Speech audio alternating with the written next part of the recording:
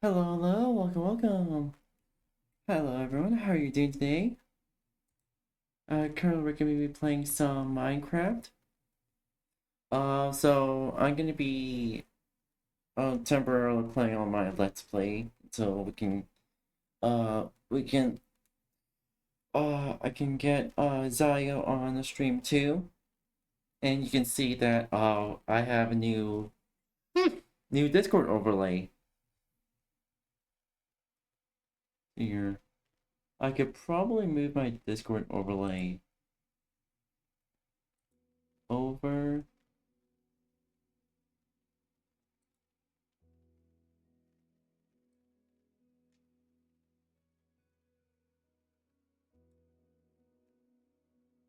There we go.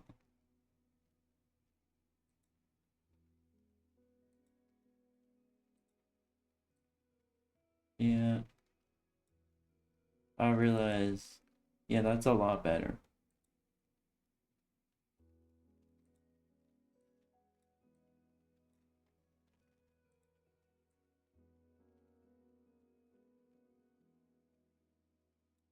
There we go. Anywho.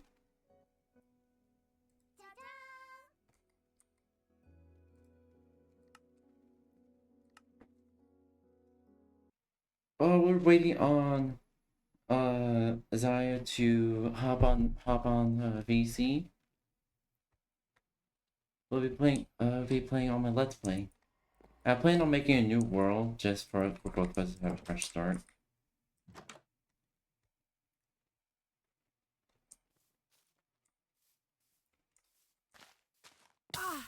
Oops. So yeah, we had options. They put it on difficulty. But yeah, we have 2 trader llamas now. Our Farm's going well. I should expand the farm, actually.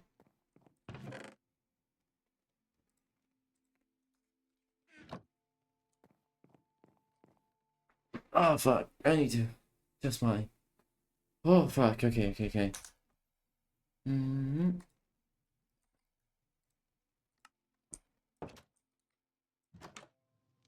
Uh, I say that to not worry about it.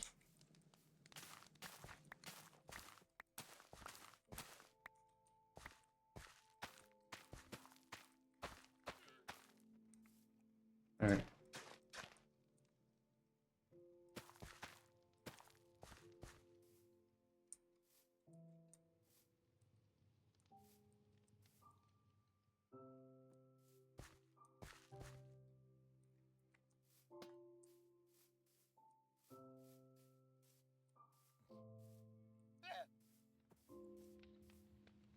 Alright, let's see here.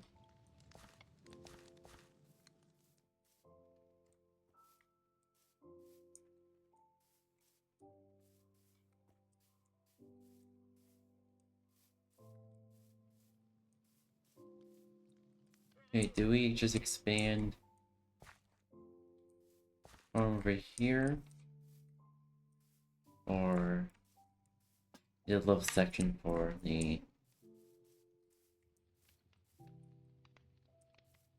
here into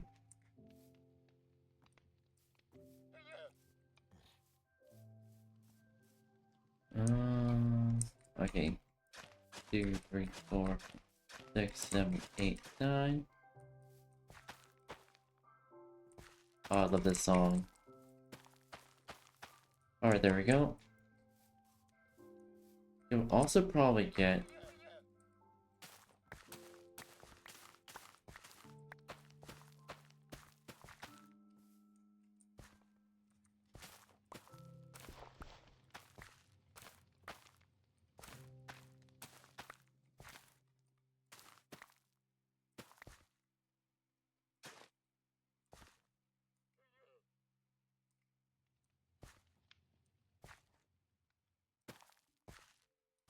alright. Got a bunch of carrots.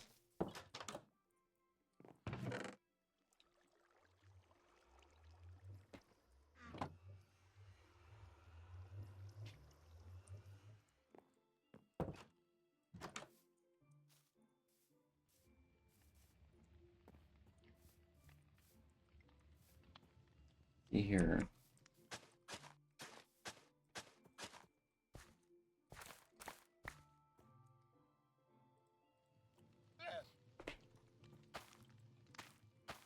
Four, 5, 6, 7, 8.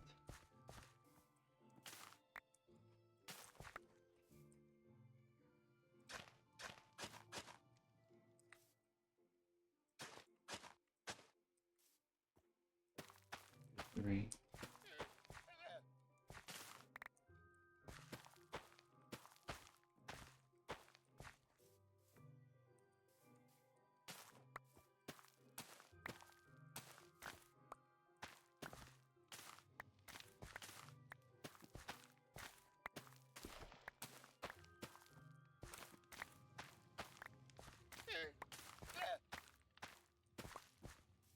Alright.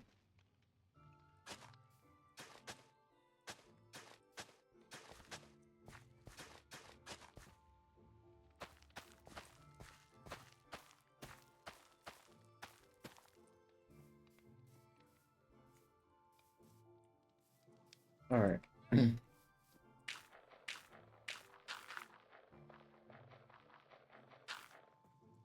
There we go.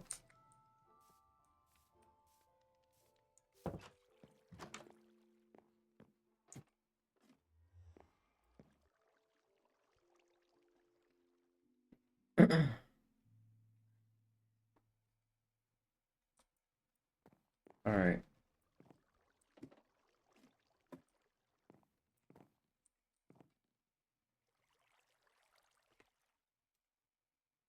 Dude.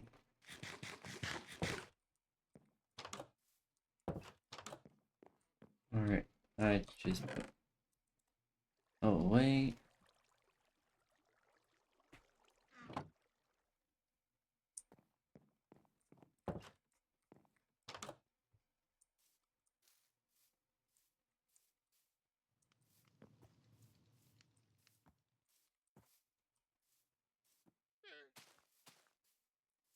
Alright, next thing on our list, from what I can remember,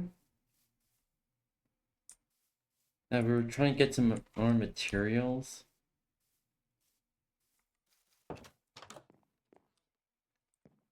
How much money do we have? 18, so it's 7 for 8, 7, then 4, 7 diamonds for 6, no, it's 8 diamonds for the chest, 4 diamonds for the boots, 5 diamonds for the helmet,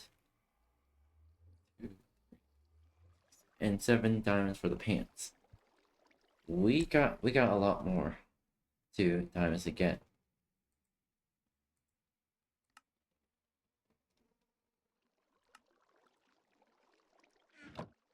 Alright.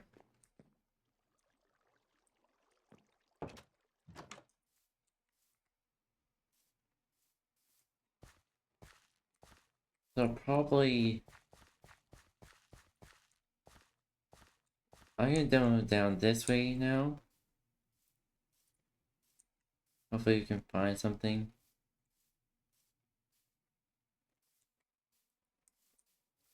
Okay.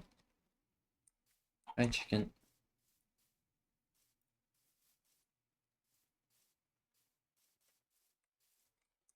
Oh.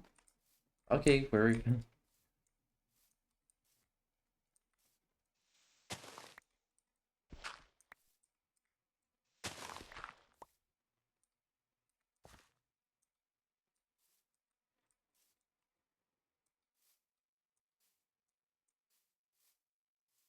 Okay.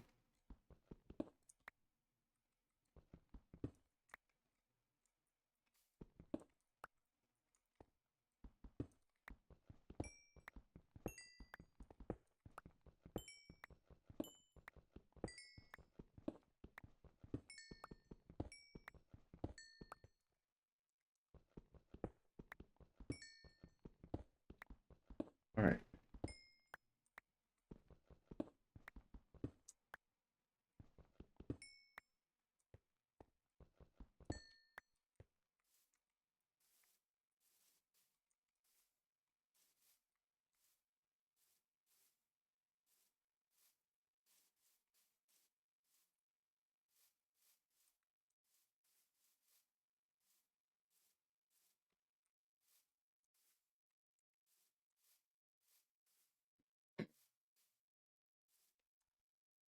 Options.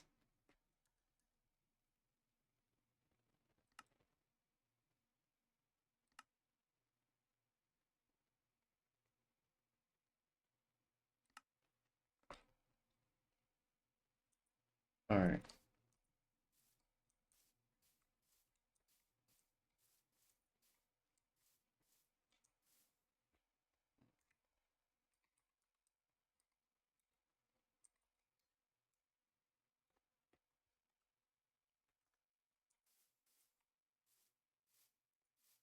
Oh, does that mean we can finally teleport?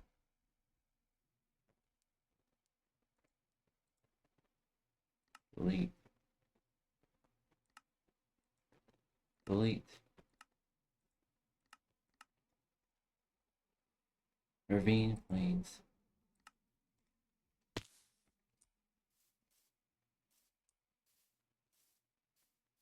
So that's what happened.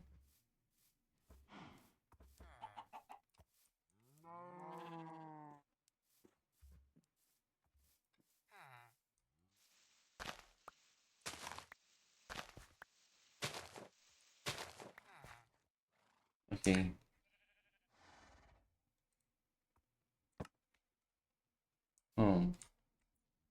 I like the fact that we can teleport now. Like, what? Huh.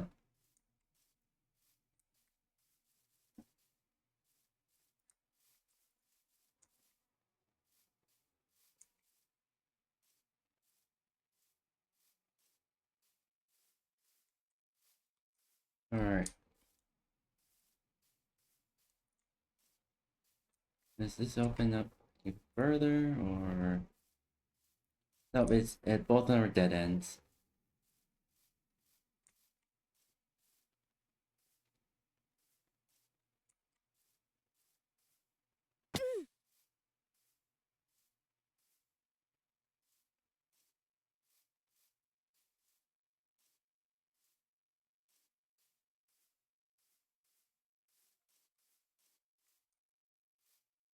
Alright.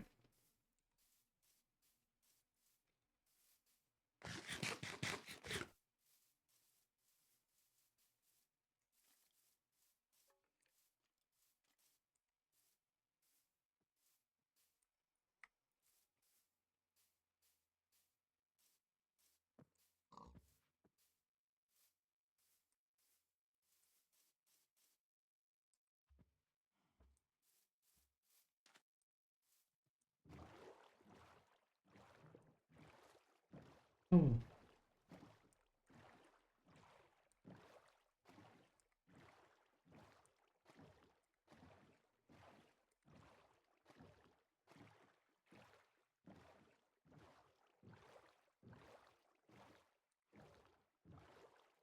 Alright, chat.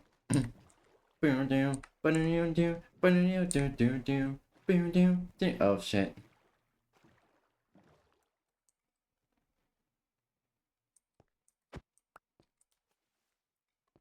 Well, that's easy.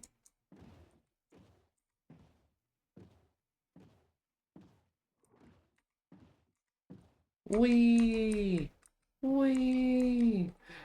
Dude, I am speed. I am speed, motherfuckers. Oh. Oh. I was having fun.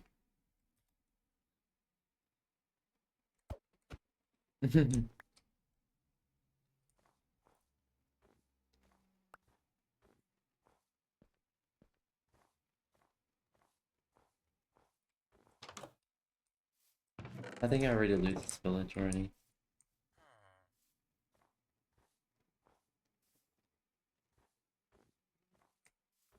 Alright, let's see here.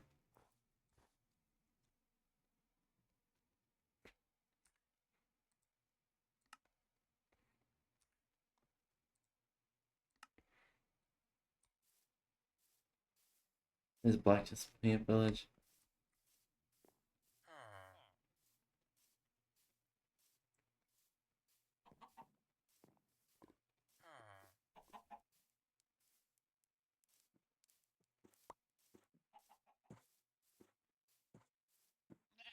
Let's go!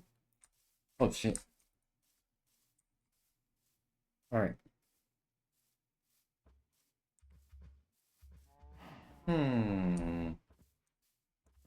This looks suspicious.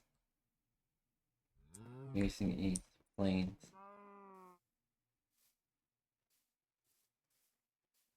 I wonder if we will happen to find a witch hut. Oh!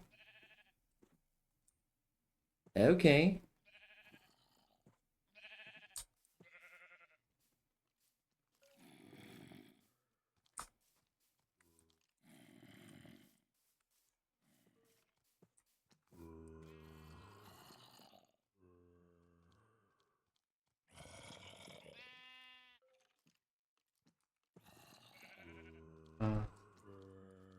Sure. Pillager outpost confirmed.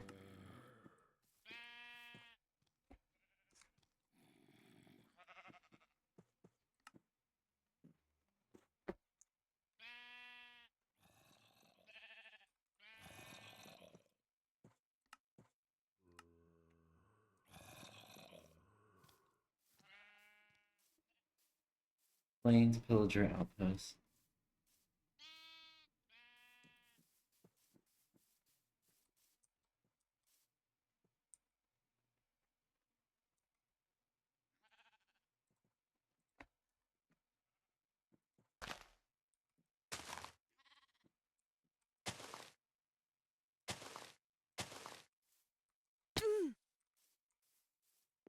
Yes, thank you for that.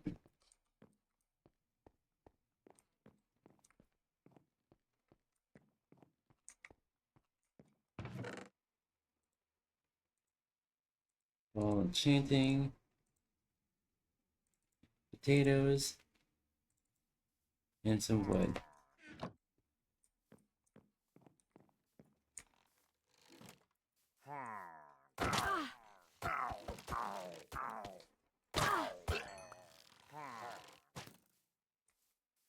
Okay. Let's go, let's go, let's go. And you see now, chat, why I put the buttons on the jumping and sprint buttons on the side of my mouse, the side buttons of my mouse. Okay. Let's go home.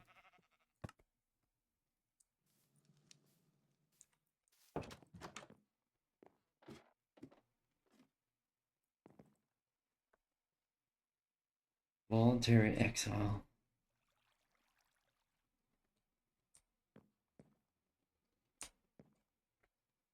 Alright, there it is.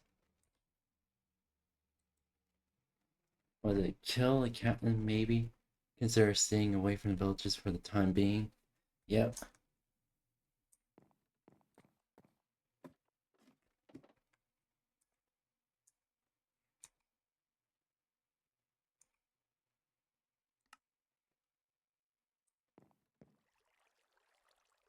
Rip.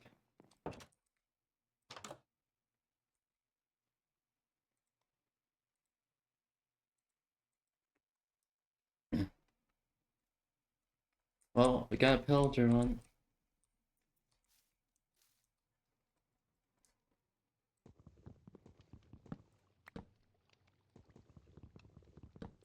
We put this on here, we get more likely to get pillagers.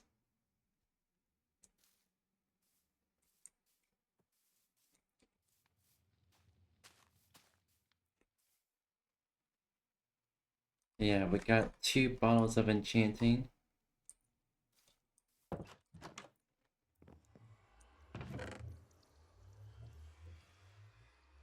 Alright.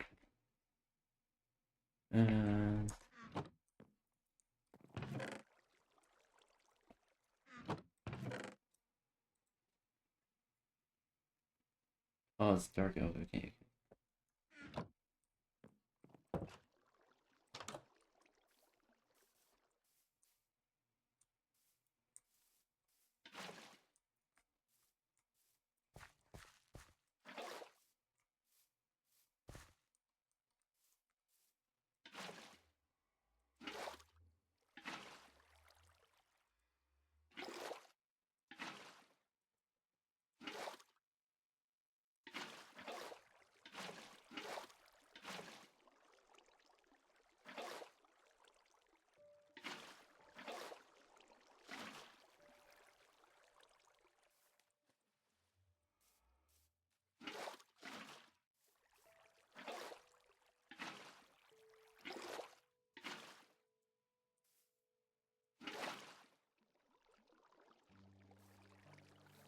What's keeping it from flowing correctly?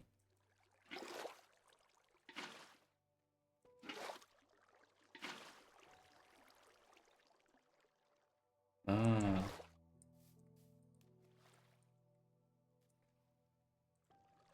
I need to get this stabilized.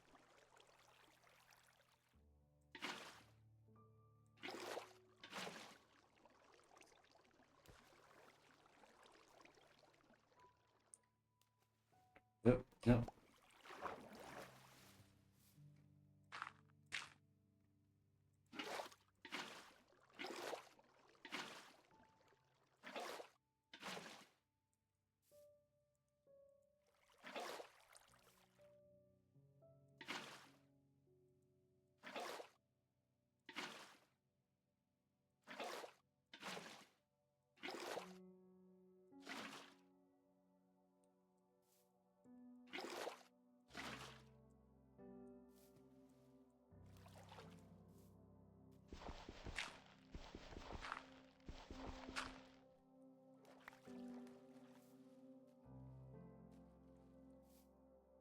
Alright.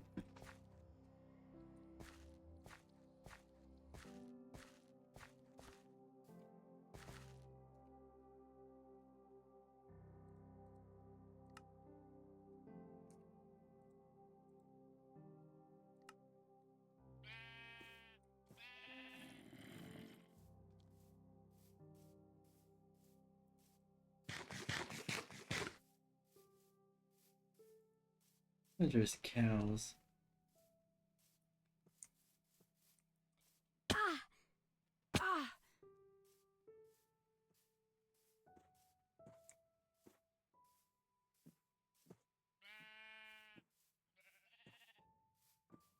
Cows. There we go.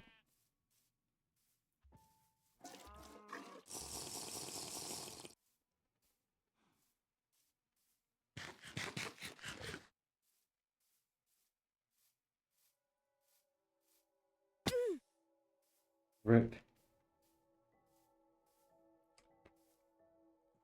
Hold on real quick, let me see.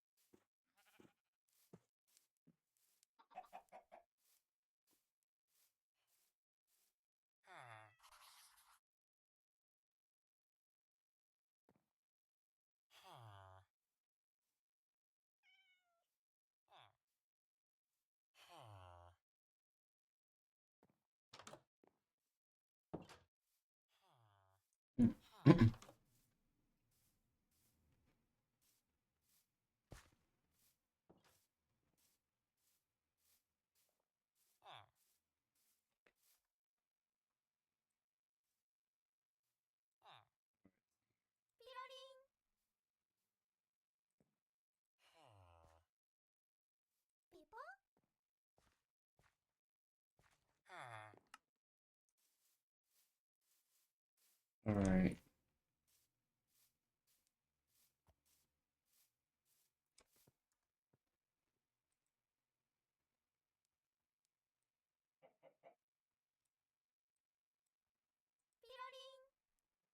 Alright, let's see here. Oh, I didn't want to drop it.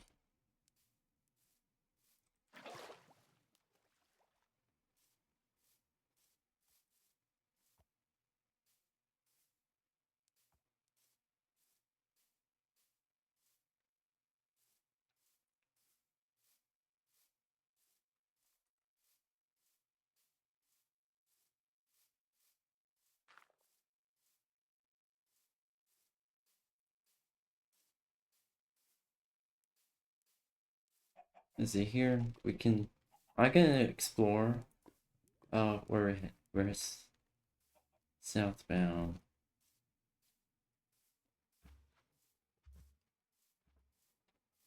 Explore this here. See what we can find.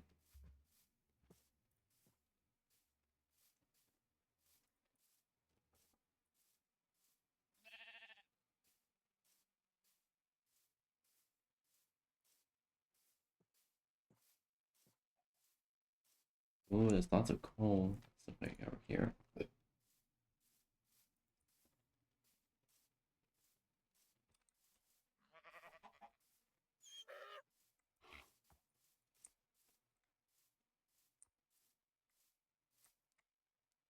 you go. Oh, it's just right. There you go.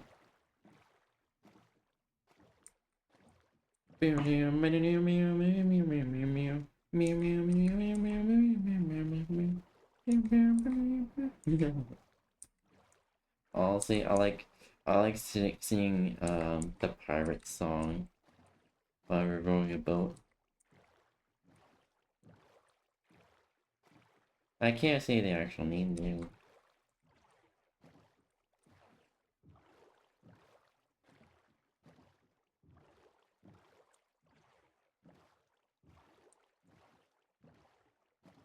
Alright.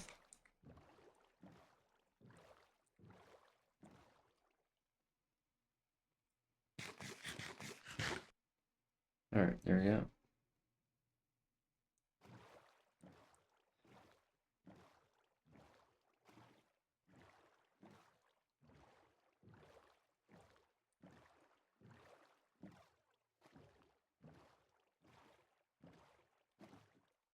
Oh, real quick chat. Let's see here.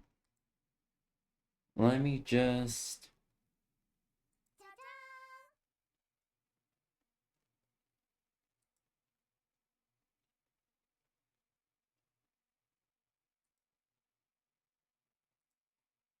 So I'm not sure where Sai is, so I can hop on a call real quick.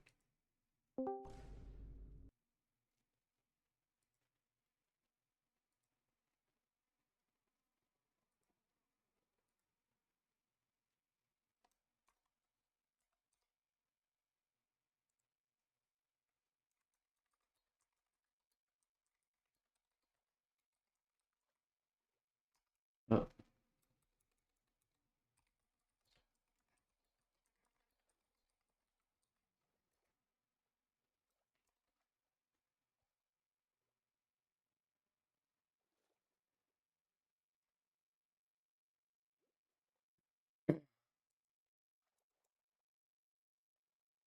you know, it immediately got smaller.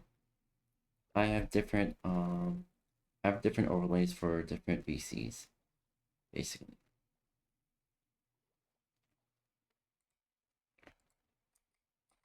Alright, let's see here.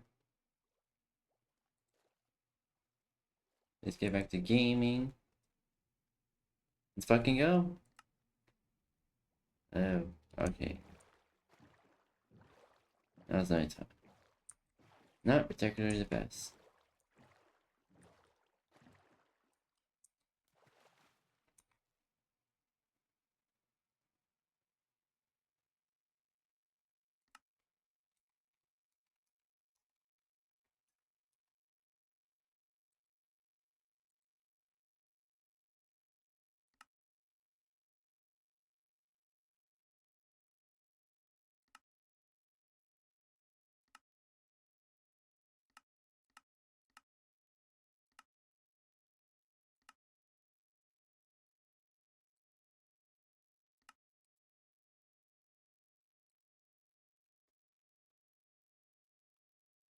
Alright.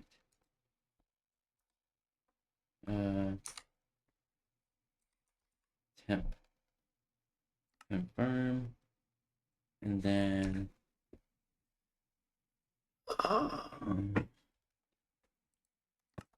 hold on, bathroom real quick.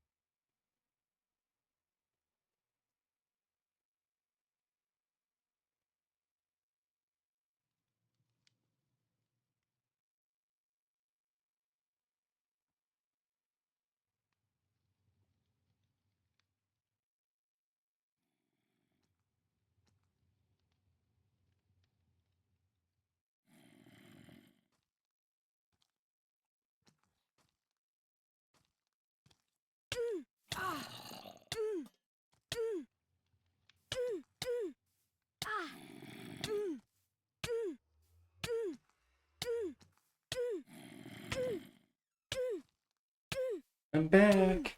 Oh shit. Okay, just kill me.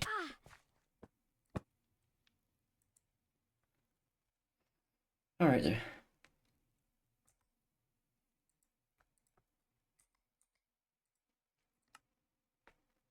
Okay.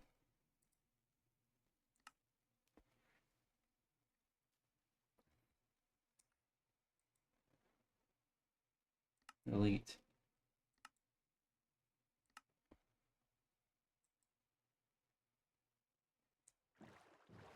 Alright, there we go.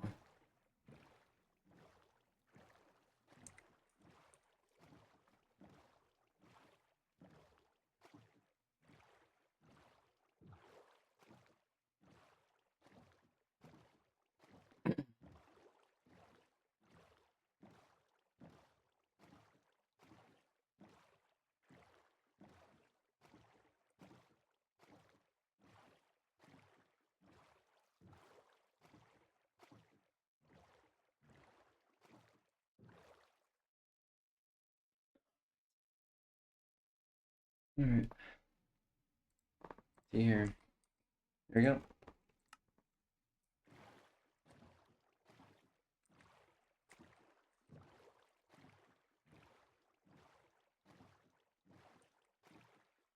Also chat, fun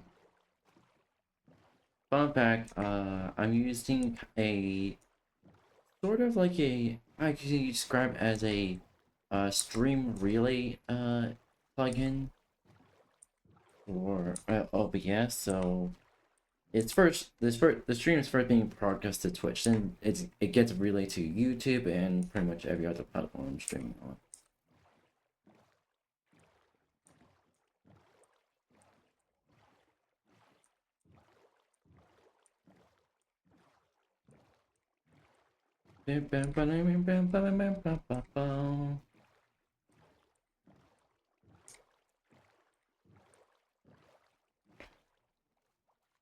Oh, real quick, I just had an idea.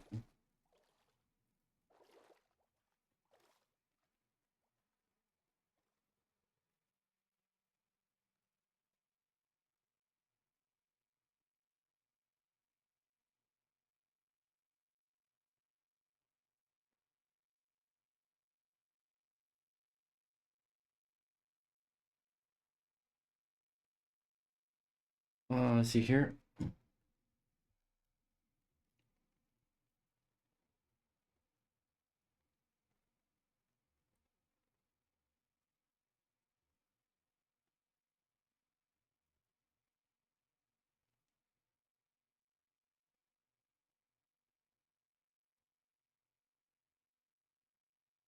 Or if okay.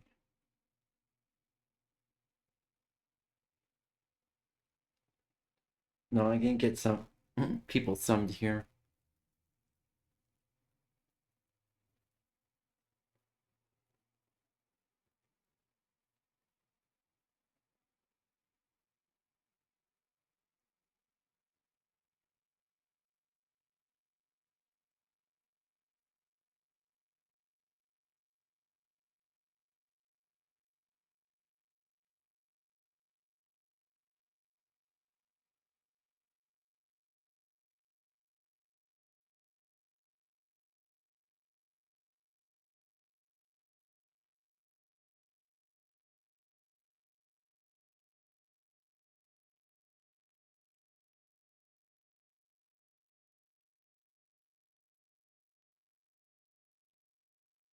Alright.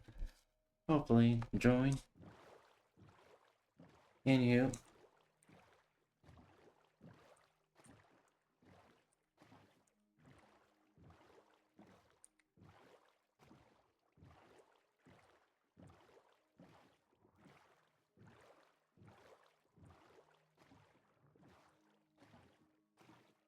Huh? Whoa, whoa, whoa, whoa, whoa, whoa.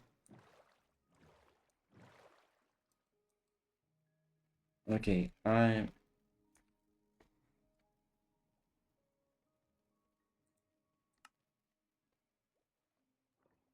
Dark Forest. See?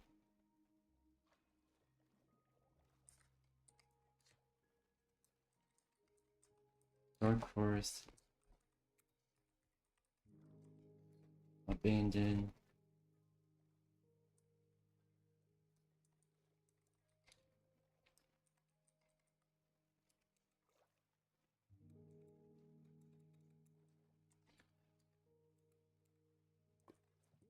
Portal. Oh, come on. Spell this correctly. Portal. Alright.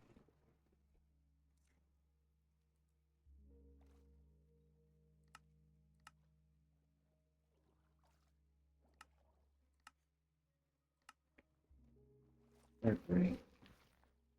Okay, let's see what's in here. Oh, we got a clock. Golden apple. Shit. Shit. Okay.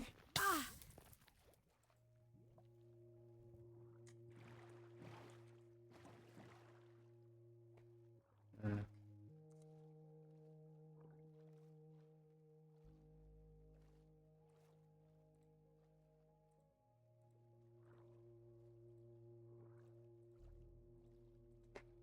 Oh, where did our lamp go? Did I accidentally drop it? Also, let's...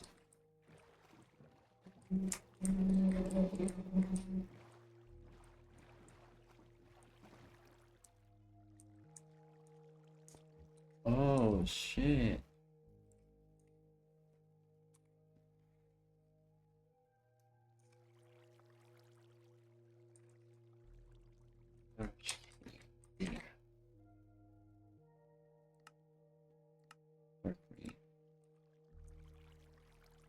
Okay.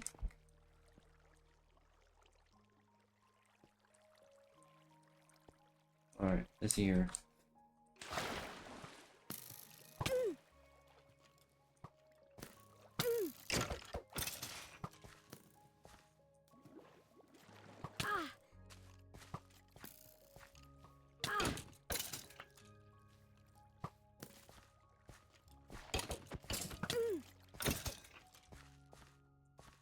Okay. Let's check out this.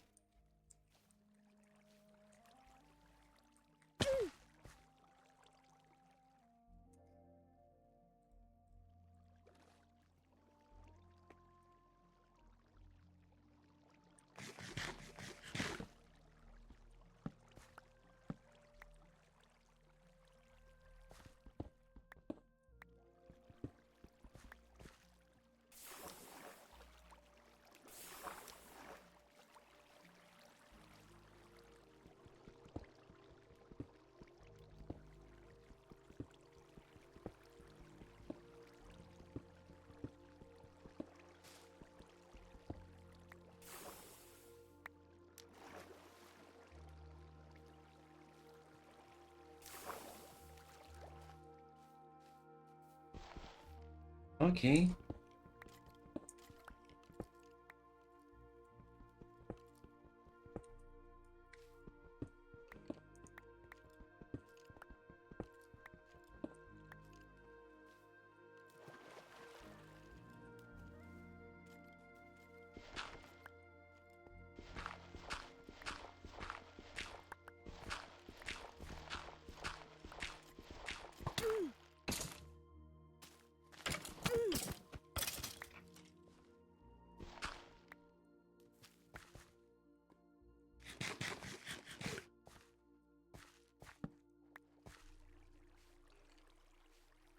Alright.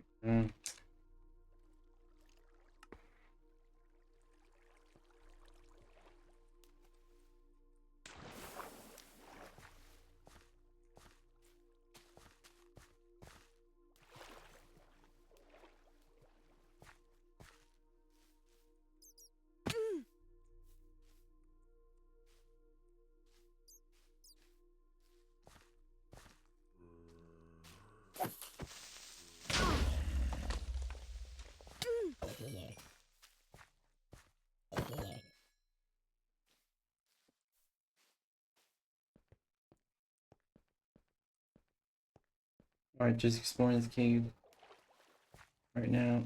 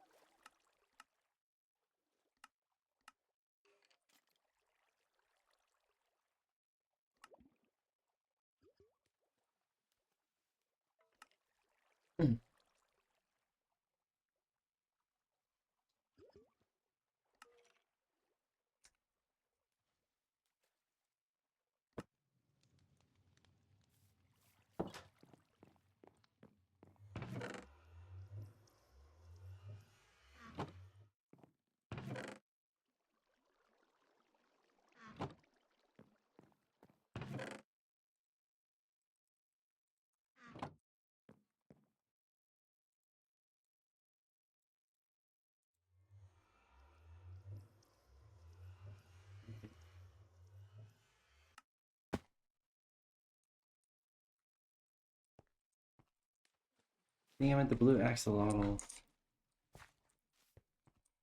Despawned. Fuck.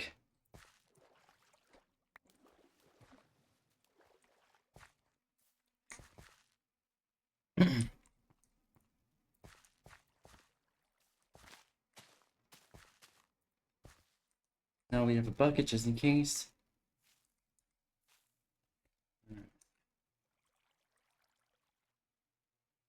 Delete, delete. Ouch, keep DF. Dark forest.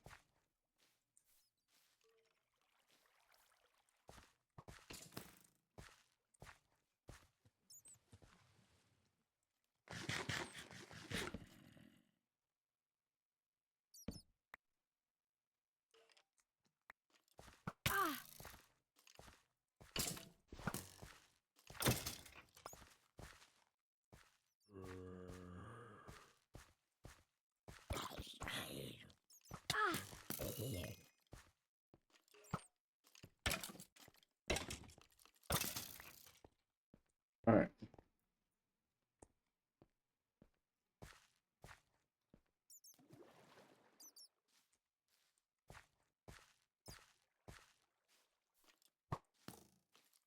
Come on, explode, explode, explode!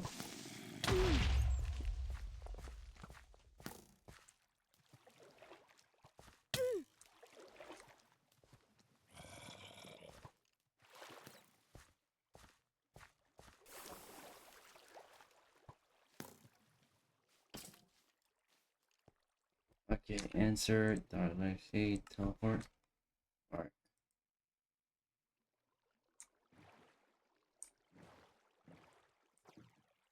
Oh. Alright. Alright.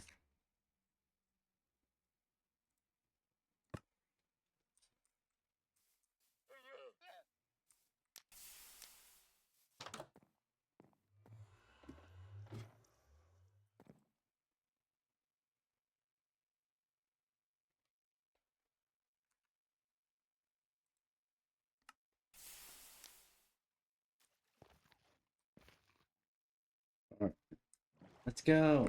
Huh?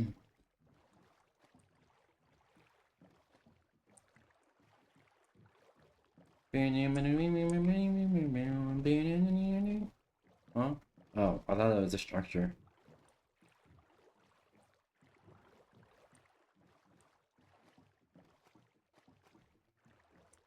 That's the most made looking generated terrain I've ever seen.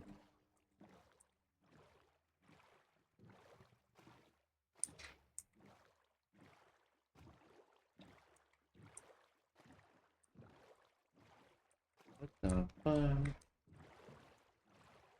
Okay.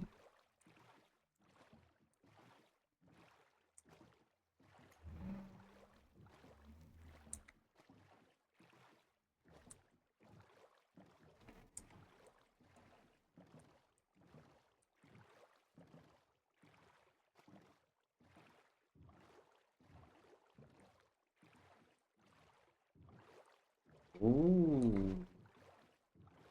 That's the side that has a cape in it.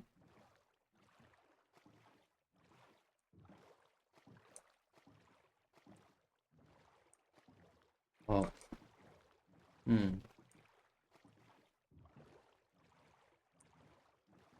There's not really much to it.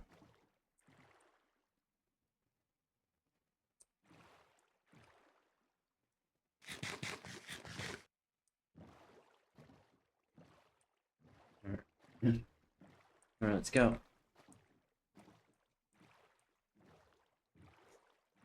Shipwreck! Shipwreck, let's fucking go!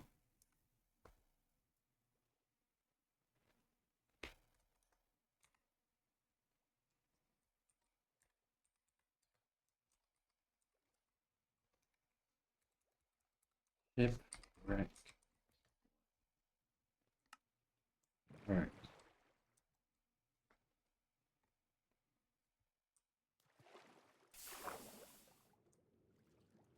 Alright.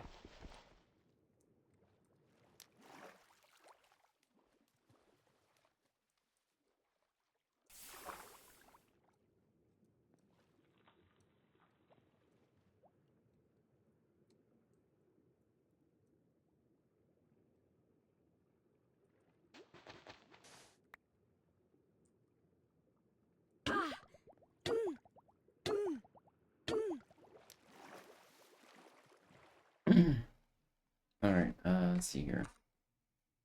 E over X, so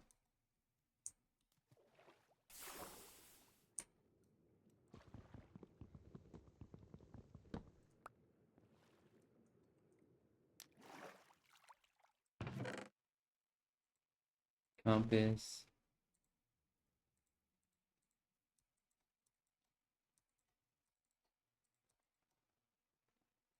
Buried treasure map. Armor trim.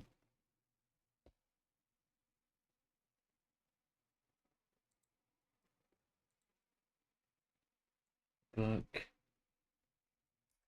Alright.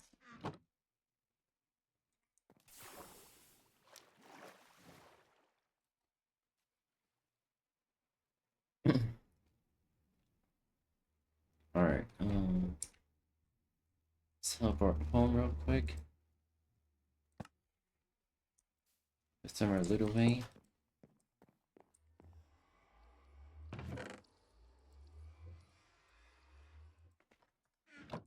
As for the clock.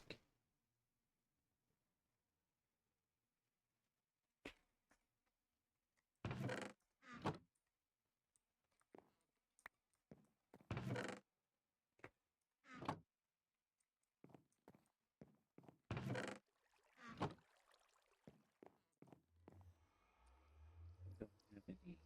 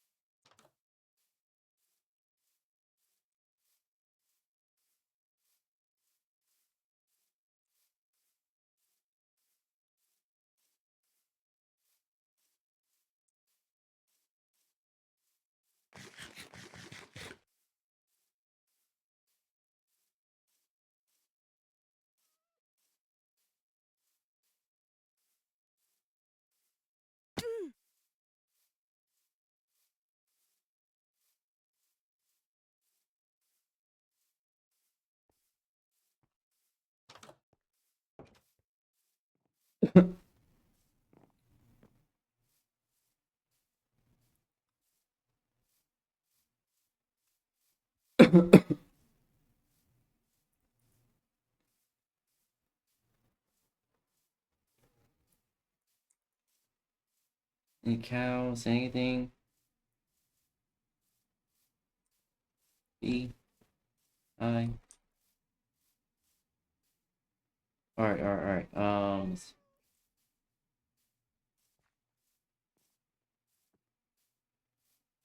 Sorry, donkey. I need your leather donkey.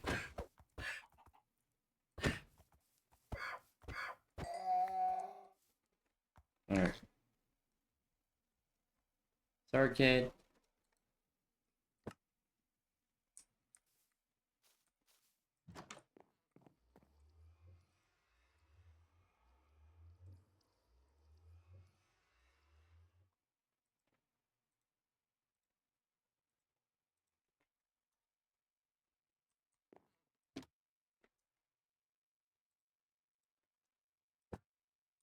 There we go.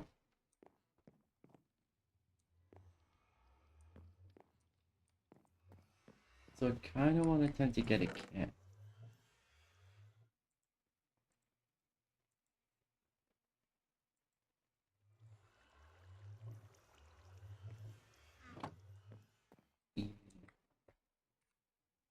Alright, blacksmith.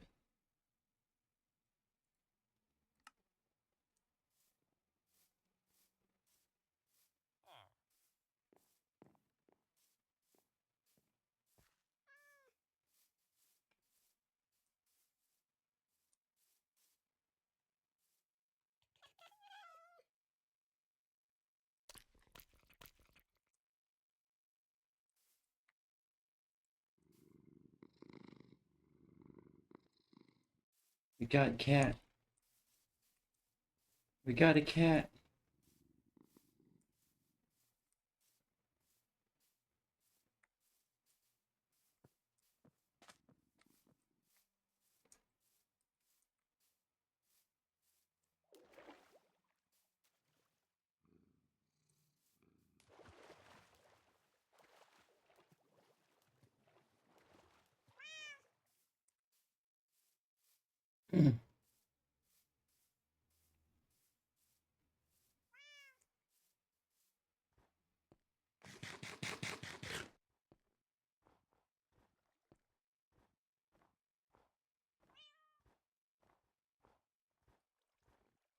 Slash.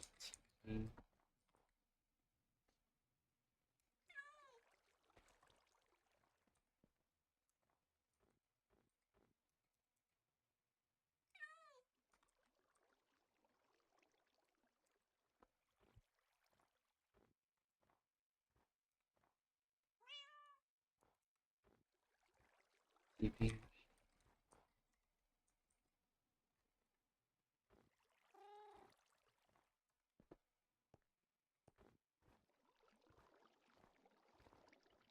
Well, we're walking all the way back to home.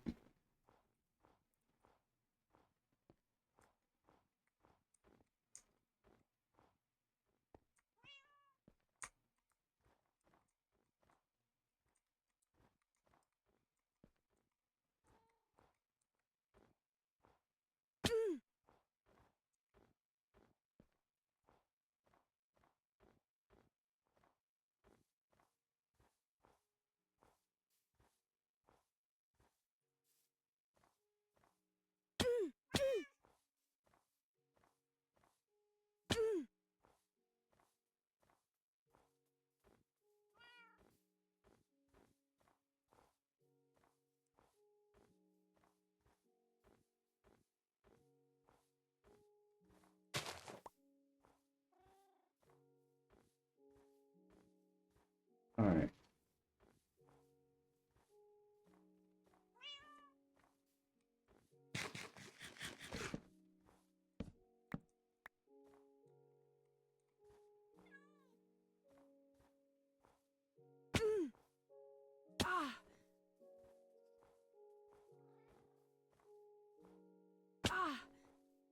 Trekking all the way back to home. Because teleporting actually breaks the cat's ability to teleport.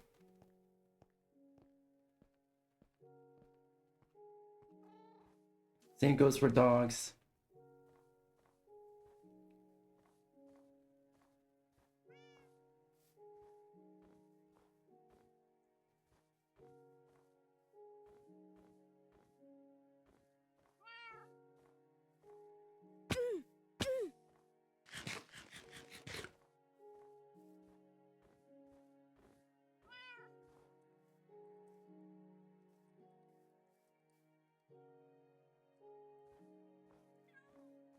And to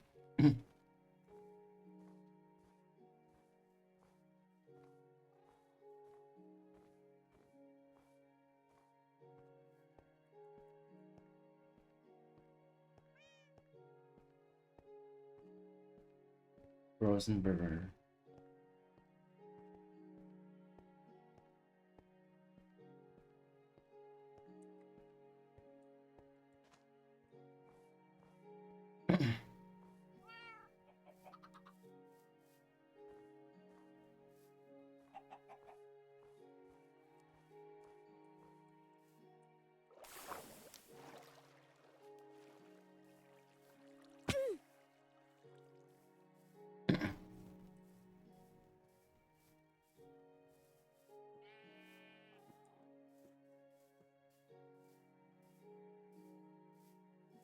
Alright, let's fucking go.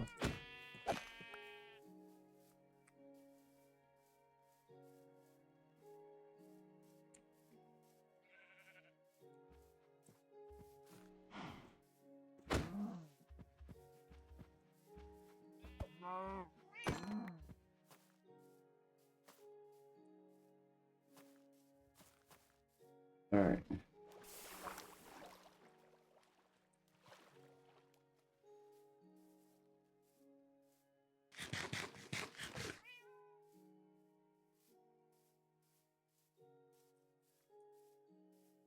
Alright, let's do this.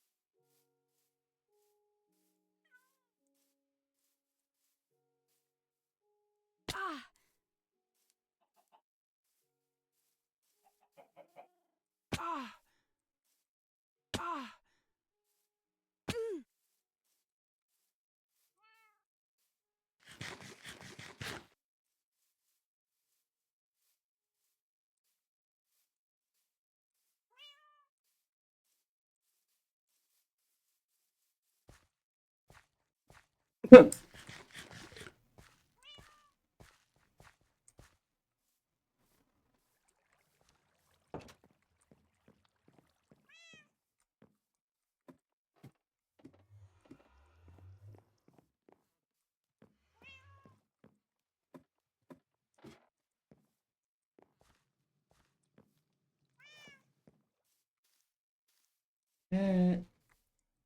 Hi.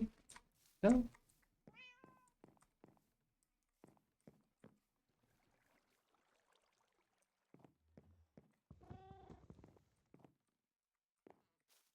Go. Go.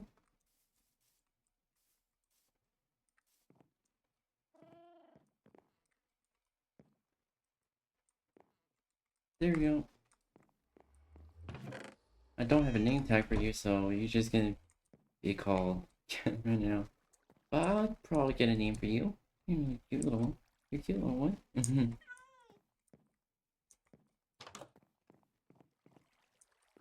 Finally got a cat.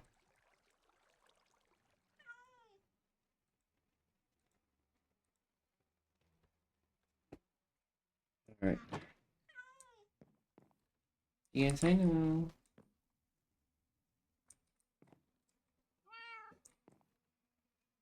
Alright, let's see here.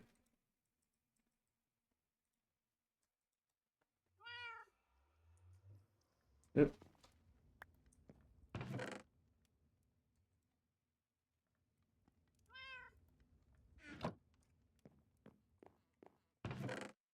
Here, just in case.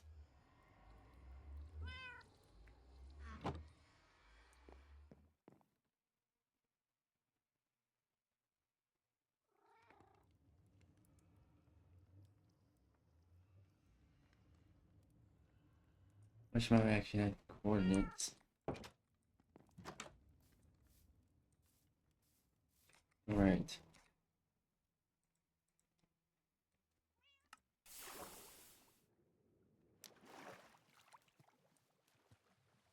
Good boat.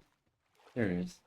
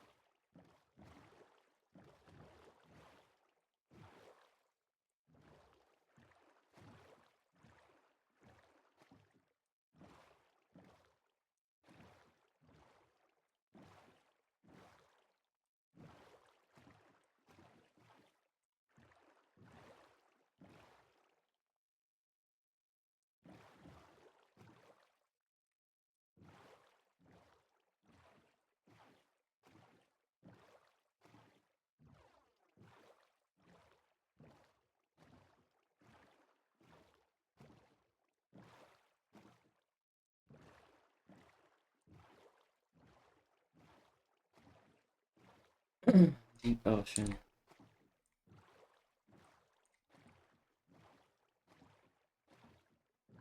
Alright, let's try to find some treasure.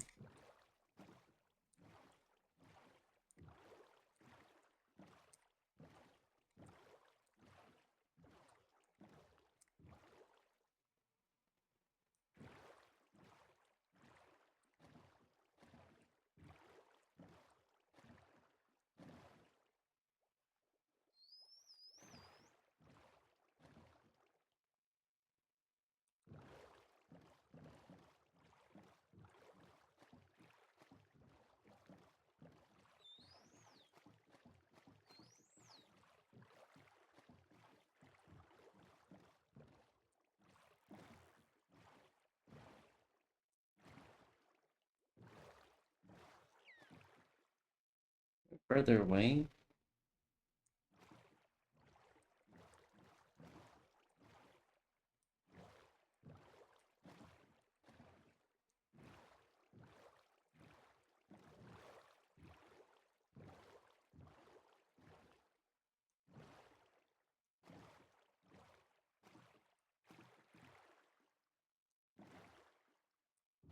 I'm not sure. But we're gonna keep exploring. one of my other goals is to find a what was again a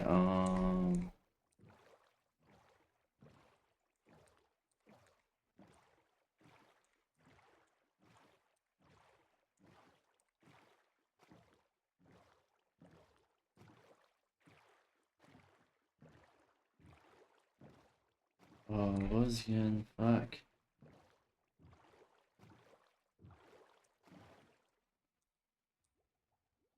Oh, it fit.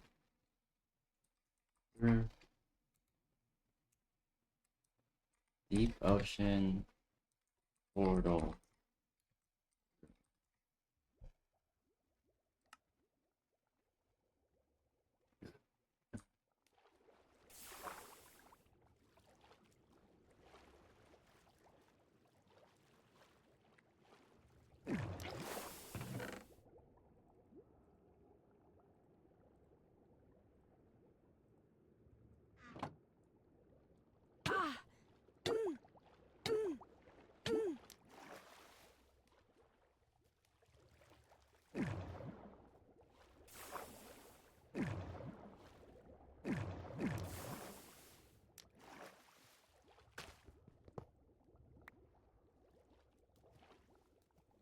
All right.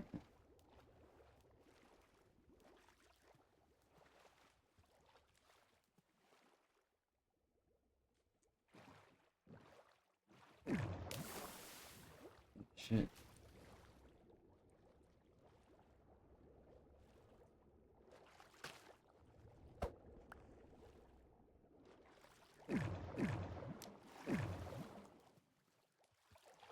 All right.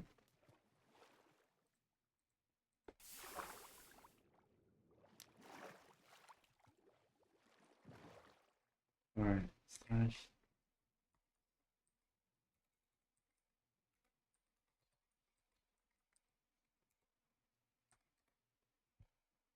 There we go.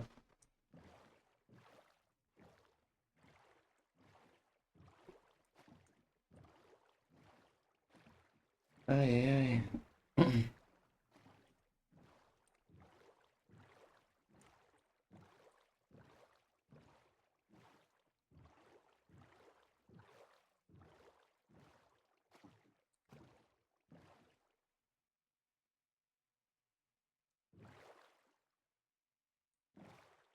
All right, let's see here.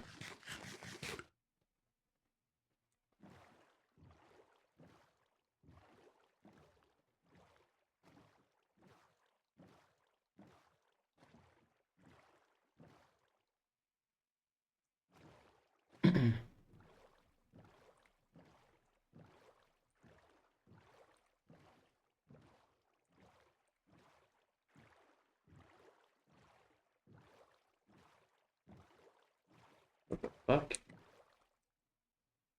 Oh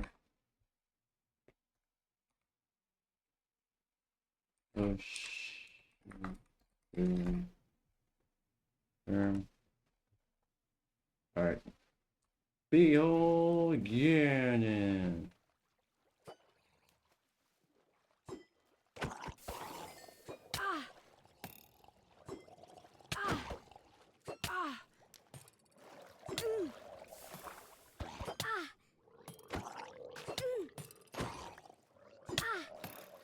Respond.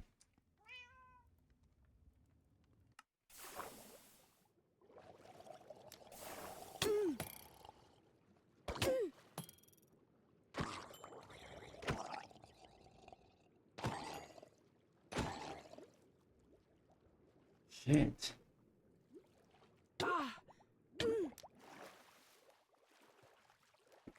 What's under here?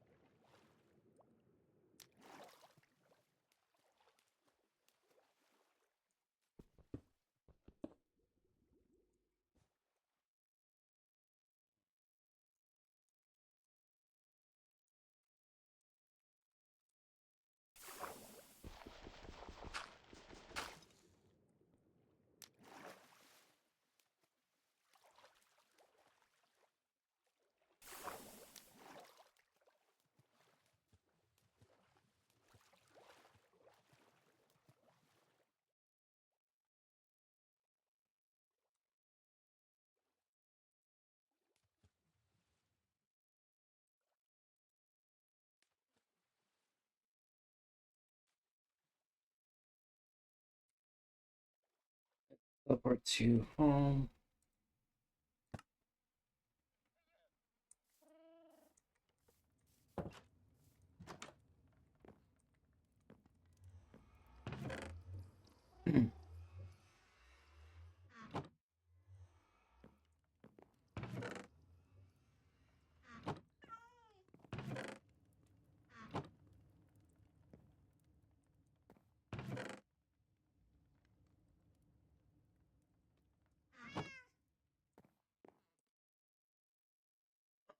Oh fuck. Okay. There we go.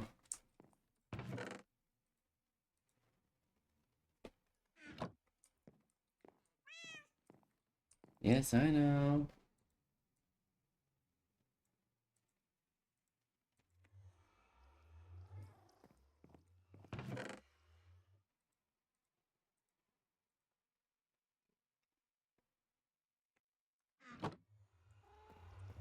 Alright.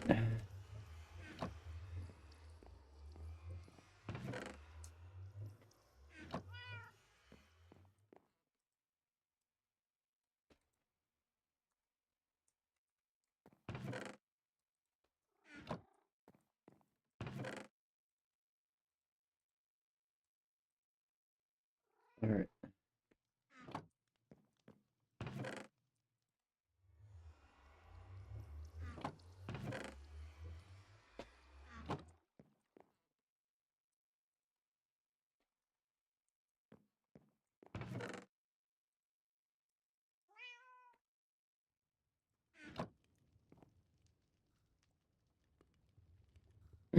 Alright. Oh. Okay. My back. I'm stretching. Oh fuck. I need something to support my back.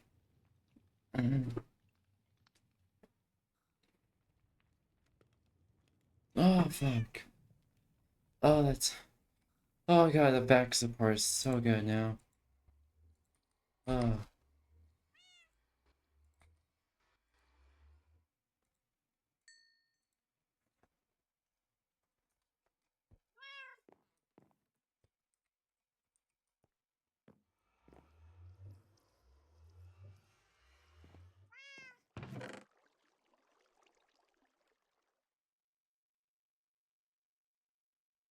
Alright.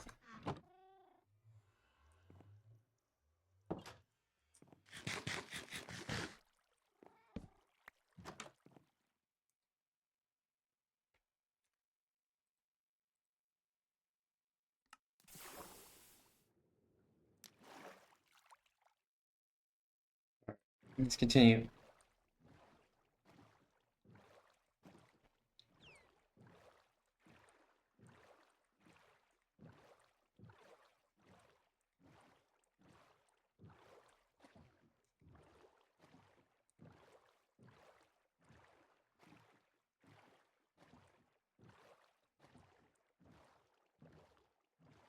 Oh.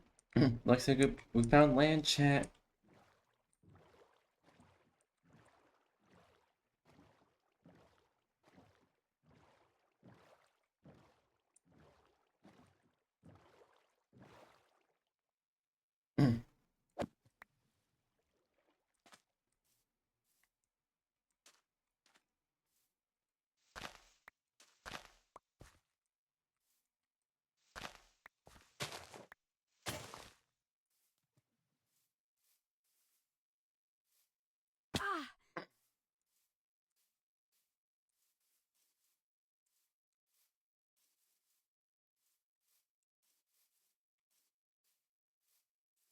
Alright, let's go, let's go.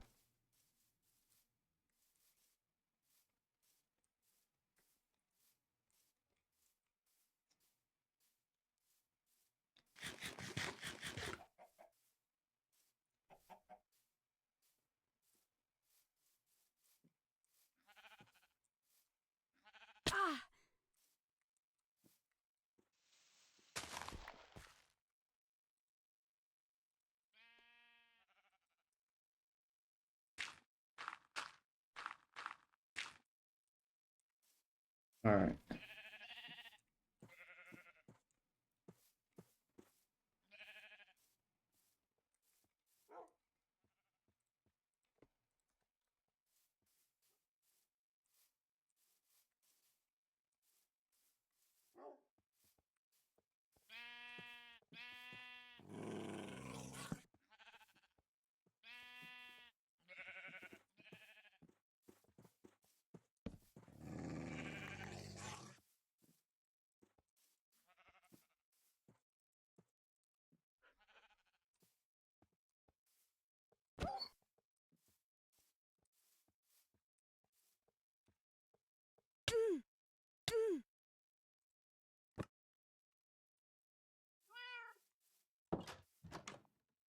What's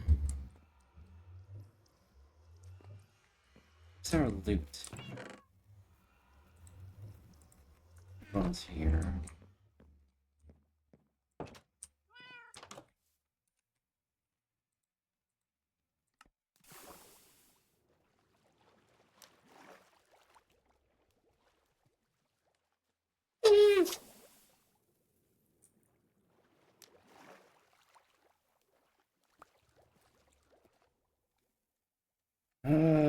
Slash time. Okay.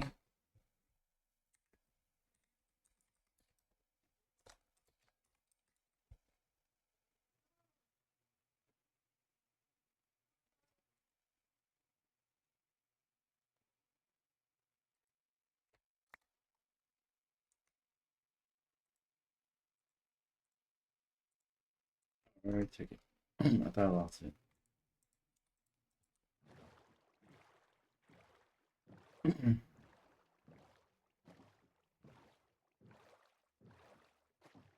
Also, you kind of wasted. Oh man, I.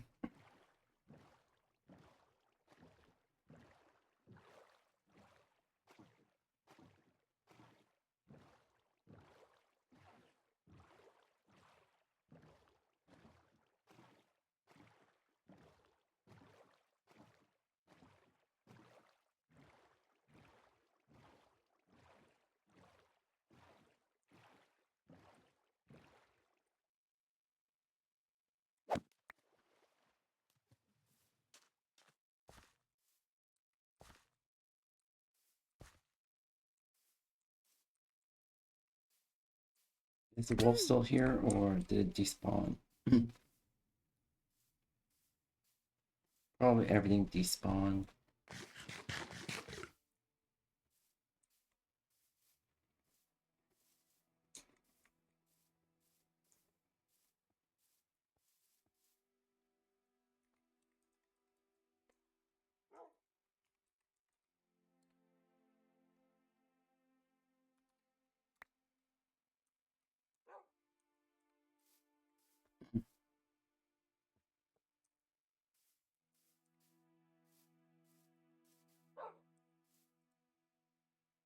Aww.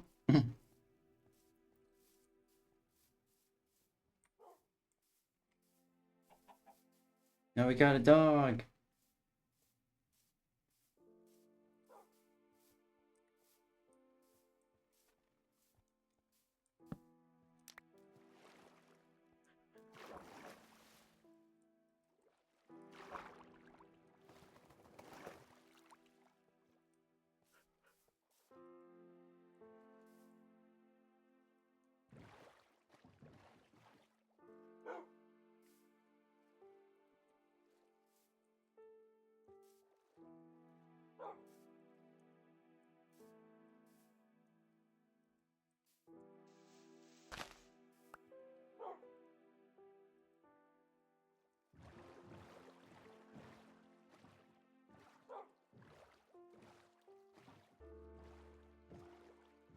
Go back home.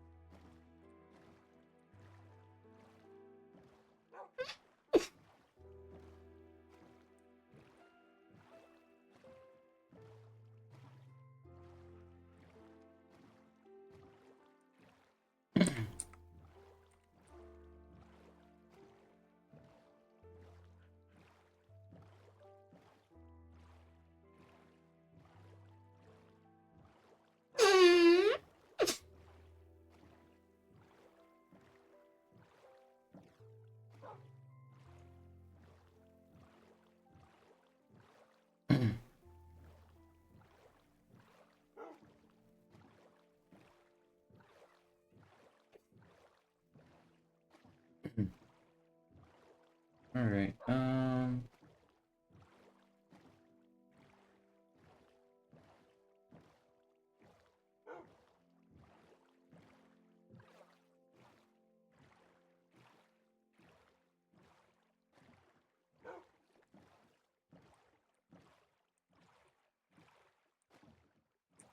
Portal ruin. Alright, at least we got a dog. We got a dog. We got a dog. We got a cat and a dog. Somebody once told me the world's gonna ruin me. I ain't the sharpest tool in the shed. Okay, so,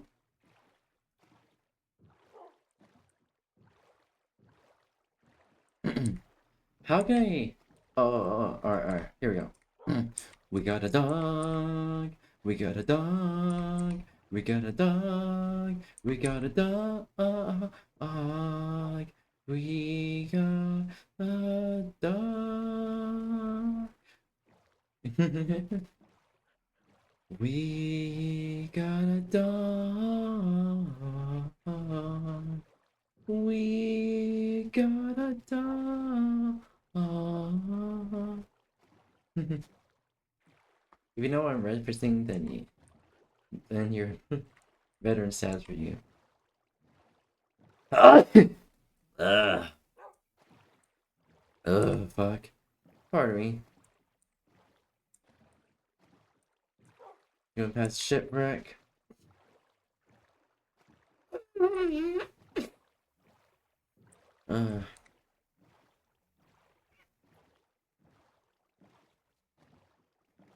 Alright.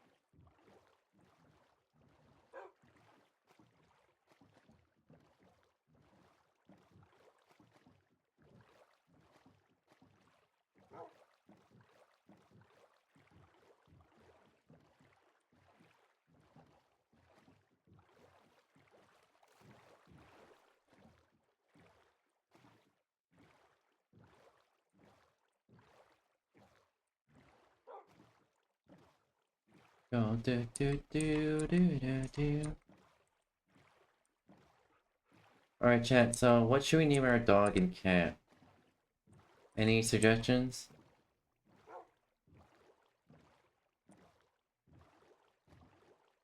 I don't necessarily think Marvin was a name that I would think for a dog.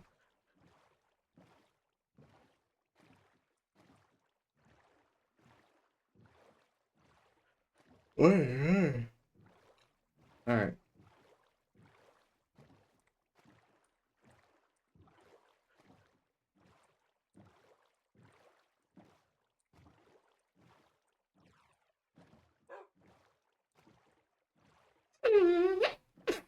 Alright. Alright.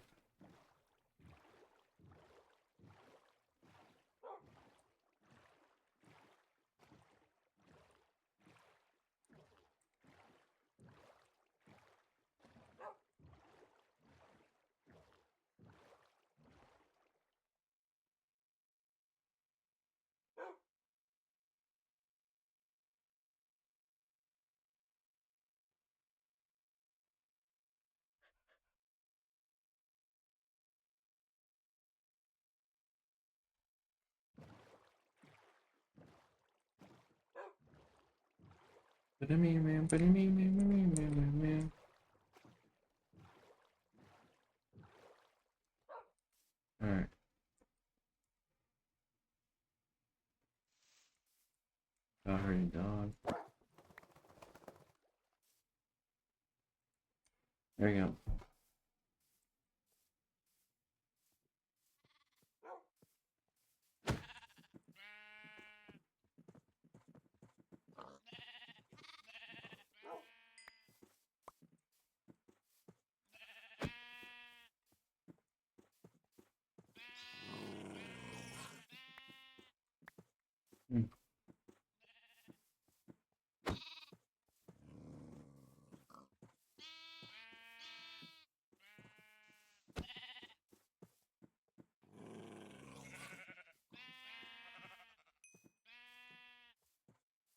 All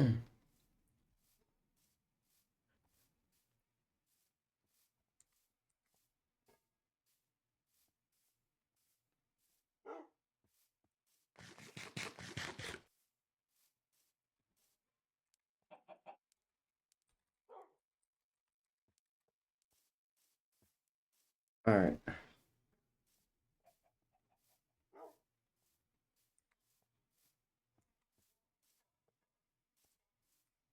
I think I know where we are.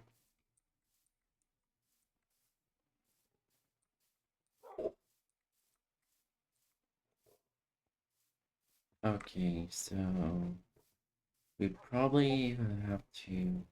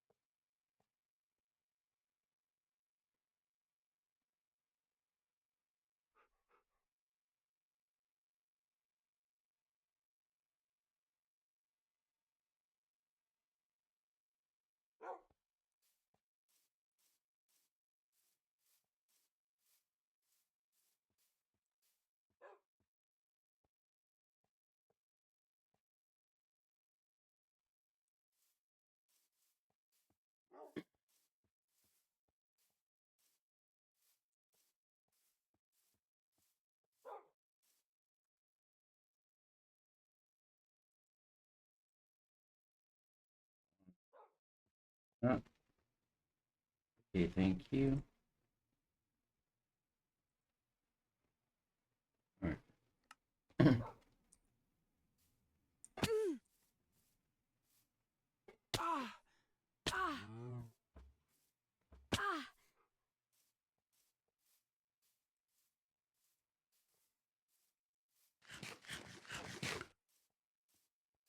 All right.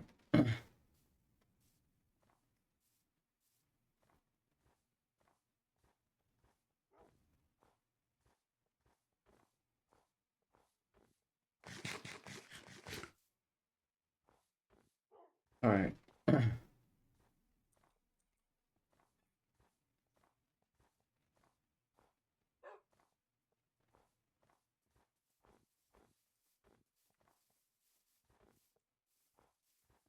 Mm,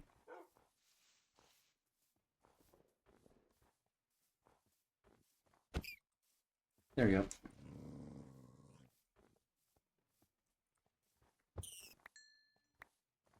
Thank you.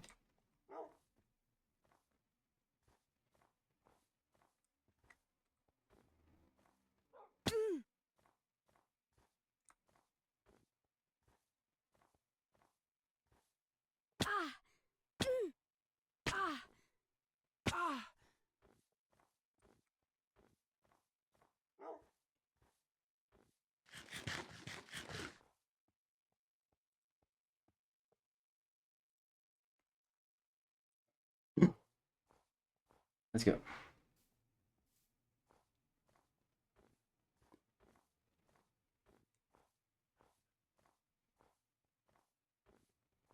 Far away. I'm far from home.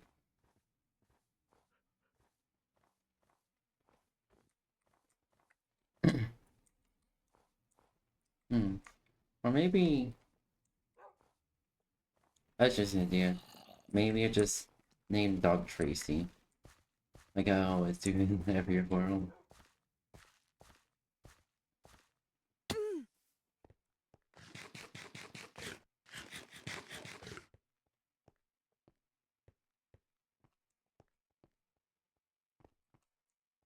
Maybe that's not a good idea. Oh, I should go around.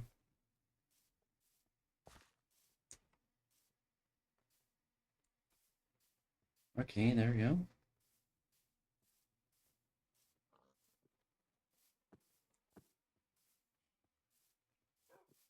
Llama.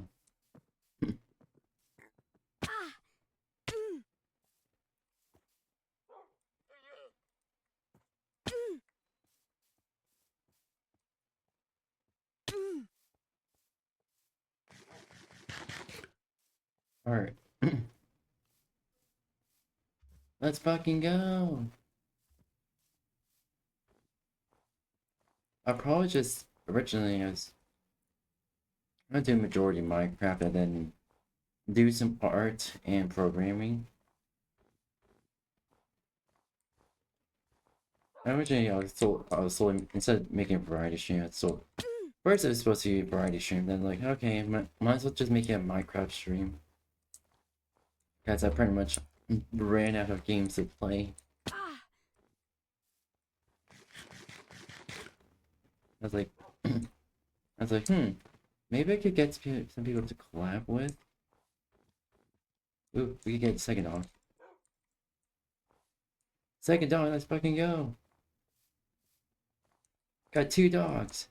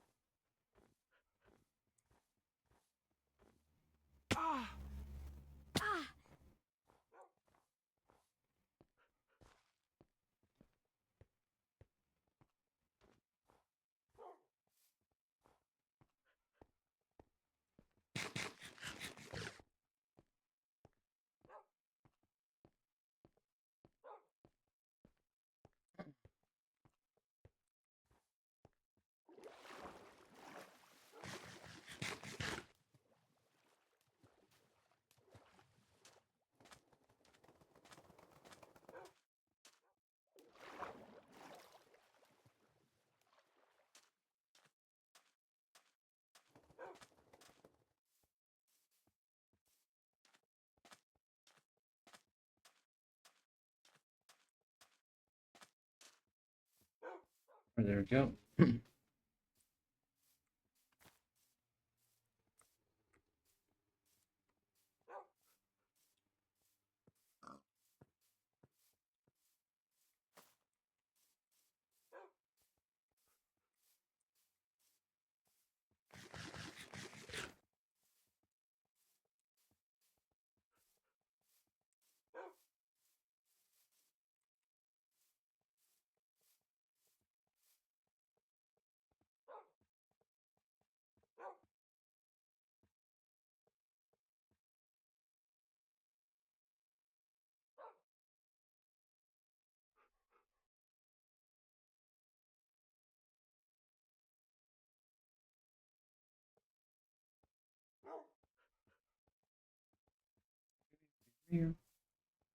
Sorry about that. I had to respond to someone.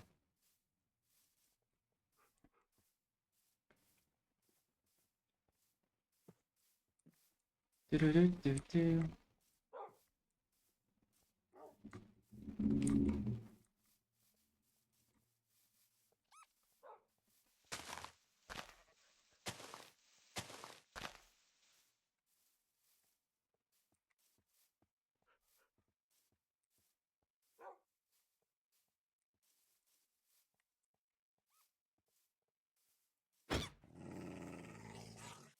Fucking go! Get him! Get him! Get him!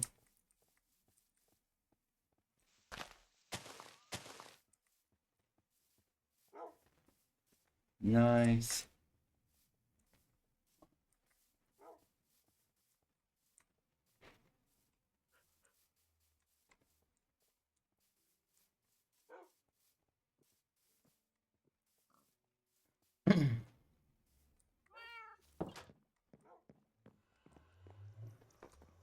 Oh.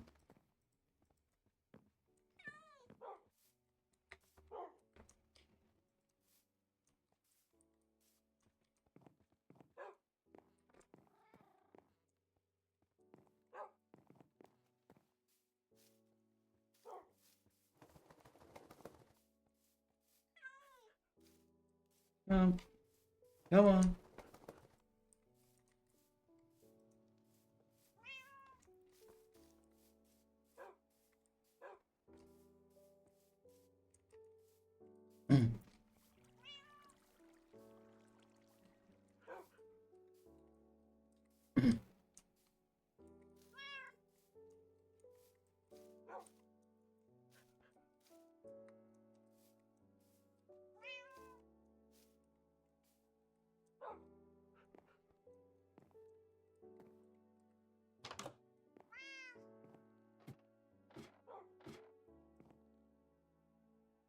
Alright, there we go.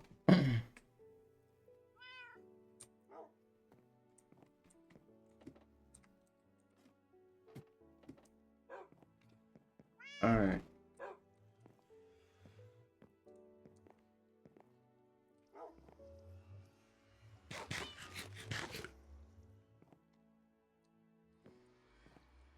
Alright, we got 2 dogs.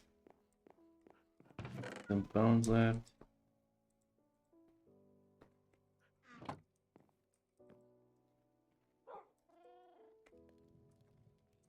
Alright.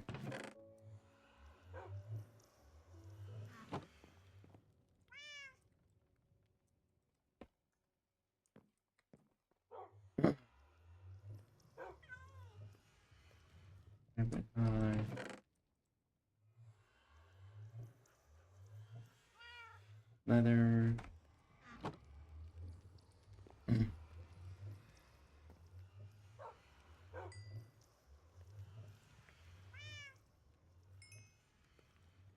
Mutton.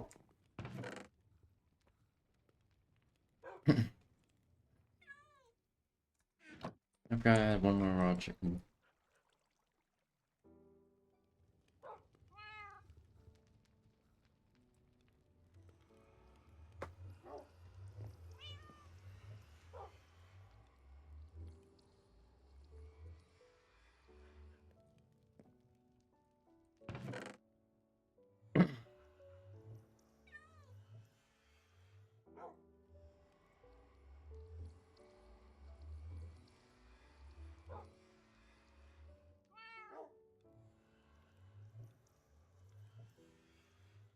Okay.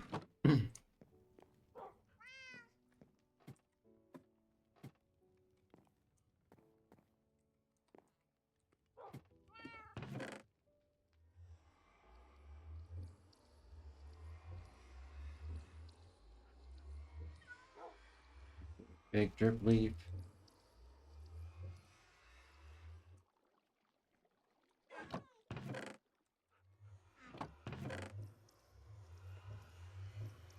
Gravel. Compass.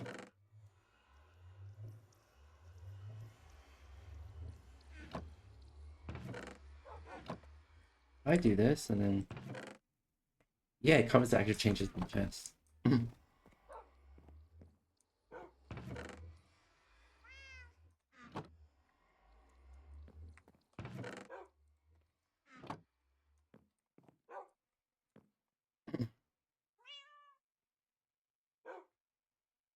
Slash give.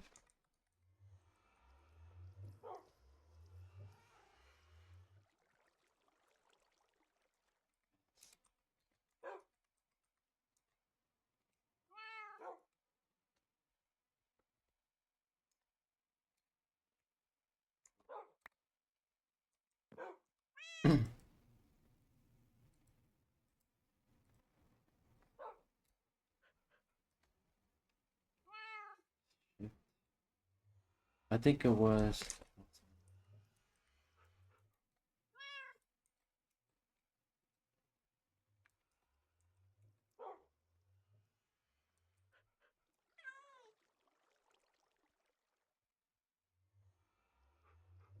it would die?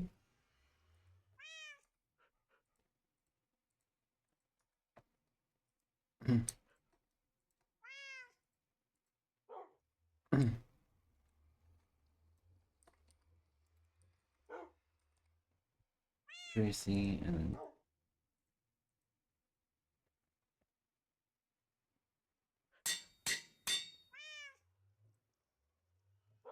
Tracy. Second dog, I don't know what's the name. Fuck it.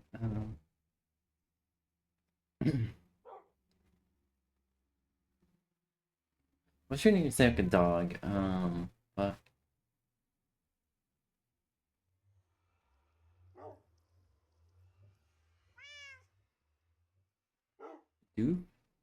Doofenshmirtz Incorporated.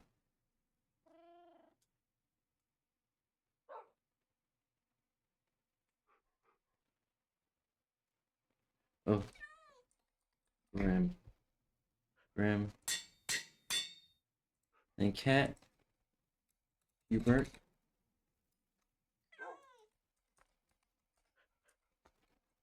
Most cat name. Hubert.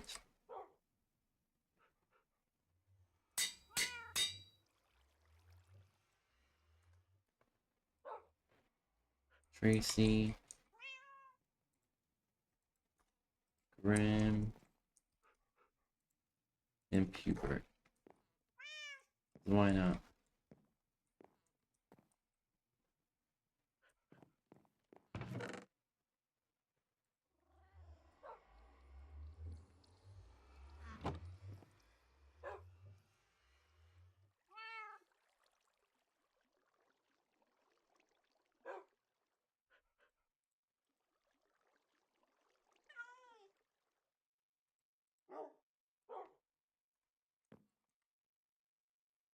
Why die?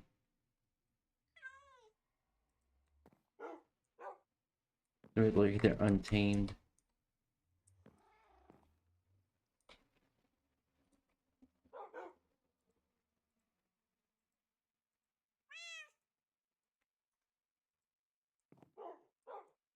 Like they're all untamed.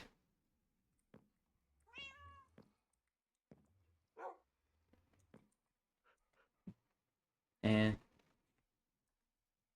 slash. Yeah.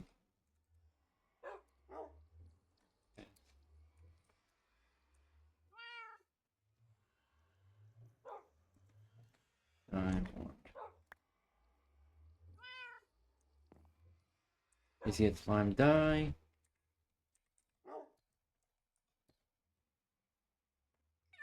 Grim.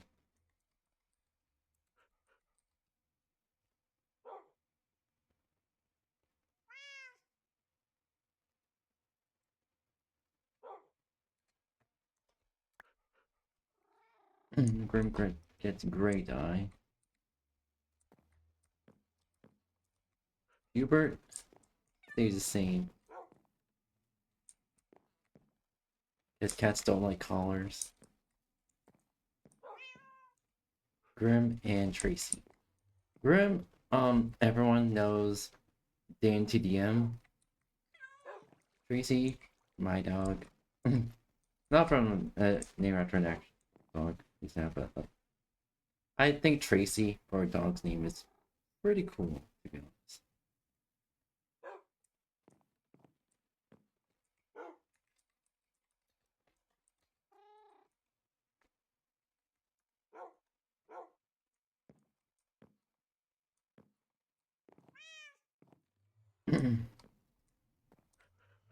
Alright.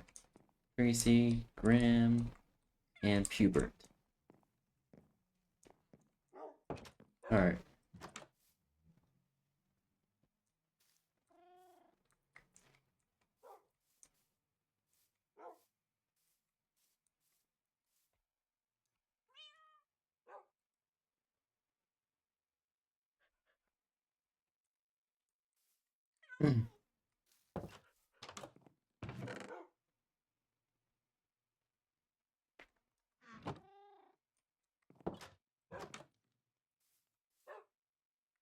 Alright.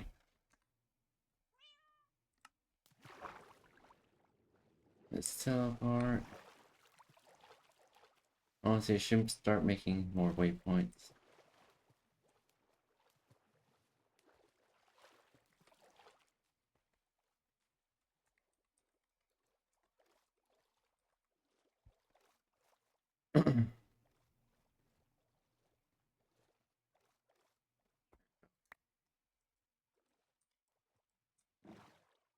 There we go. Let's fucking go.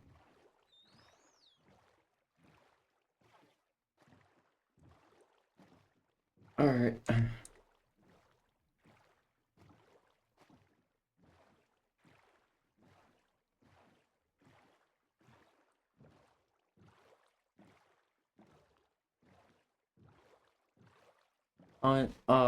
When early, I think during my early days for Minecraft, I was obsessed with making underground bases to the point that to this day I can still make it good underground bases.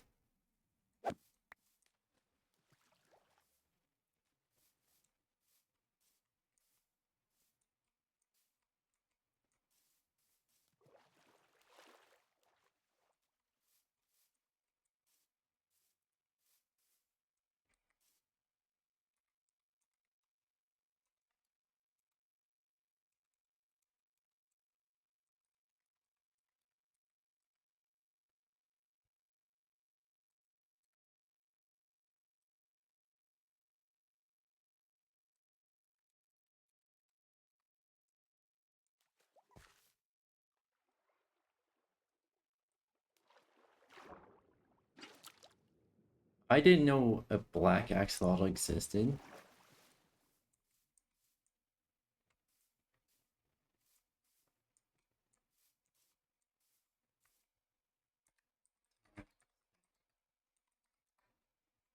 Alright.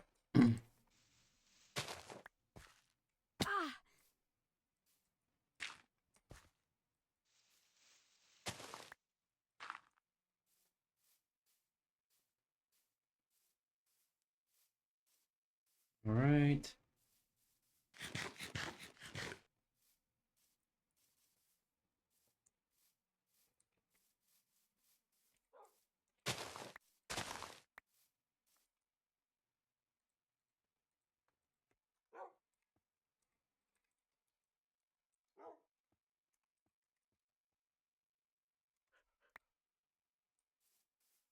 Give me bones.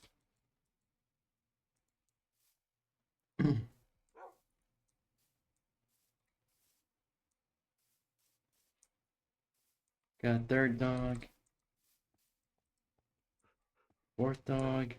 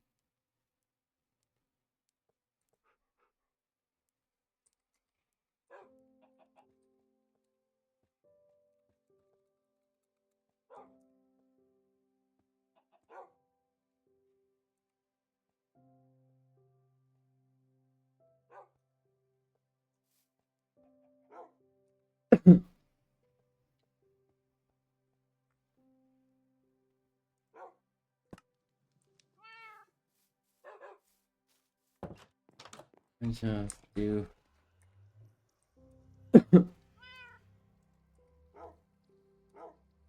main.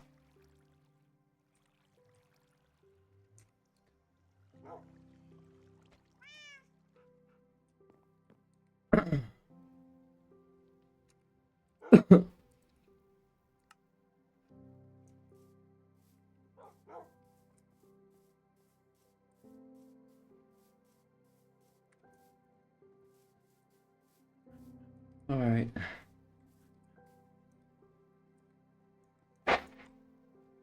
Wolf. Oh. Still named Wolf. Alright.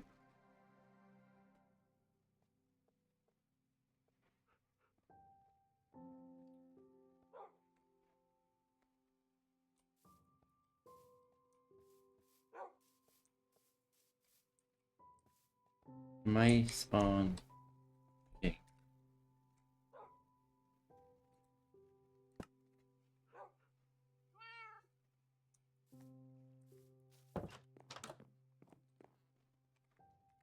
TP at the name brainy points.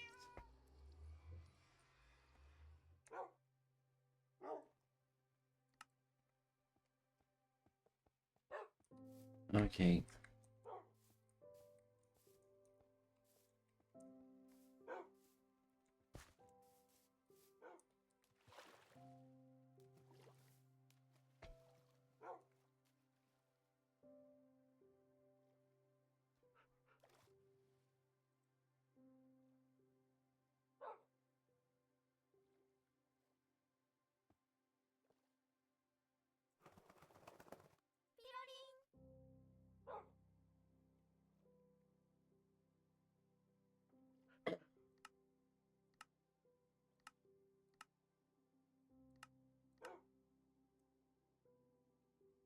Alright.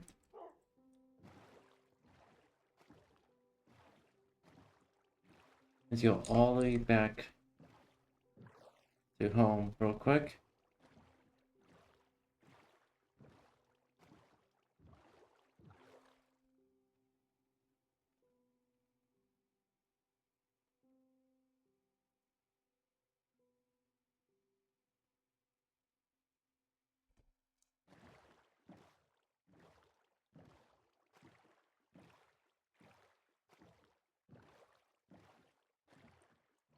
Ba-ba-ba-ba-ba. It's here. Alright.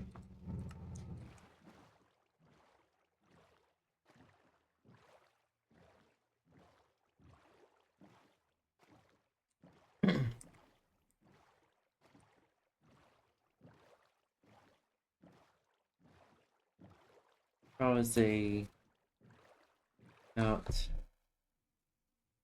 6 hours of Minecraft, 2 hours of art, and 2 hours of programming.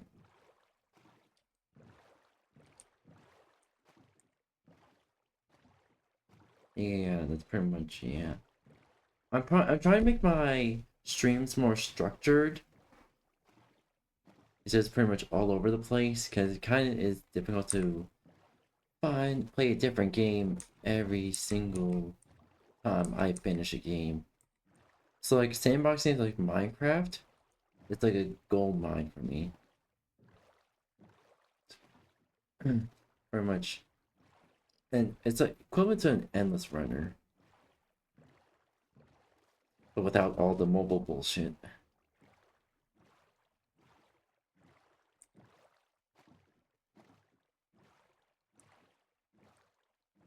Oh, this is new.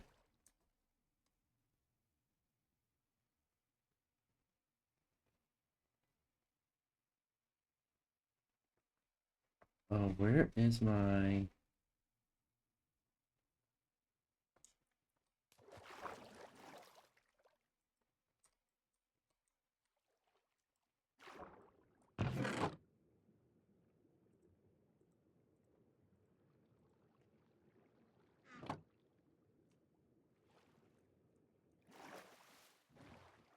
Oh, slash TP at the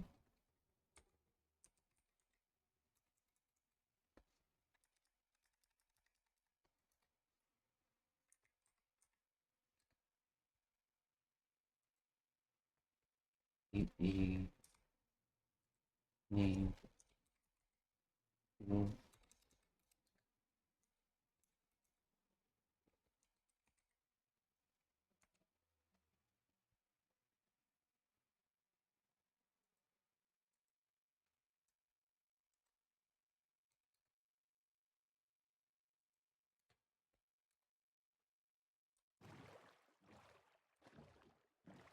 Oh my gosh.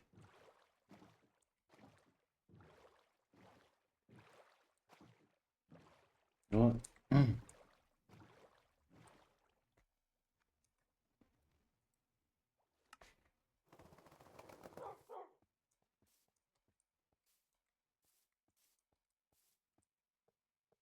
Just give the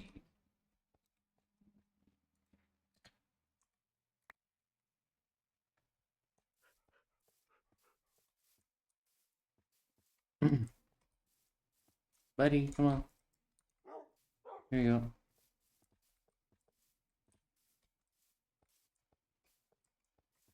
Oh, fuck.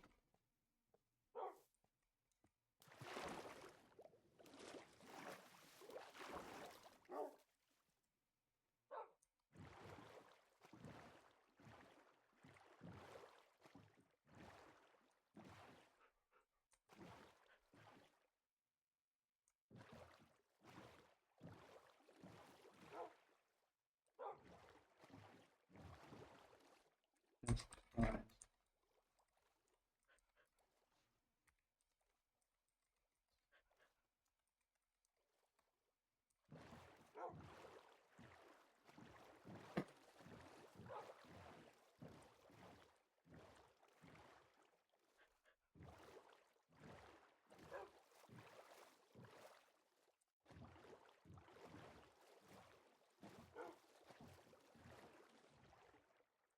Okay.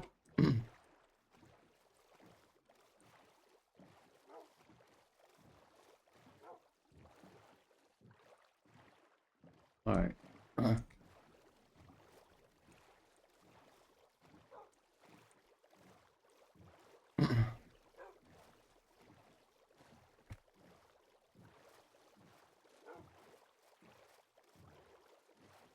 At least this is Minecraft and not real life.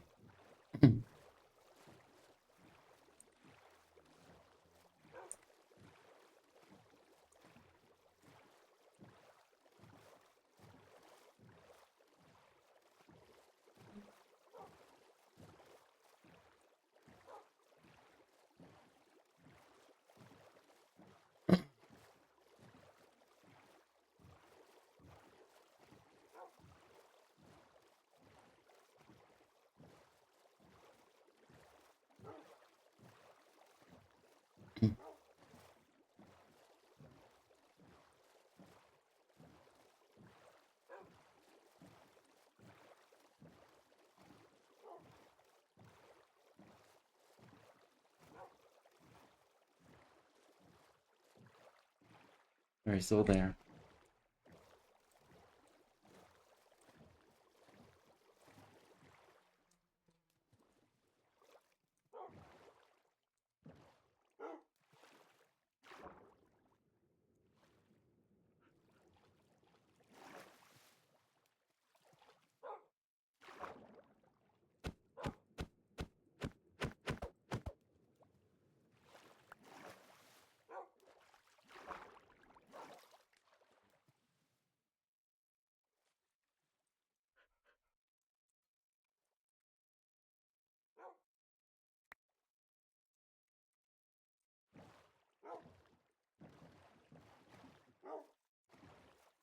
Yo.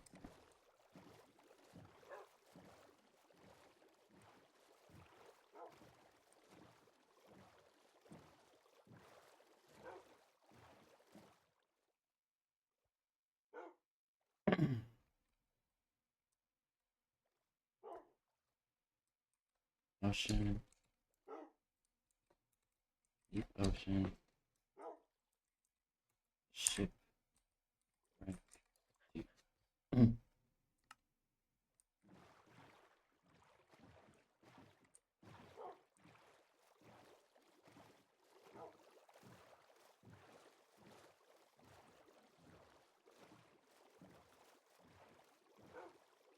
Alright.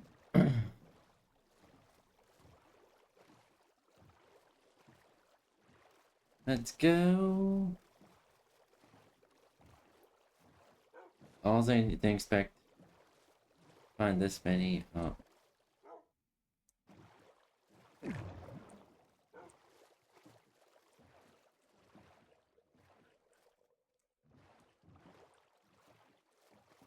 Ooh, okay.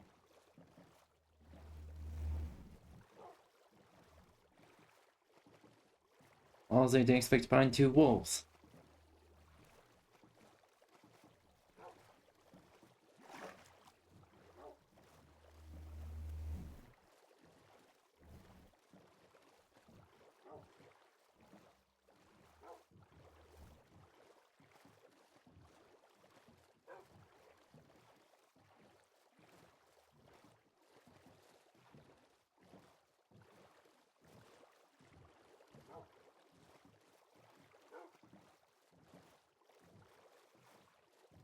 Let's see here. I'm trying to do is explore the map and see what lies ahead, and see what we can get.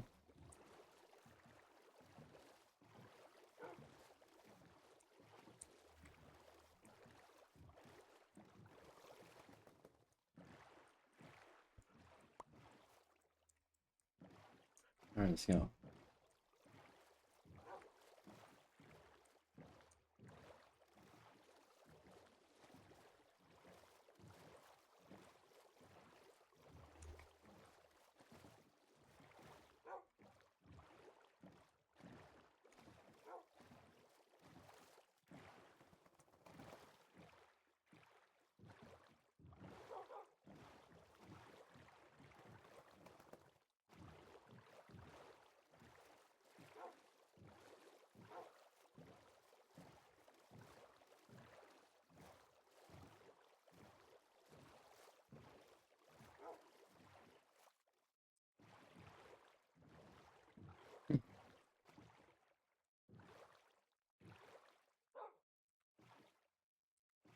What is that?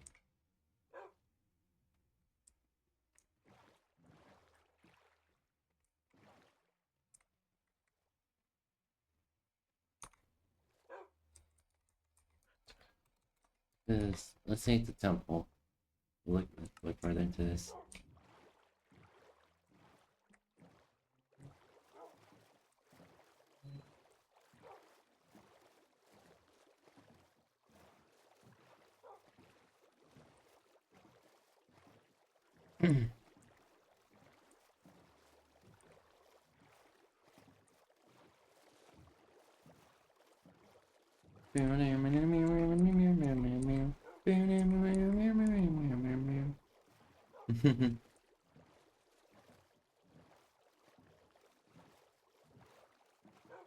Let's get the dog to safety.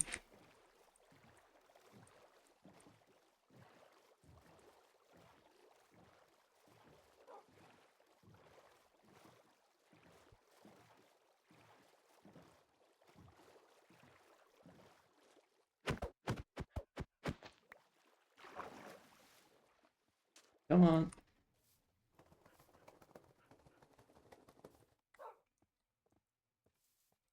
Third. Come on. Be mine. Yeah.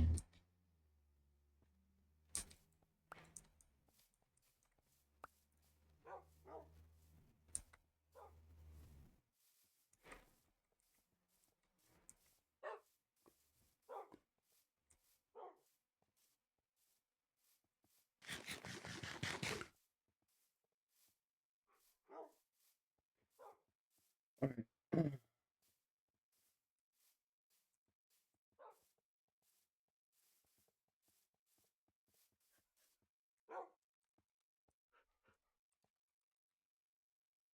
Leave. Alright.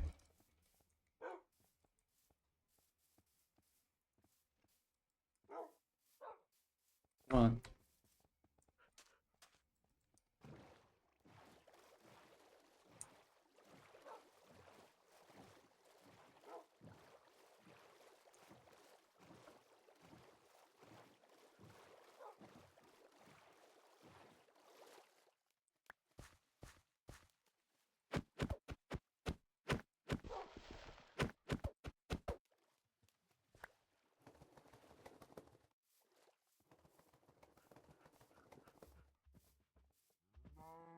Oh, itch.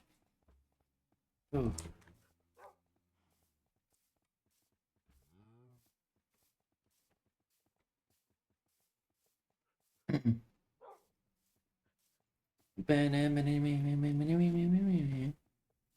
Should I, chat, I have a question.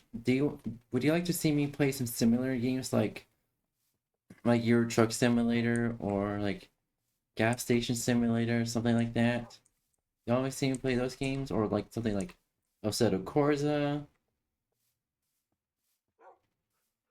Like I'm down for anything. If you have any better suggestions, feel free to let me know.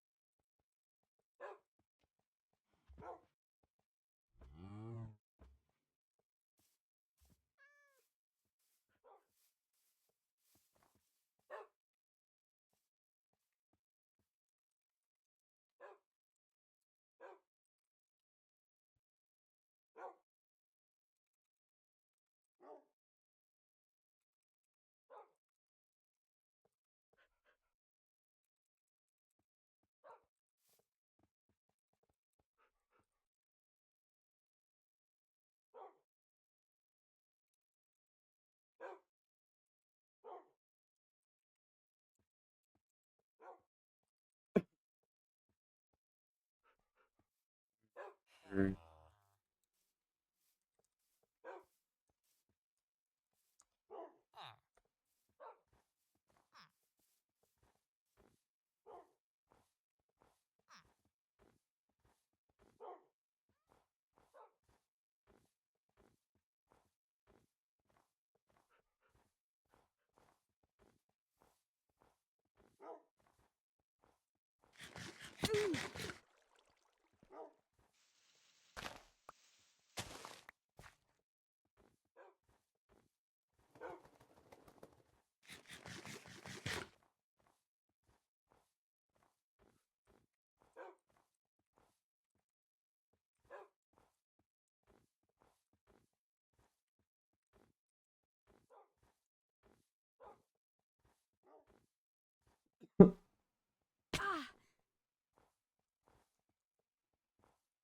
All right, here we go.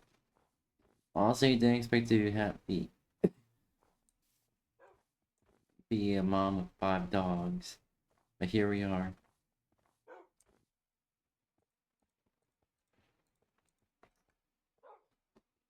All right. Oh, all right. Whoa. Okay.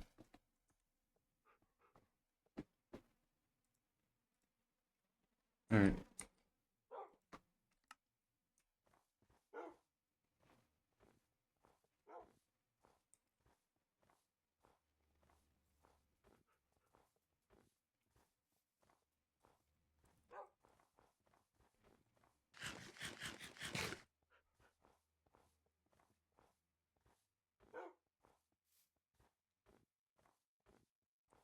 I wonder how. How? Hold on, chat. I have a question. How does Minecraft Steve eats meat?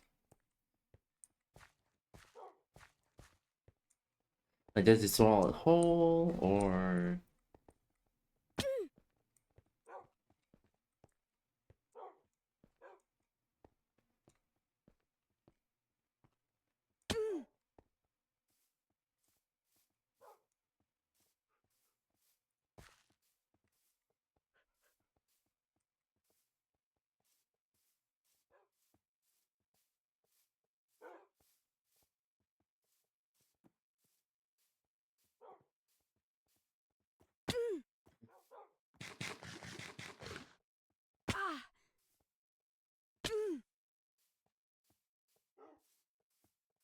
Well, dogs just teleport.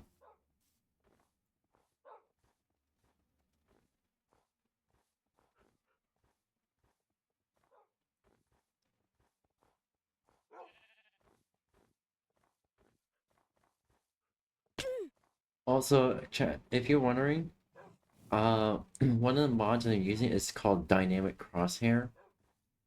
So you see how it changes depending on what I'm holding.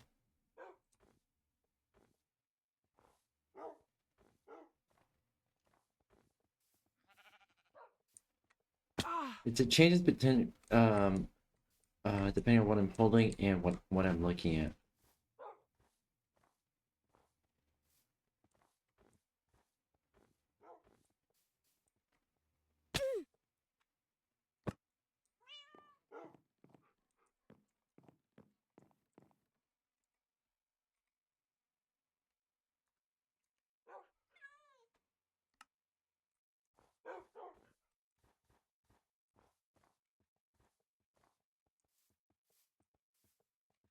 Come on.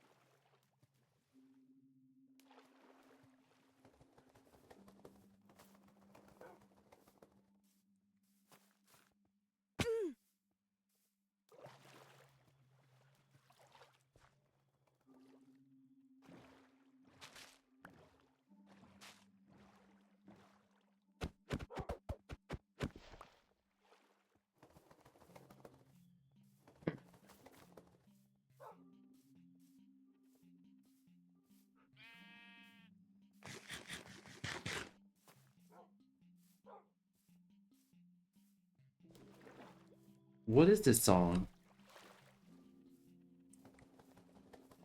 Ooh, calming in a weird way.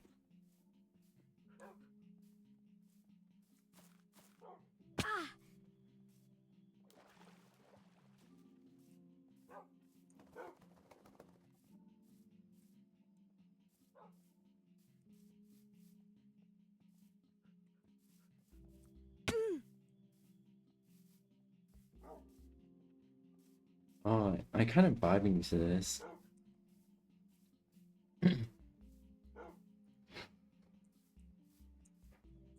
You.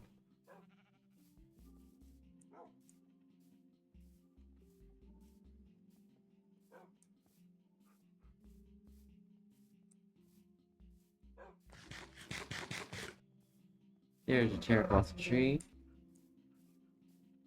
Cherry blossoms.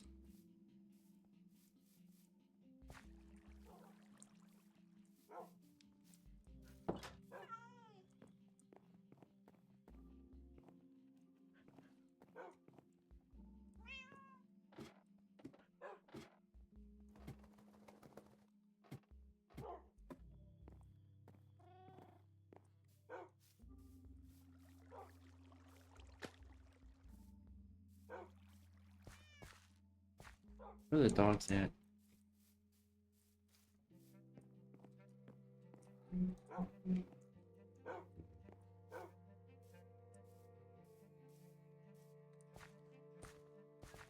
Please don't tell me they went into the portal.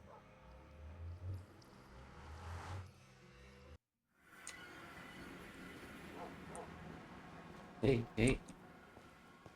Y'all need to go back.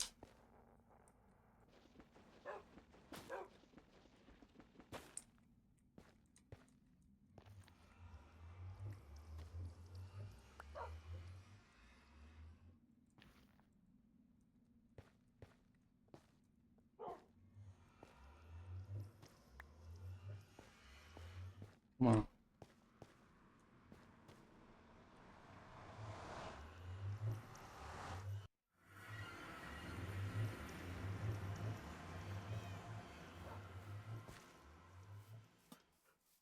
Come. Come, both of you, come.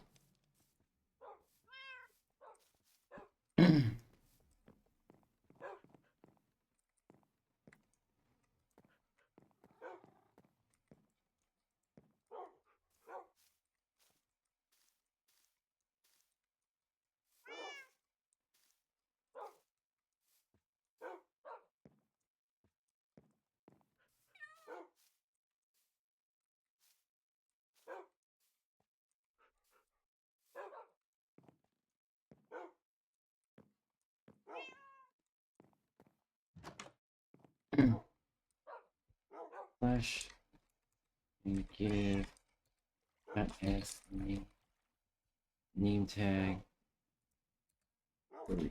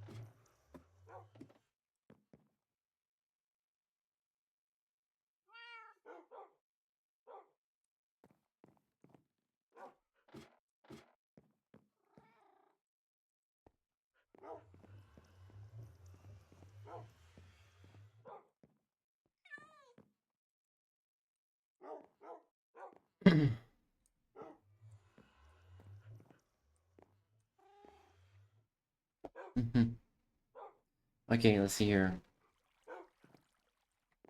And dies. Slash.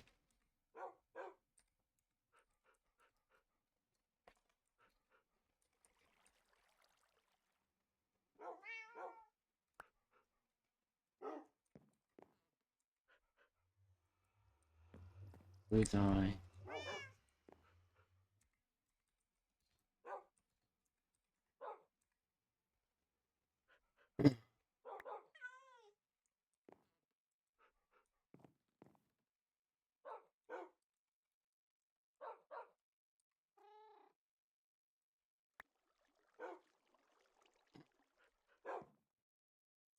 Name tags.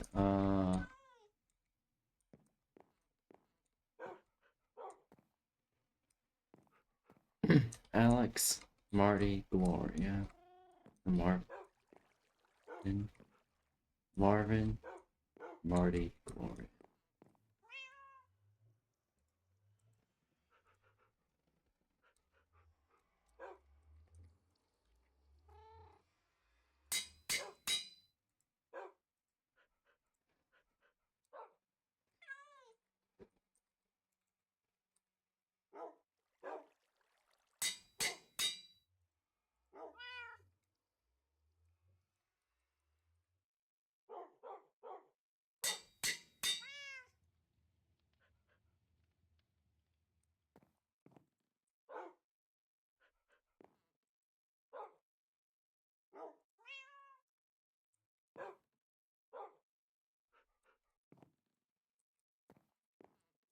Tracy, Graham, Marvin.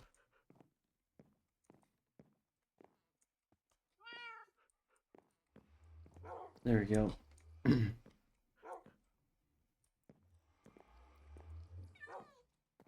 Alright. Hello, how are you? How are you doing today? I see someone on the square land today. Yep. Yep. I'm on the square land today. You can't stop me. Sorry for not responding to your comment. Sorry for not responding to your message. I was a bit distracted.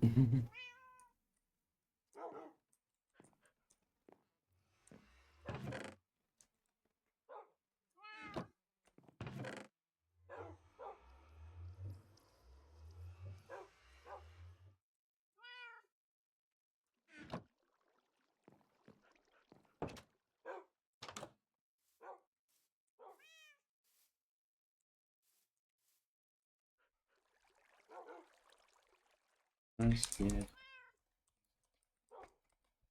Water bucket.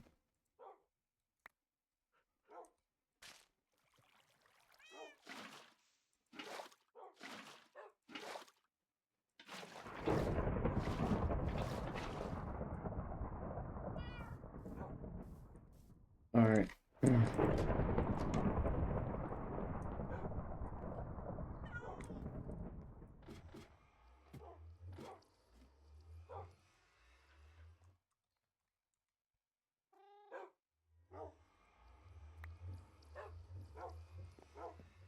What if I do this and then...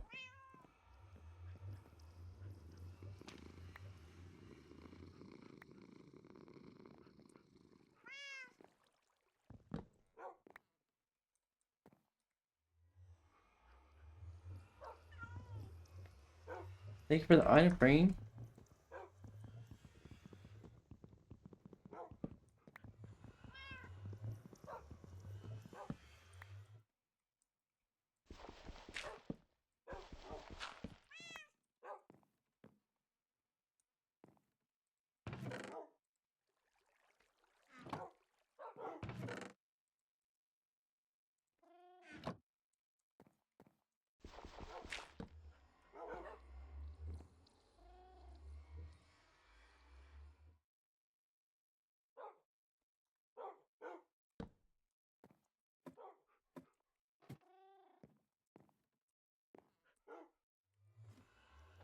On point set.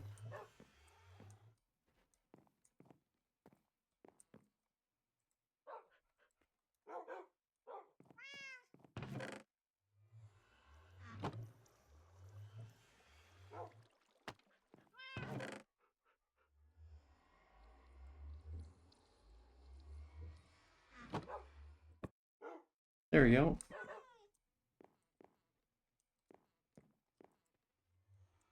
How you been? How's everyone been today? Welcome, welcome. Right now, I'm currently, here, how's farm? Good.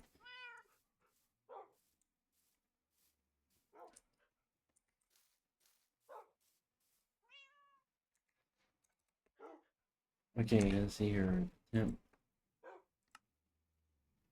Alright.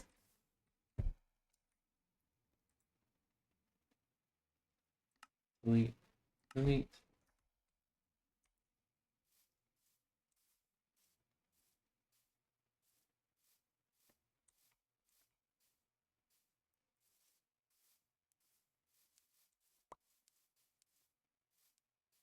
Alright.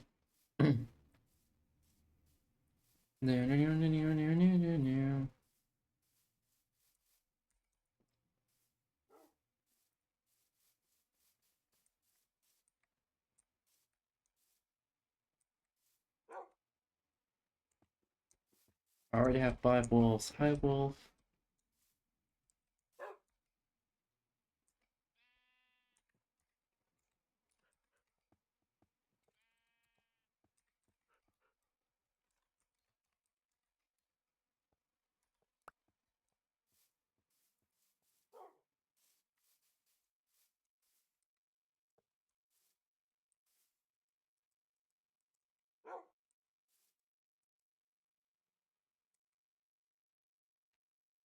I got a 6th one.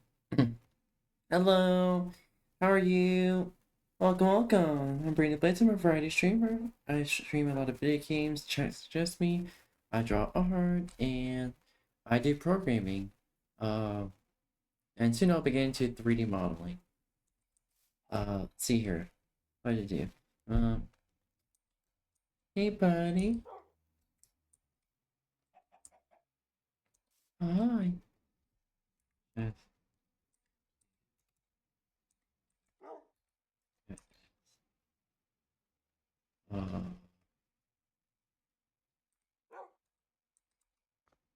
Item frame.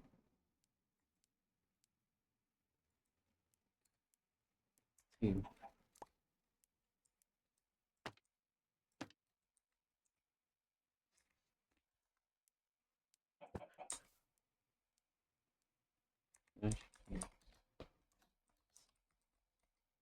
Water bucket.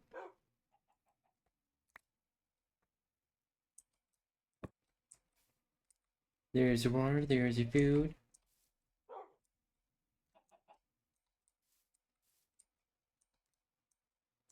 And, buddy, I have 5 wolves in the house, okay? I'm just gonna use this as a landmark. Alright? Don't worry, I'll visit you from time to time, alright, buddy? Alright?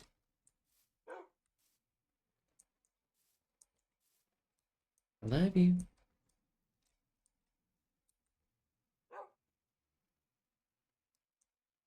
Mwah. Right? Slash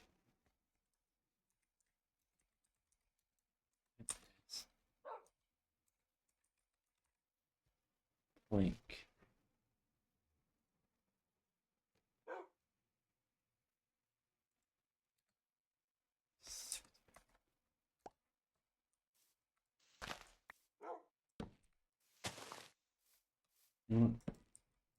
I kind of feel bad.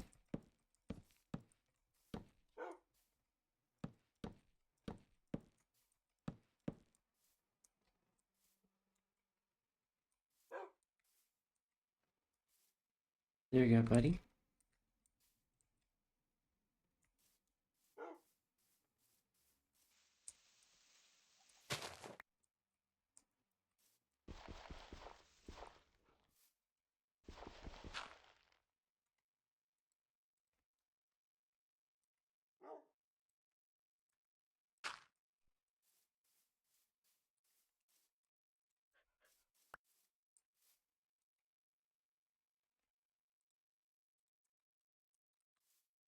I love you.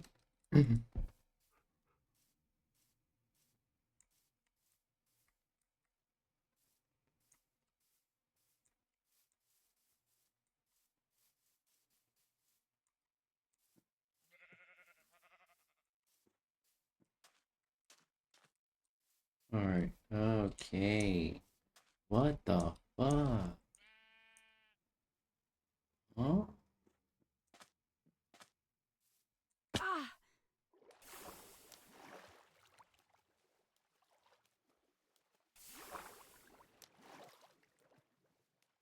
Yo, click.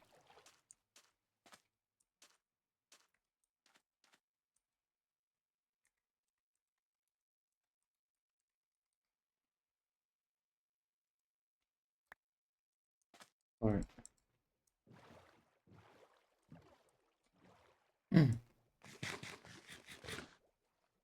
Alright. Let's go. To infinity and beyond.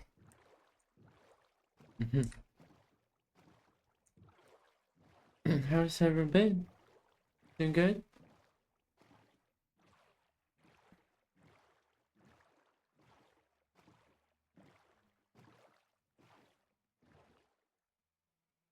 Oh, hold on real quick.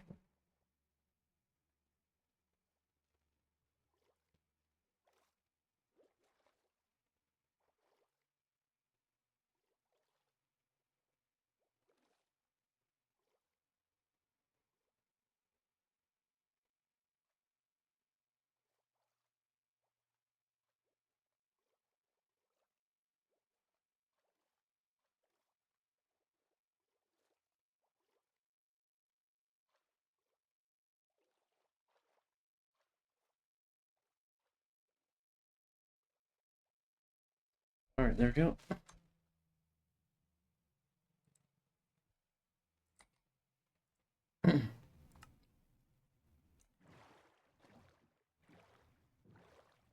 Honestly, I kinda can believe it was on Zyre stream that we initially planned for a collab stream today. Plans fall through. And don't talk to me. We're pretty much all busy.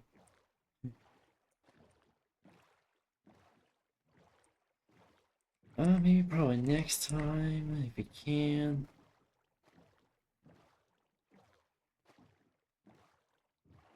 But hopefully, Zaya will be able to join stream sometime today. Ooh, land. We found land. We found land, chat.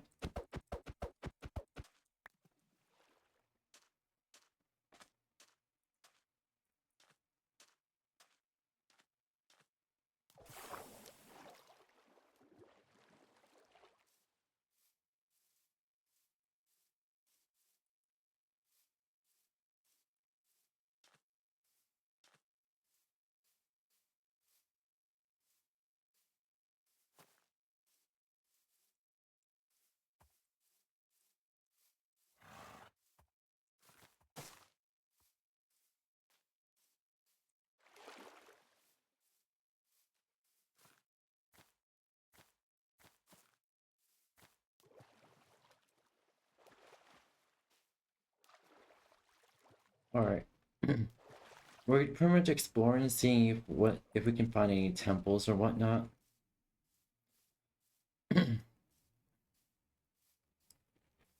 So far, this is a randomly generated seed. So far I found 3 villages nearby my house. I found 2 shipwrecks nearby my house.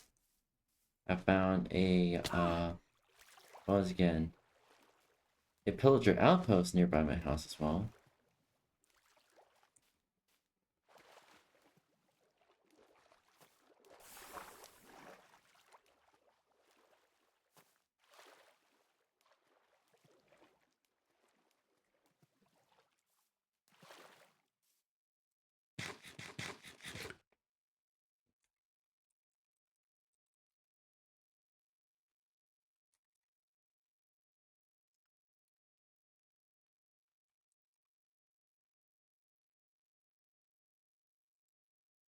Village.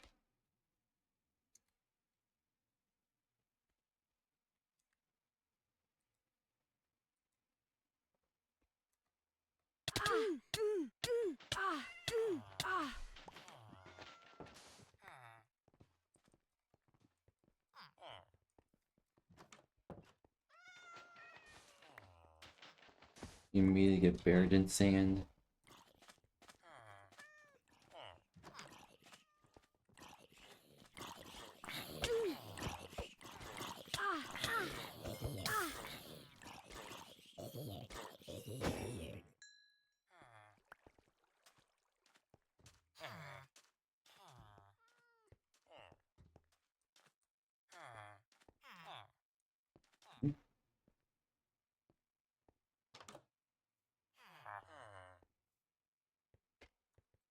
No, such good.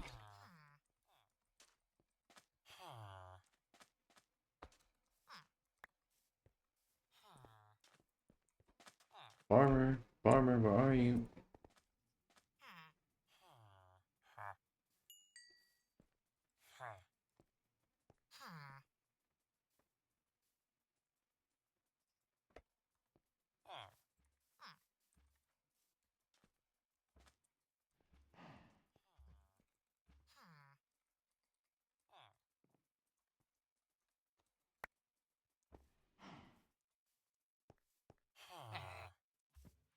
Where's the farmer? Where's the farmer at? I need the farmer.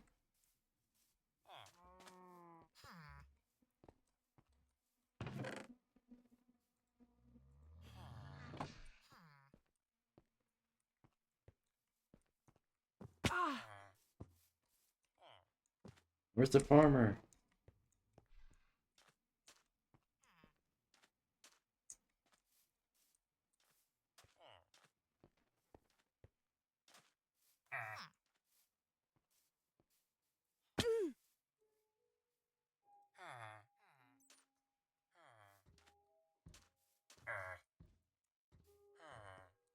Did I just see the farmer?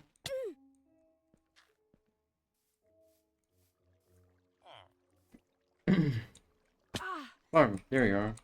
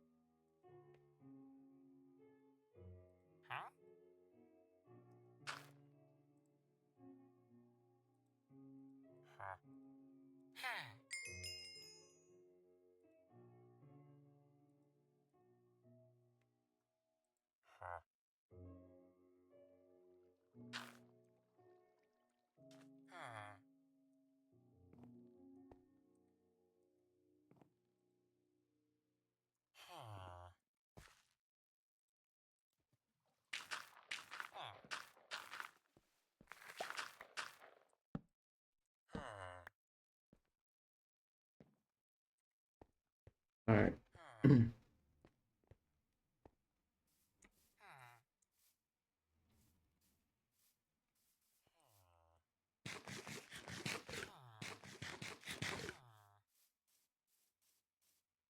Alright.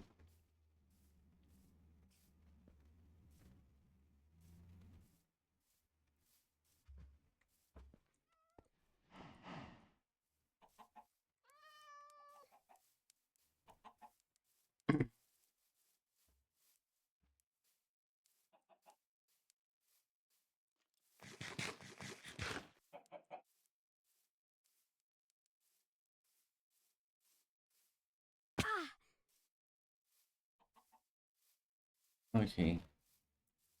Is there a desert temple nearby?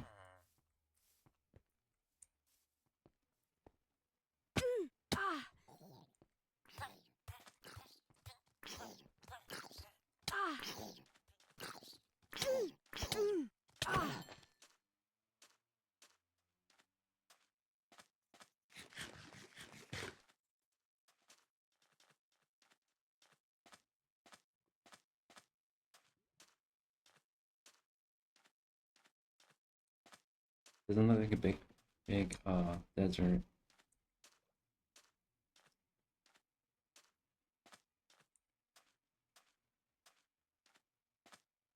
It's just a randomly generated structure.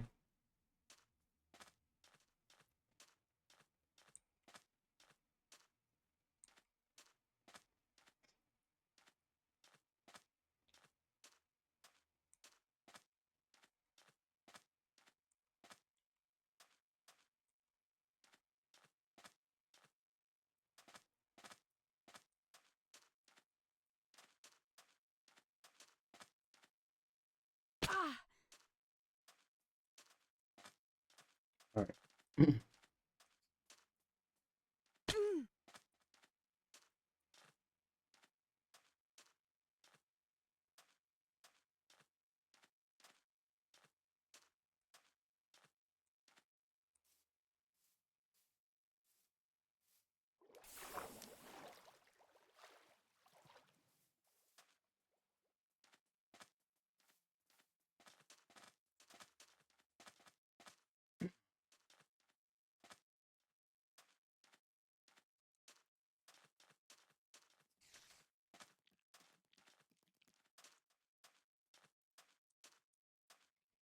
On.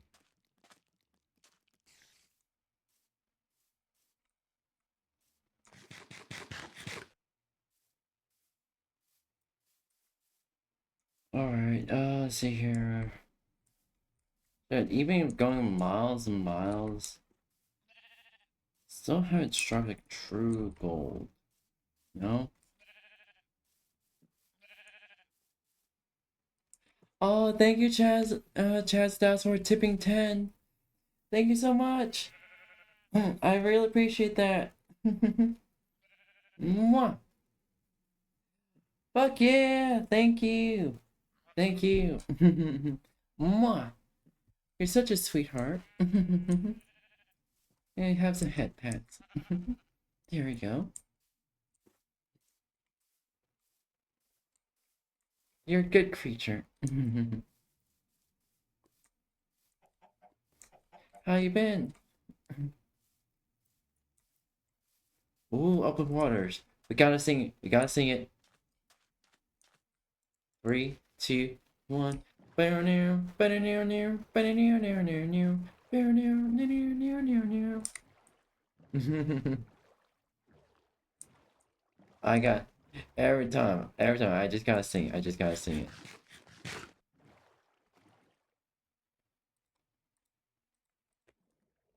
Pardon. My leg just electrocuted me. Yeah, I thought. Oh, thank you. Yeah. Surprisingly, uh,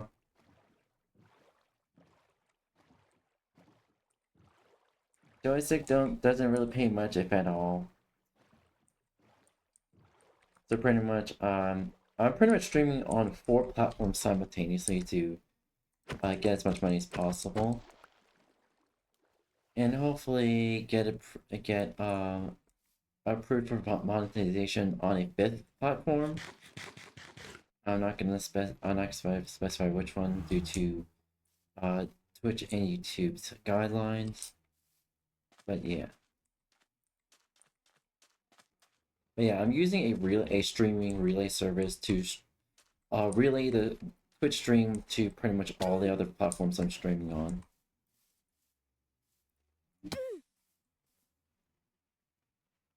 Yeah, pretty much. That's pretty much what I have to do. Even since how volatile YouTube and Twitch has become as of late, I gotta be better safe than sorry.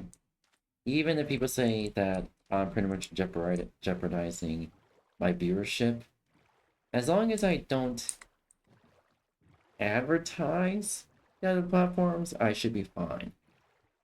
I just say, hey, I stream on four platforms simultaneously. I don't specify which ones outside of YouTube and Twitch. I just stream on many platforms. And speaking of spreading things out, wink wink. I had to.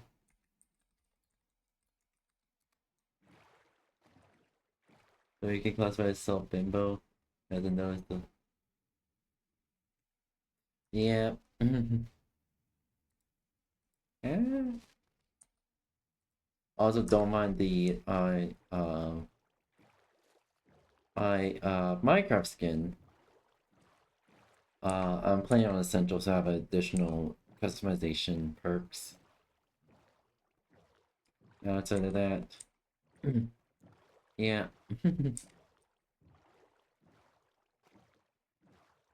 Thank you, thank you. I also love it.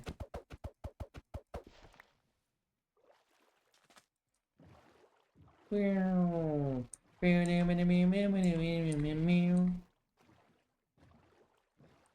I'm in the process of trying to find some sort of temple so I can loot it. So far, what I found was 2 shipwrecks nearby my house, 3 villages, a pillager outpost, 2 portal ruins,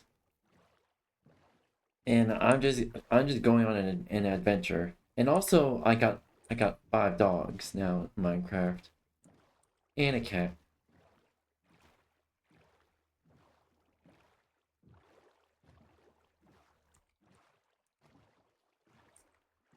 Let's see, there's gotta be something somewhere. Also, you can tell I'm playing a little bit modded. It's just UI and FPS mods, as well as a couple of quality of life mods, such as the torch lighting mod, which basically illuminates blocks around you, so you want to use up torches to light up a cave.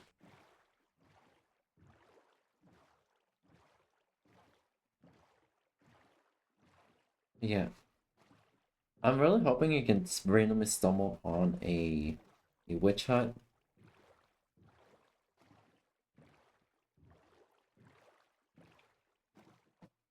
Sailing the open waters, sailing the open waters.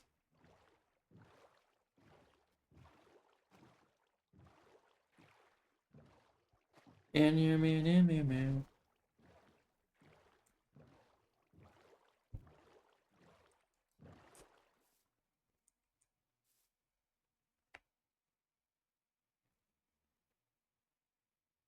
You know what I should have done? So I'm using a little bit of cheats to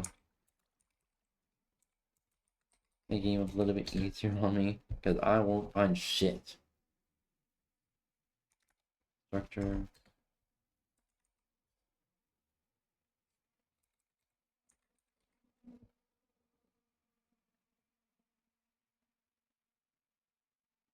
Room portal.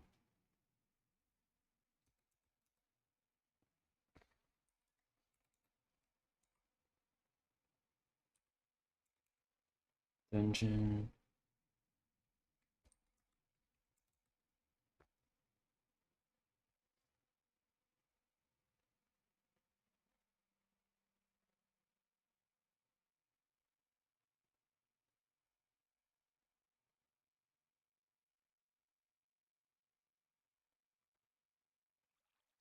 Room portal.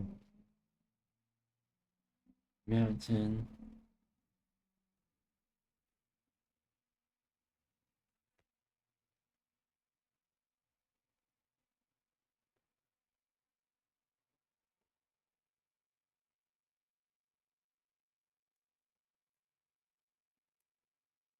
Wait a minute. Huh? Cats want. What the fuck are these two? Okay, I'm not gonna mess with that. So I see you really...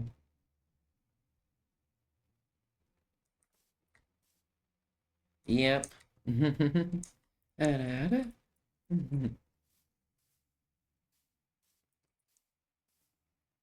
I also have a custom rewards, different custom rewards for each platform.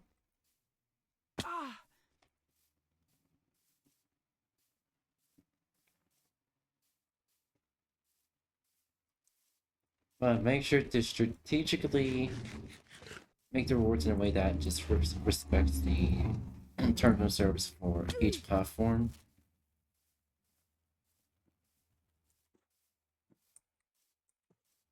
So there's gotta be some sort of compromise.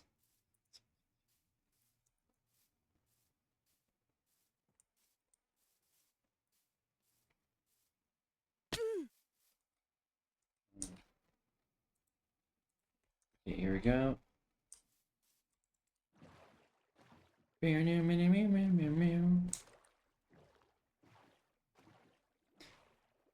Yeah.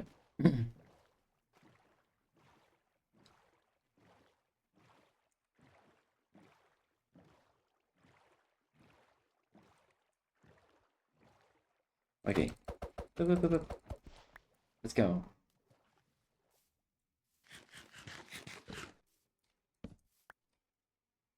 Shit. Here we go.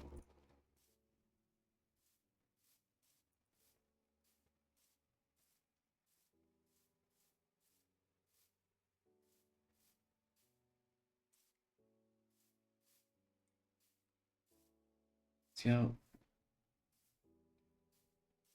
Ah, neck crack. Emerald! Let's fucking go! Let's fucking go! I am happy. Let's see. What's a vantage point here?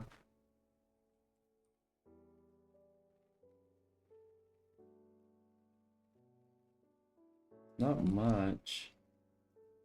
Waffle there might be a good vantage point for a... Oh, there's a cave right there. Check that out.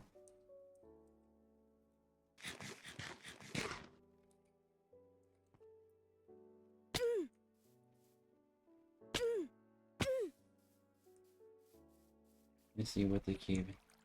What's this cave all about?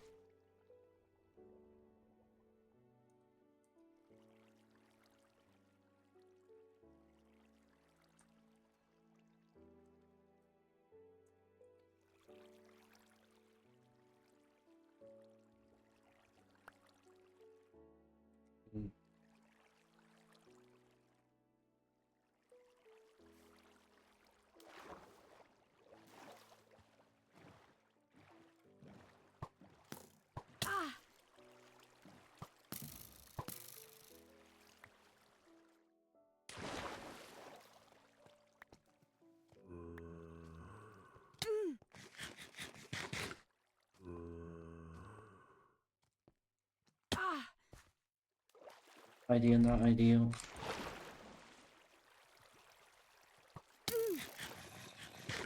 Oh, this is super not ideal.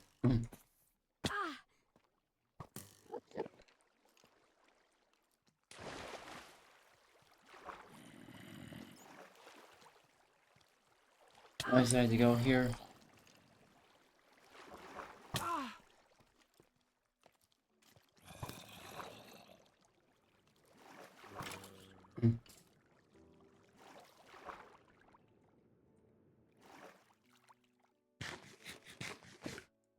Thank you.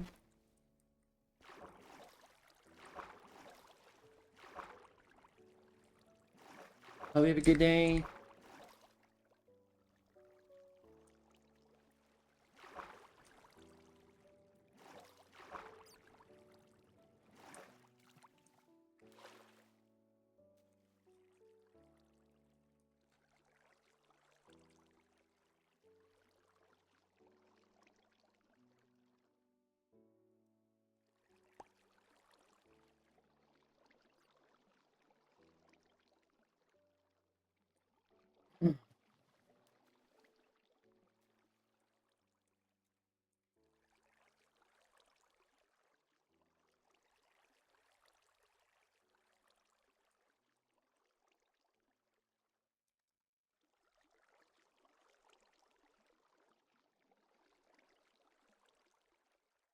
There's a pyramid.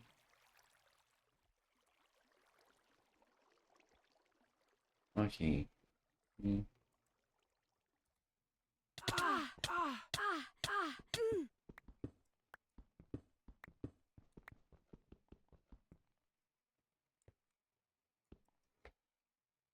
Yeah.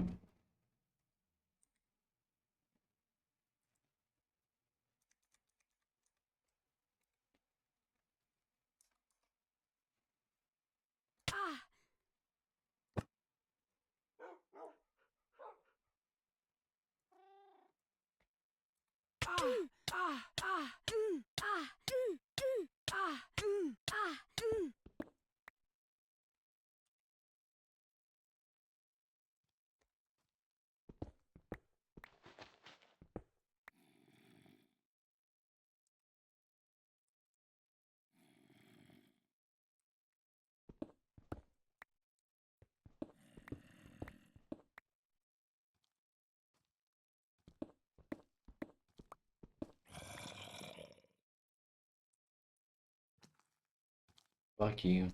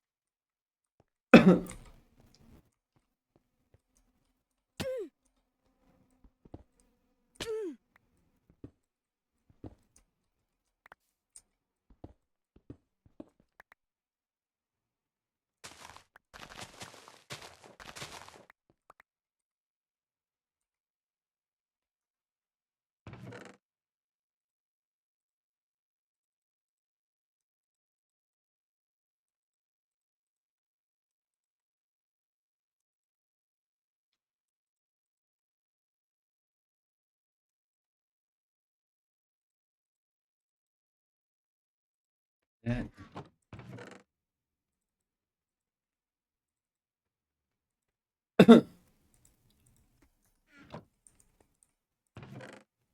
Alright, let's see here. Loyalty. Ooh, fuck yeah.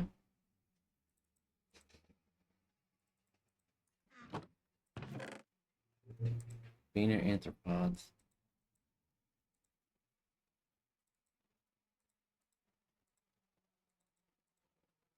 Alright, I need you restaurant real quick.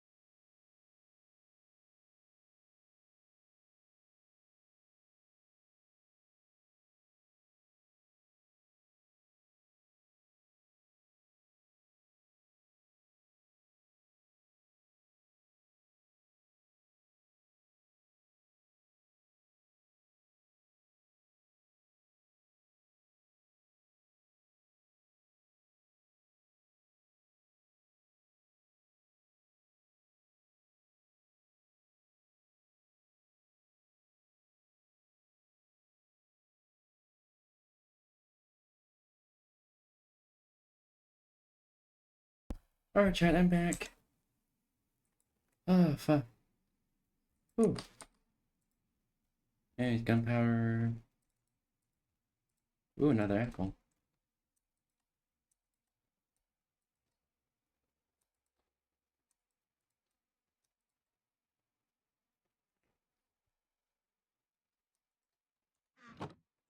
Alright. Alright.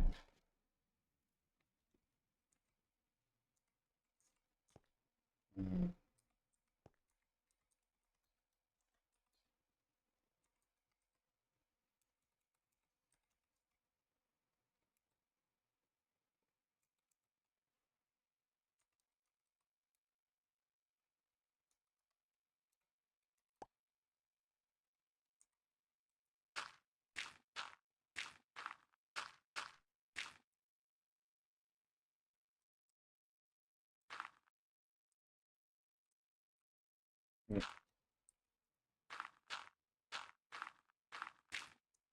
Alright.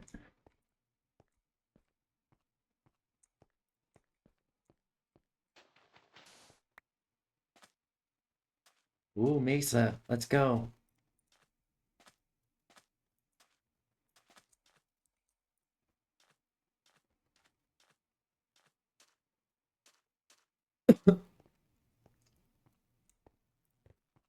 Oh, it's just small. Eroded Badlands. Right then.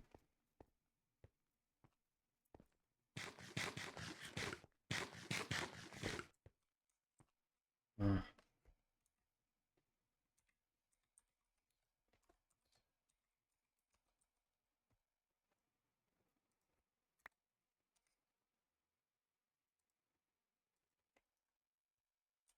Alright.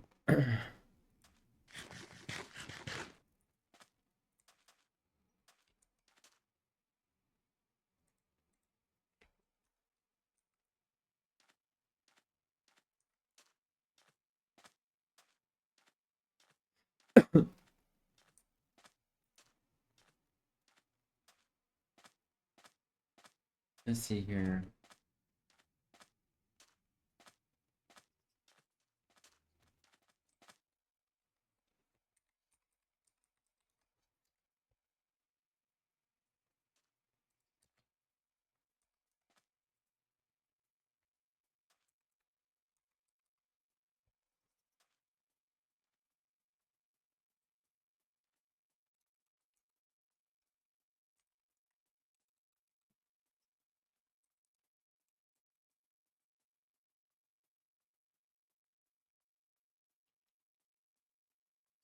Real ruins?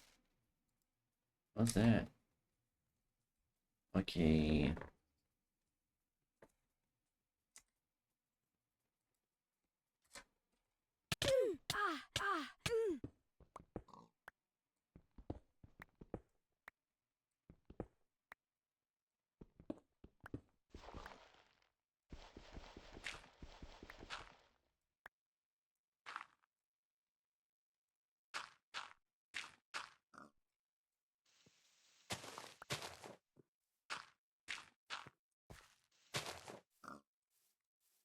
Real ruins? What is this?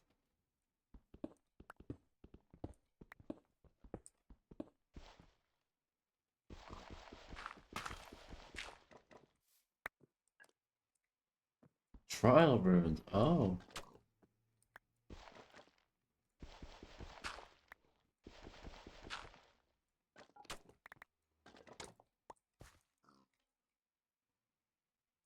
What bricks?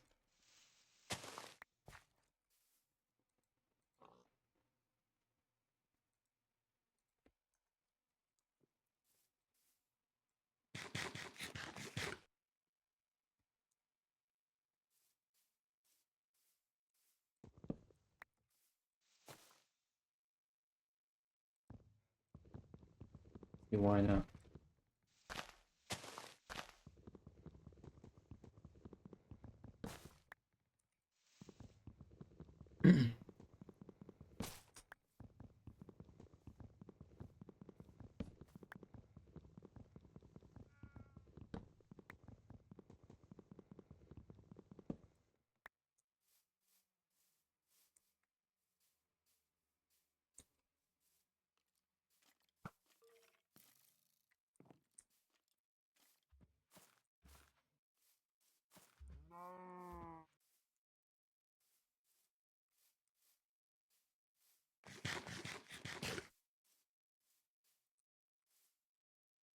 Honestly, I I misread trial as trail, which is embarrassing. Let's go exploring. Oh, yeah.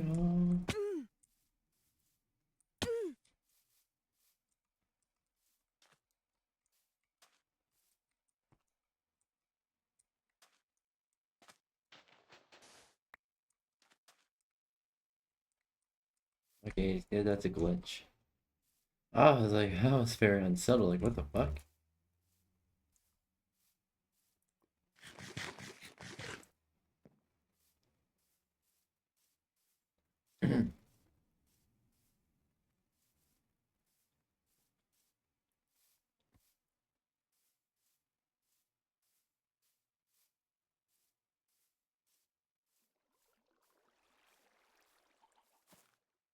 Let's see here.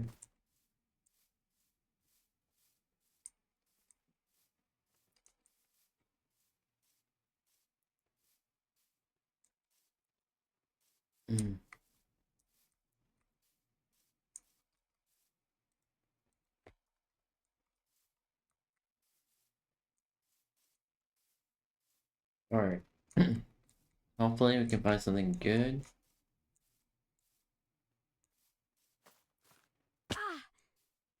There's literally no way to locate an entity.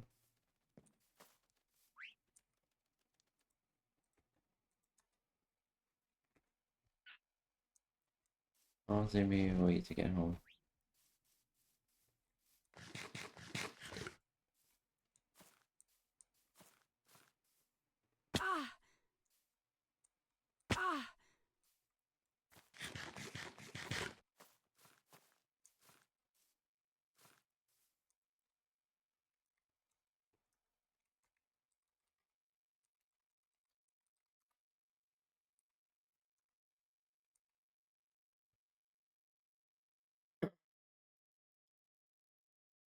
Kill rate can maybe consider stay away from villages for the time being. Volunteer exile. What a deal. Some alright, go. Dependent village.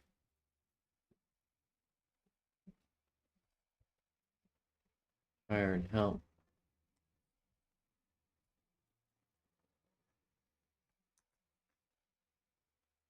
Alright.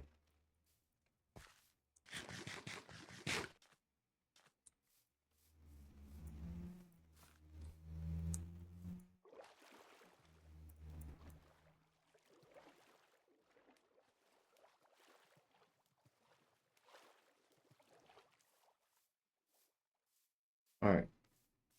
Here we go. A spider.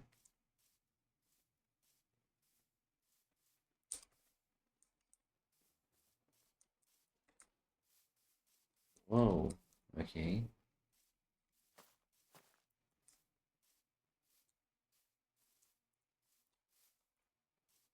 Alright.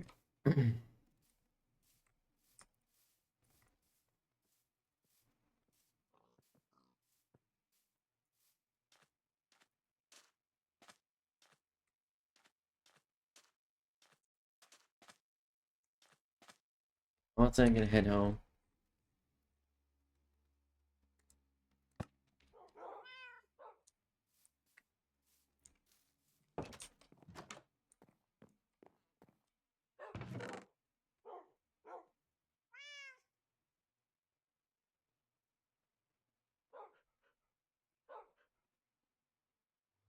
Loyalty 3.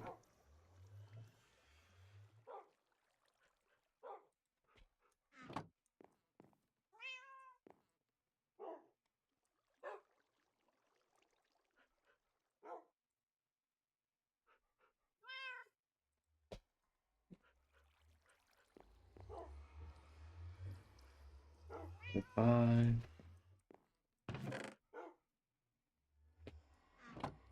I put it on my X.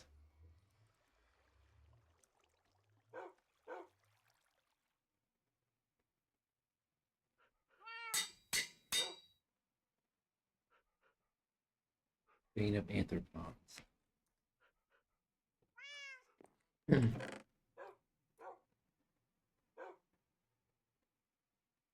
loyalty 3 book. That's over there.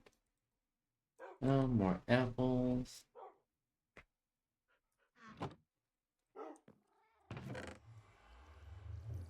String there.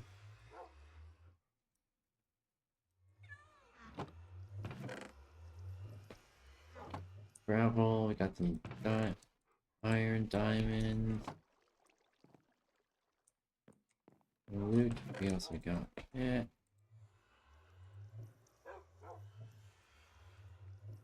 What you can do here is make another farm.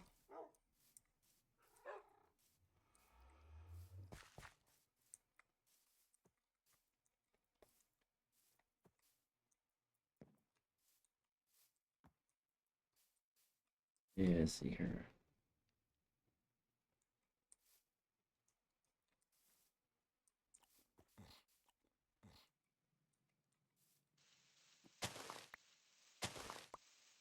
Do a little bit of landscaping.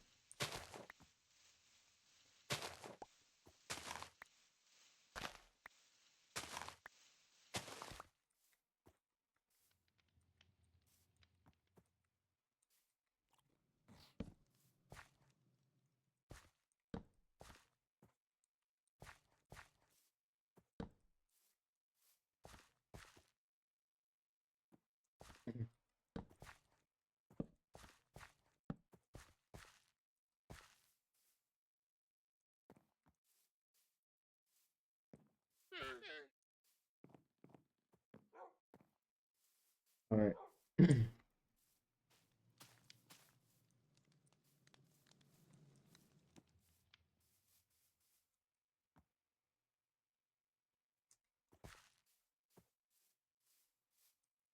Lamps.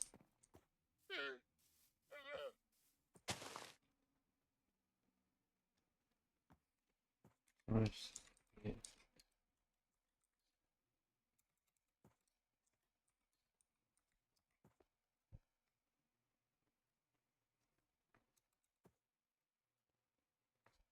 Lantern. There we go.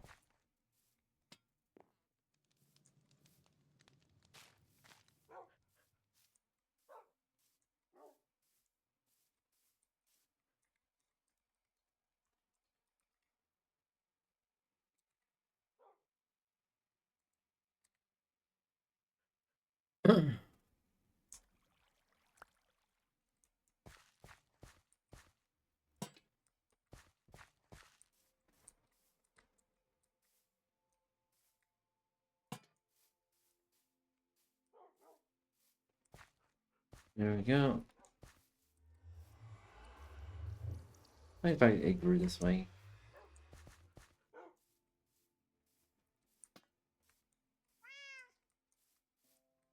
Alright, let's see here.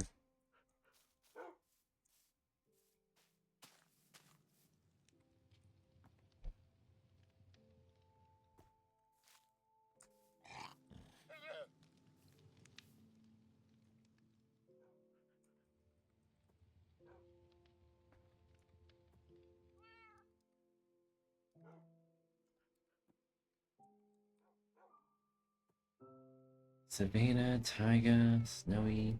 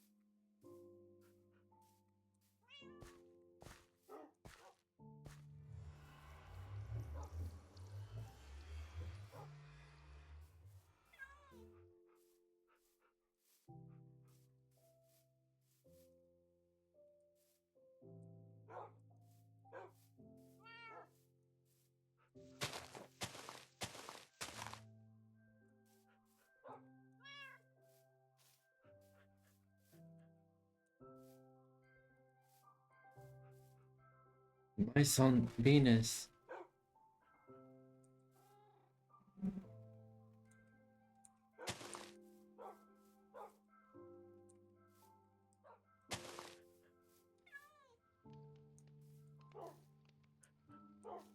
think this pretty little garden.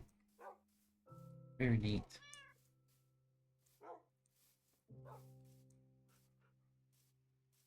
Alright, let's see here. What can we do? Hello! Aw, alright, Zai.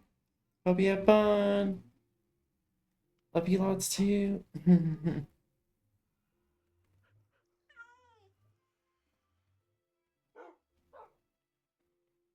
Alright, so I think officially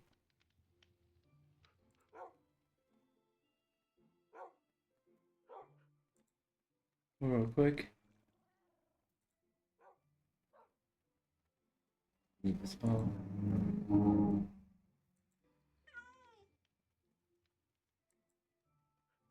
Alright.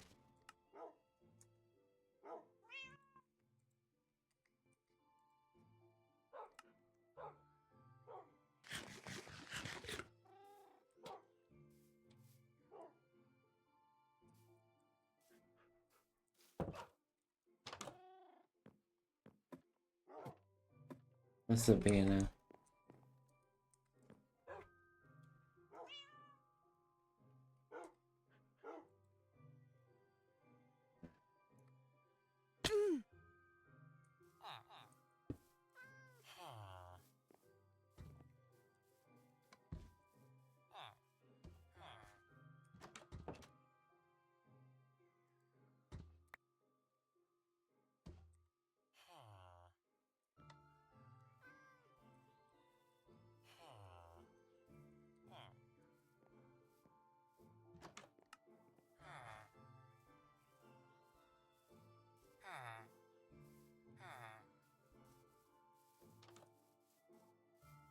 Good morning, everyone.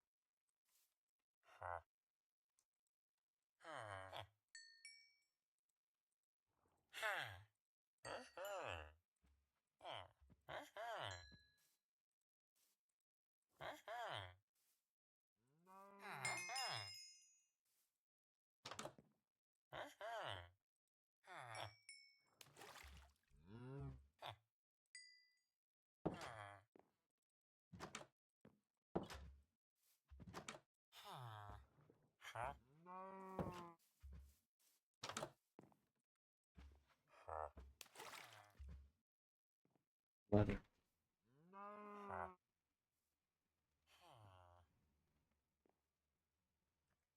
Yeah.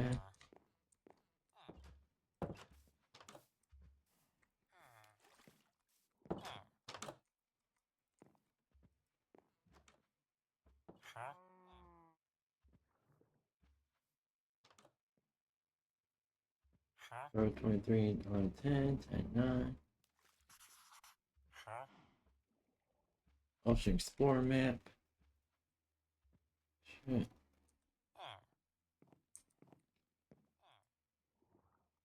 The Ocean Explorer map here.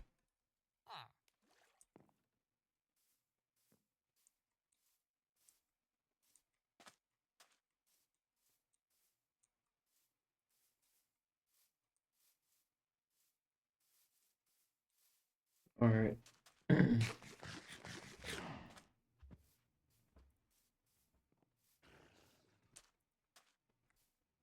Dave.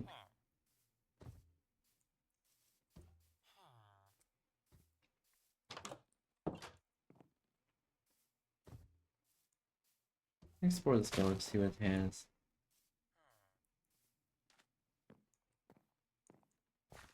Shit ton of hay bale.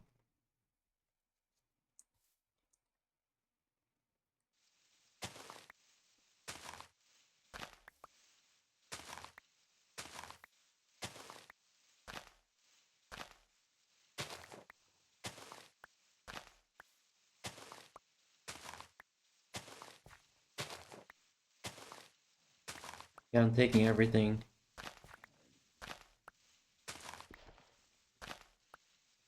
I don't know why squids beach themselves. Loot. I looted your food. What are you gonna do? Oh, that's pretty.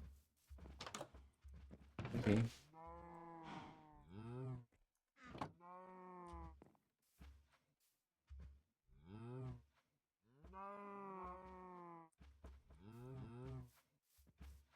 Mm.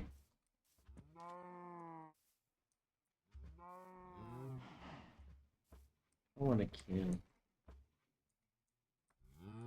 The urge. The urge to kill. Okay.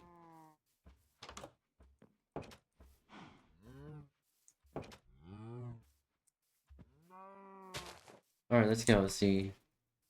Let's see what this village. What else this village has. You know, villagers, you should really stop leaving hables just outside.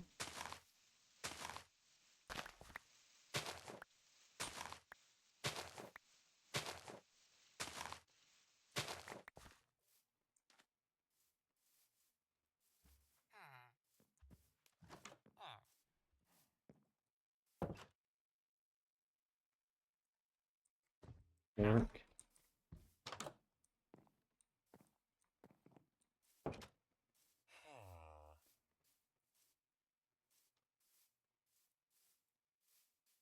Alright. Outside of that.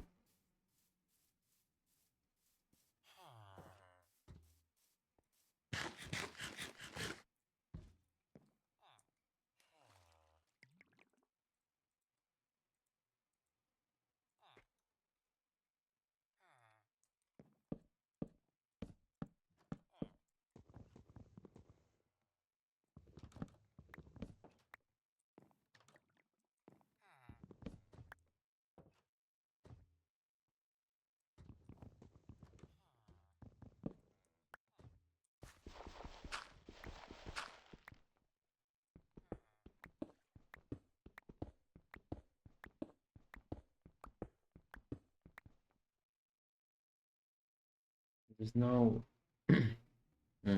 Alright. See. Let's go home.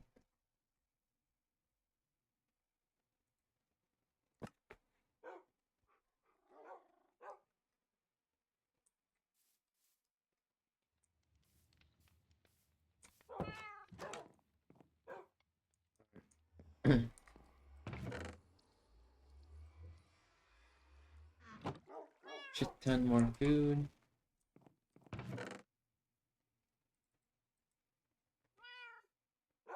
Okay, sure.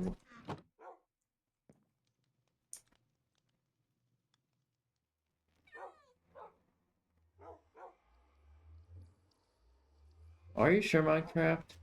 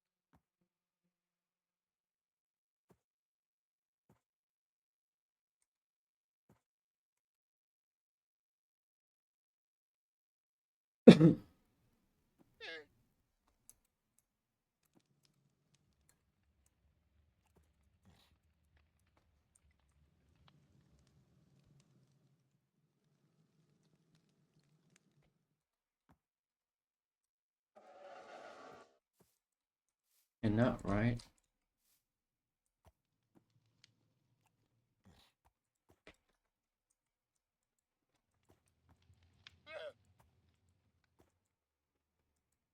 Really? Really, I can't just ride? Or is...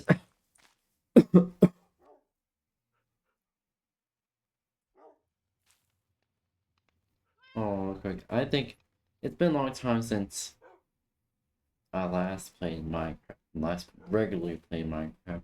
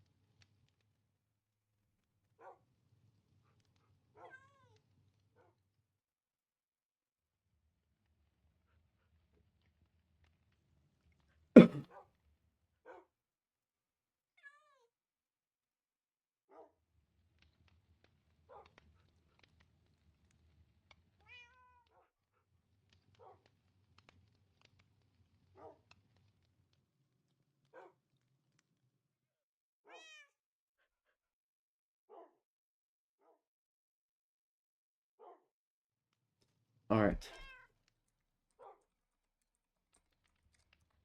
So,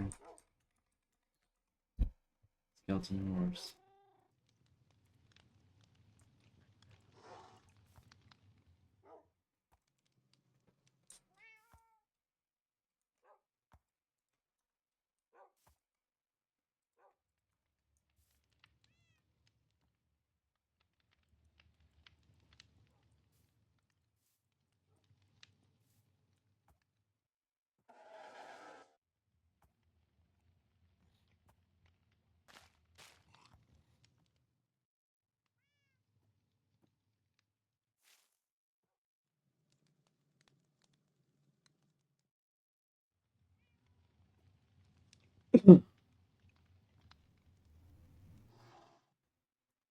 I'm trying to see if I can...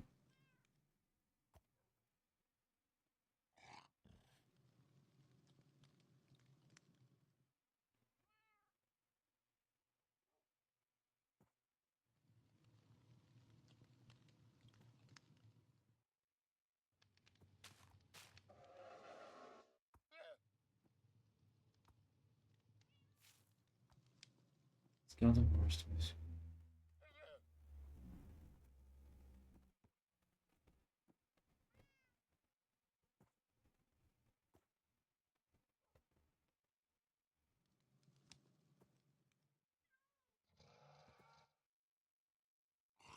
Alright, alright. Alright.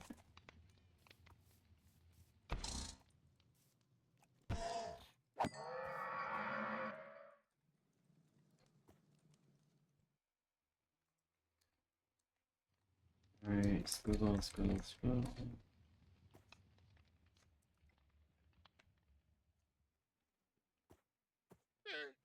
Skeleton trap.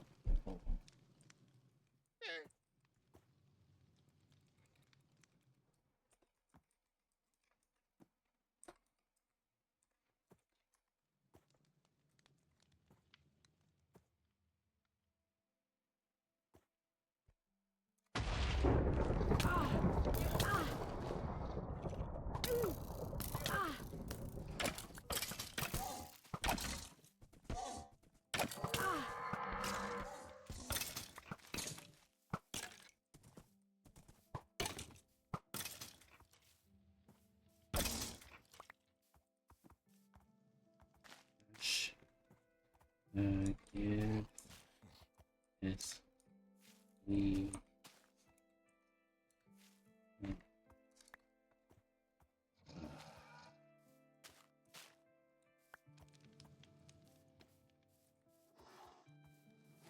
alright,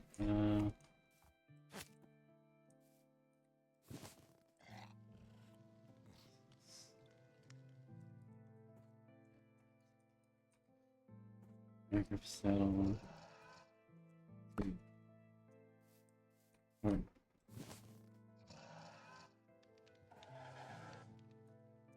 Okay, got. Now we have 3 skeleton horses.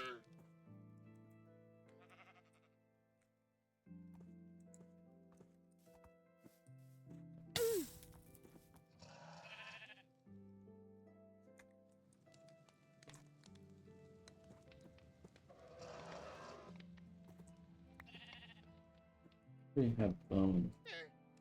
2 bones.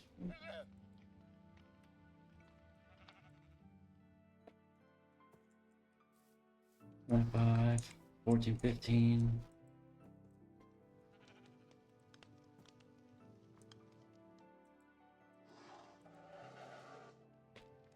What can skeleton horse heal?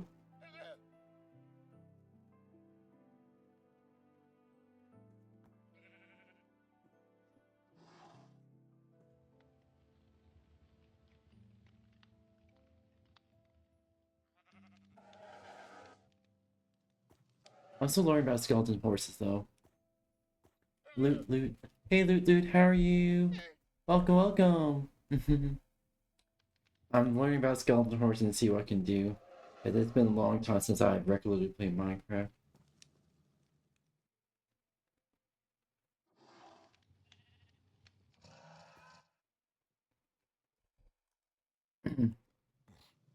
Hold on real quick.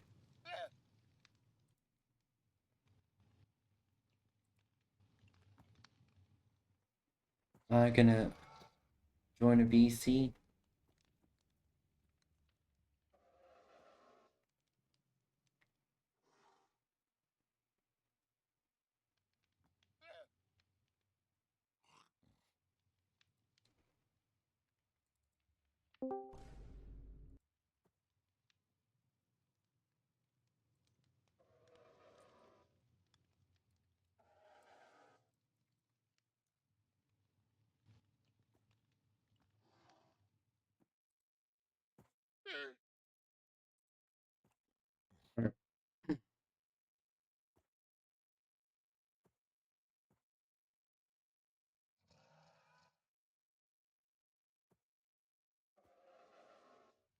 Okay.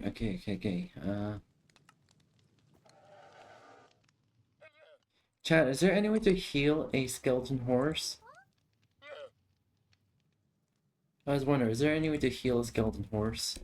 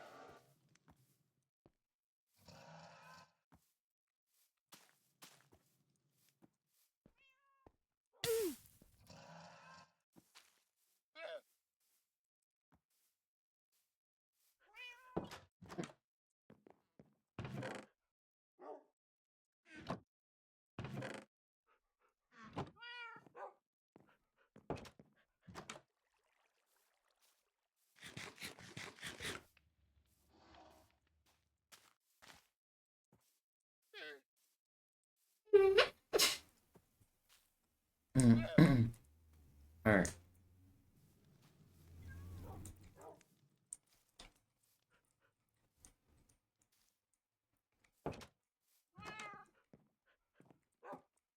I never noticed that. What?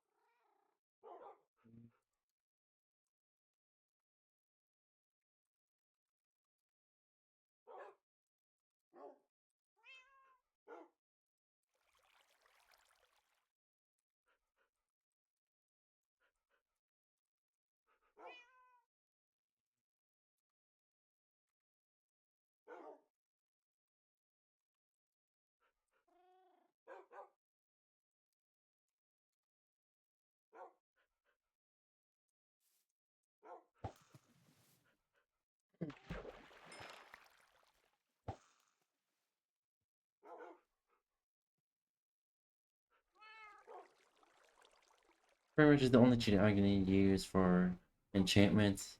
As for the actual enchantments for the weapons and armor stuff, I want to do that legitimately.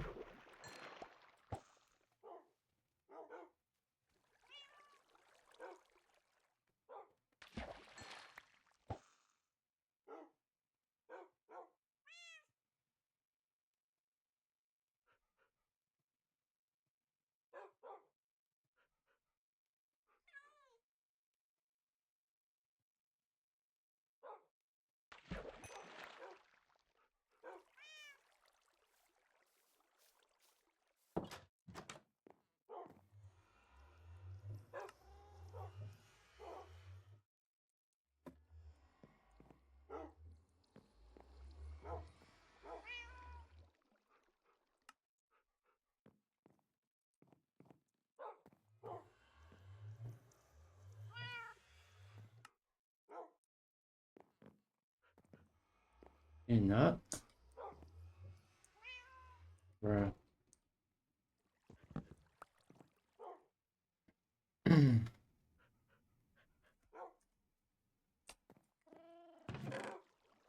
Okay, I get it.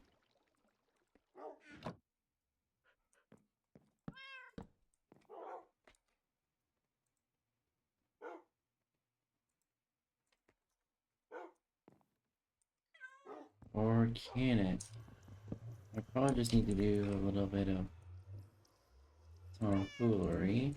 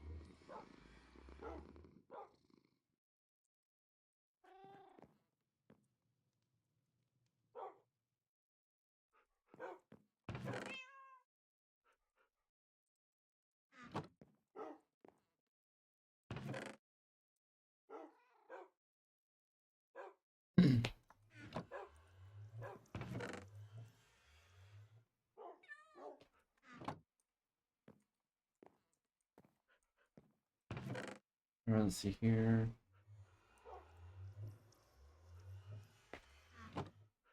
And loot.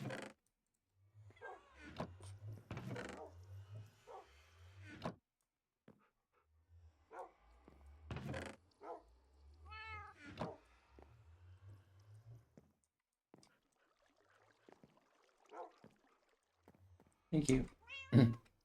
Thank you, Pubert. Gloria, Grim, Tracy, Marty, Marvin.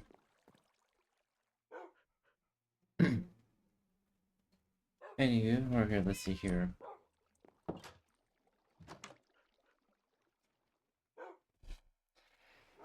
Oh, we did a lot. We did a lot.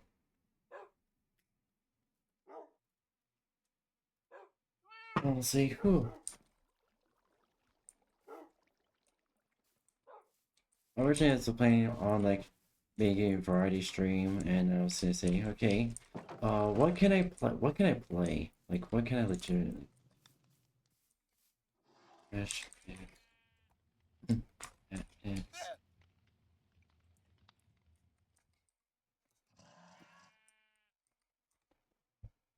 Carpet. 2.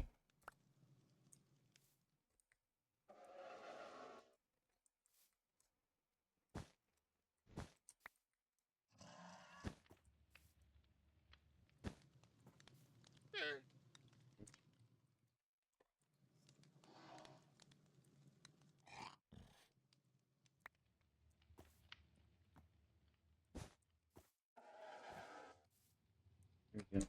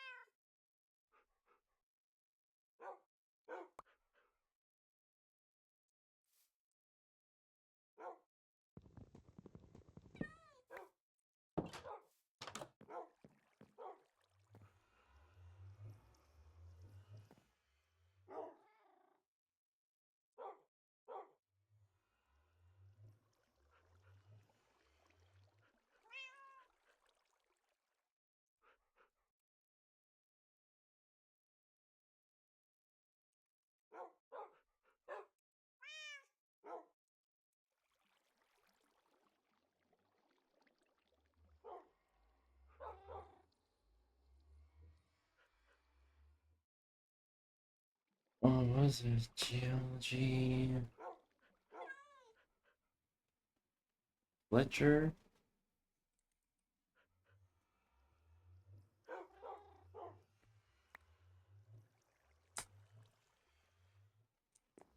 Anthony Fletching table.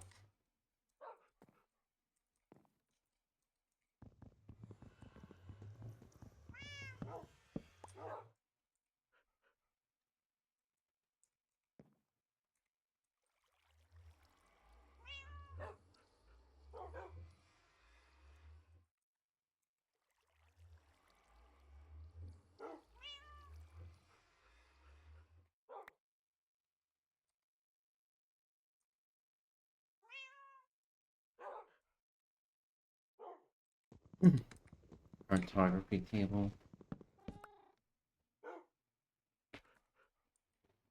Fletcher cartography table.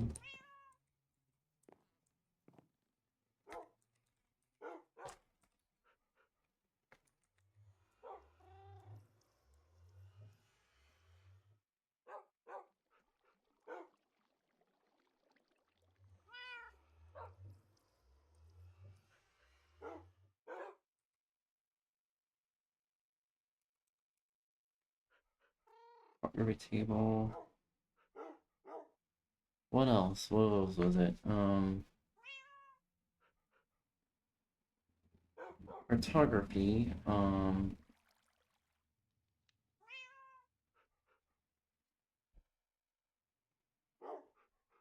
My brain is stumped.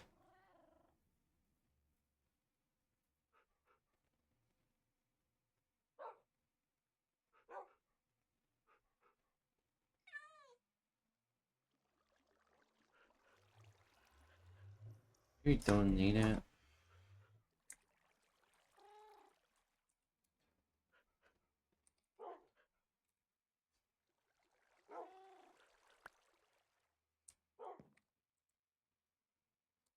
This.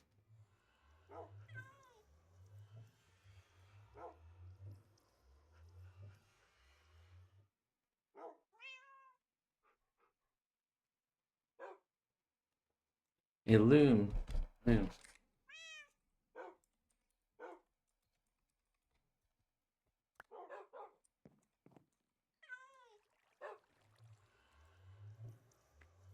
We need a loom to illuminate. We need a loom to illuminate.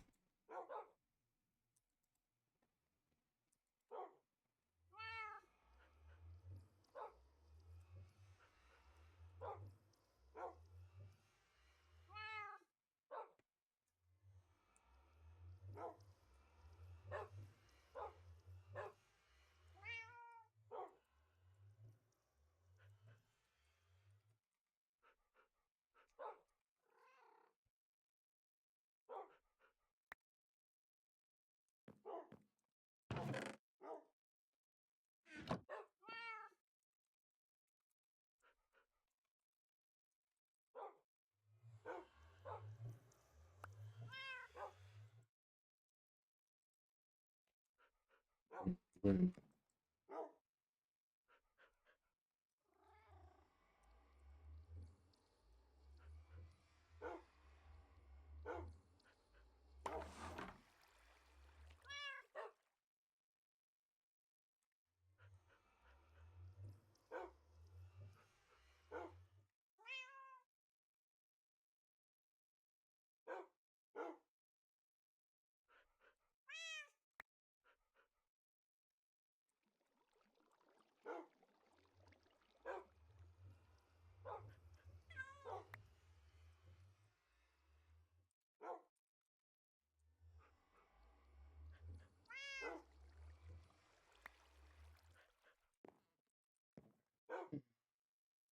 Green banner, black tie.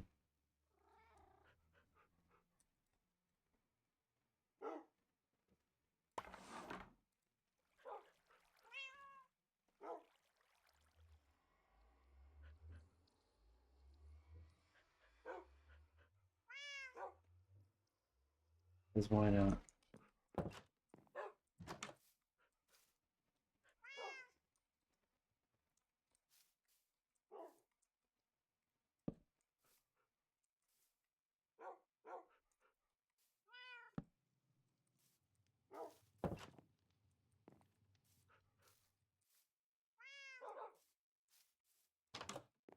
I do.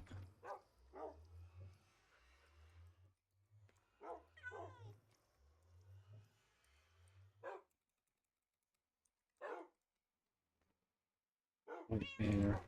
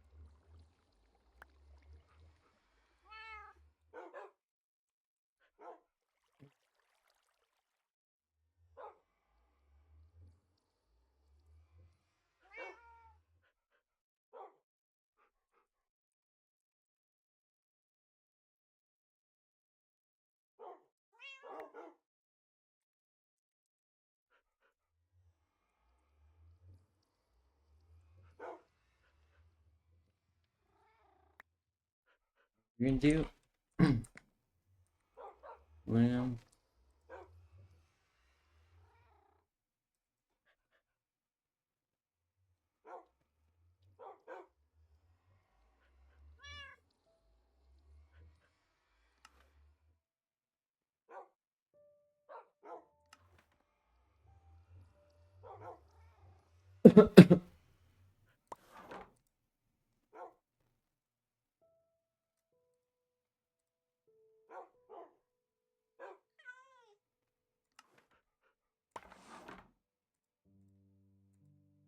White die.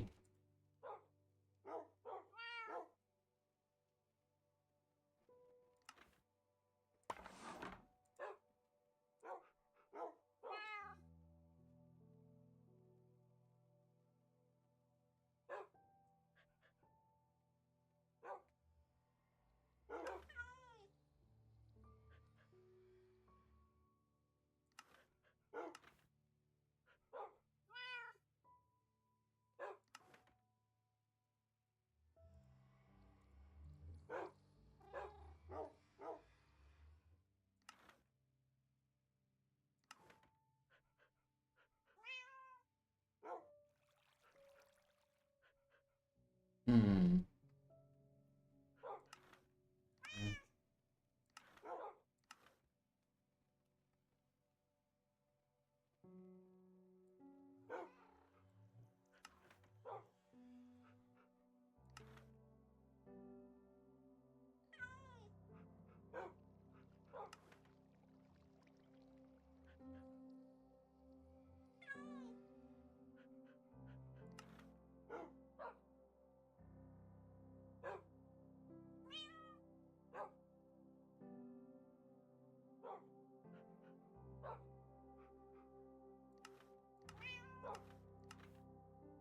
I have a better idea.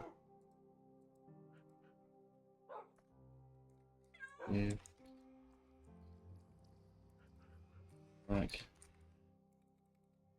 black banner.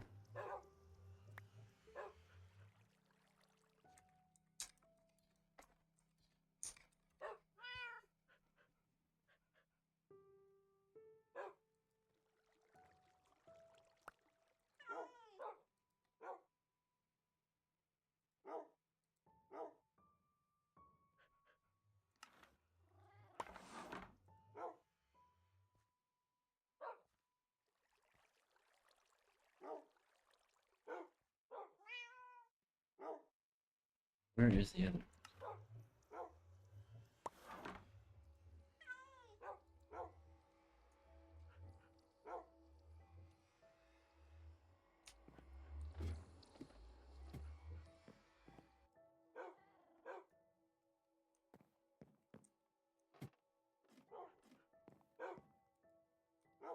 What are you gonna give me tonight?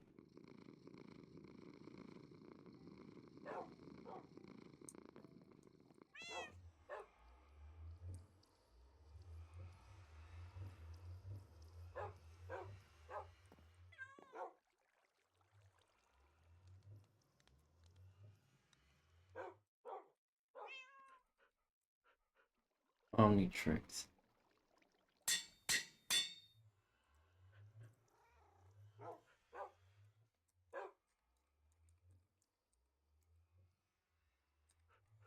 In Philippines. I tried to make the Filipino banner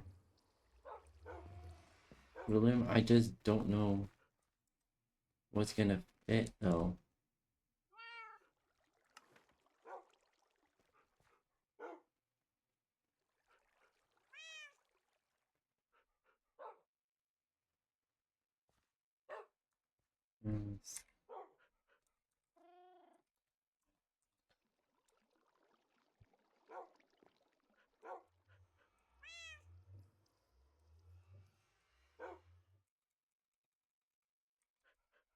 Die.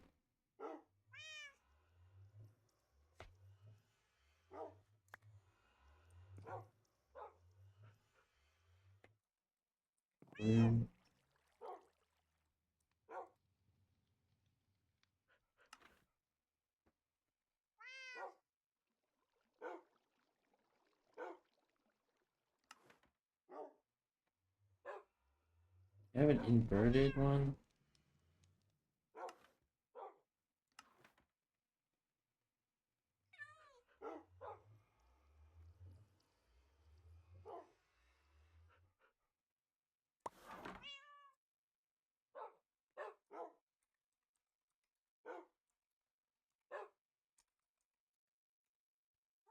Like banner.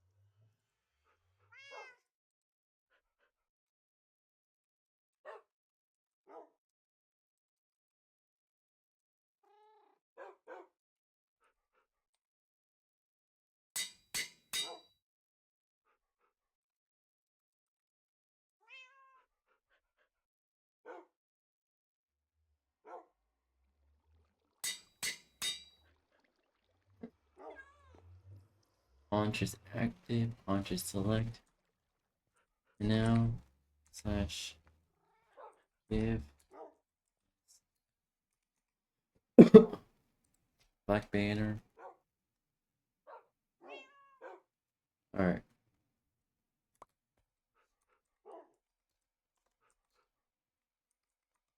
Red dye.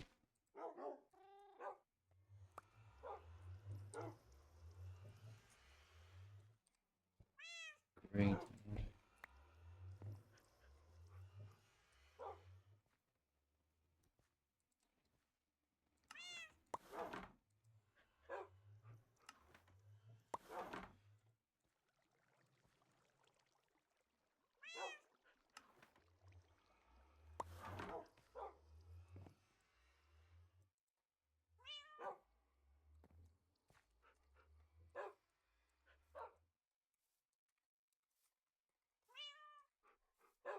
I'm just calling breach.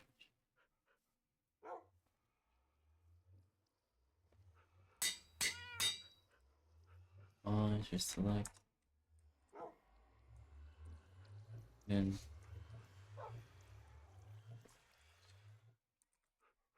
black banner.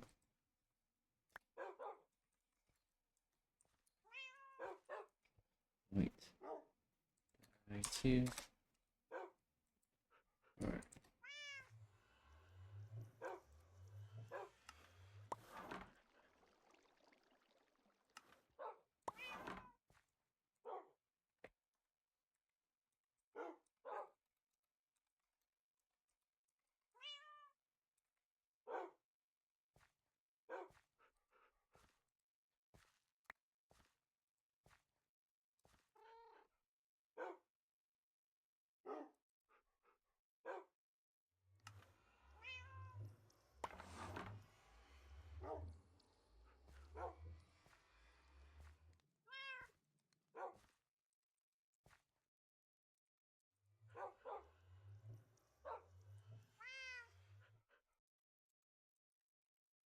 Fix alien mode.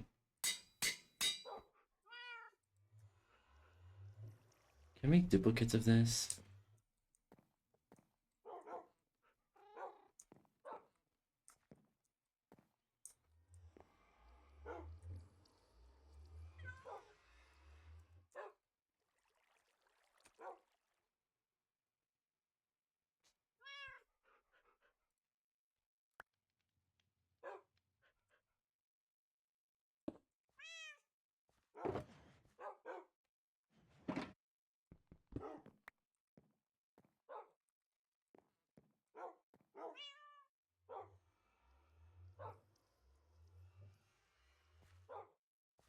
Alright.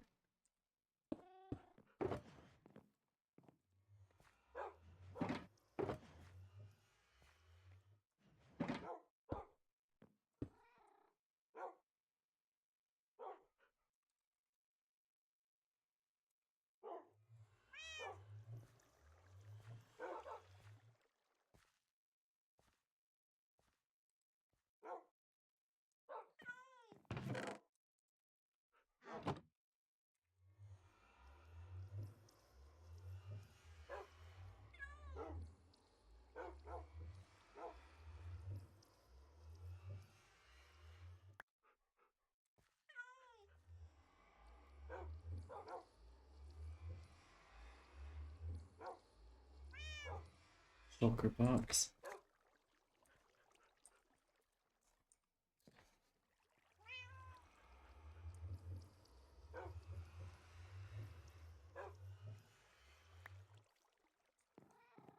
We need is to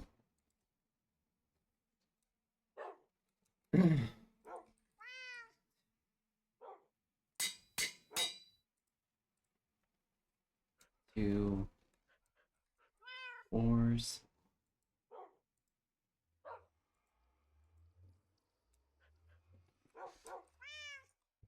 Forward. To trash.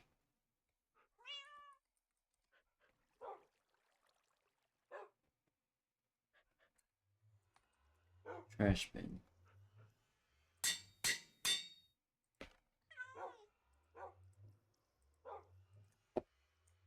Two Philippine banners.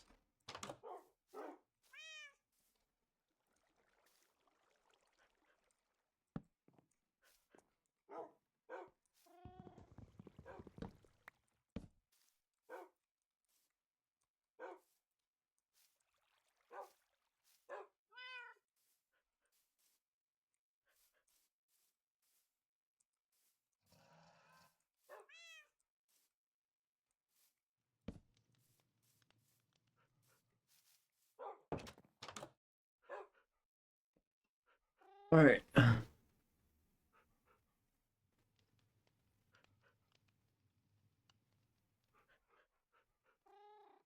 Reset.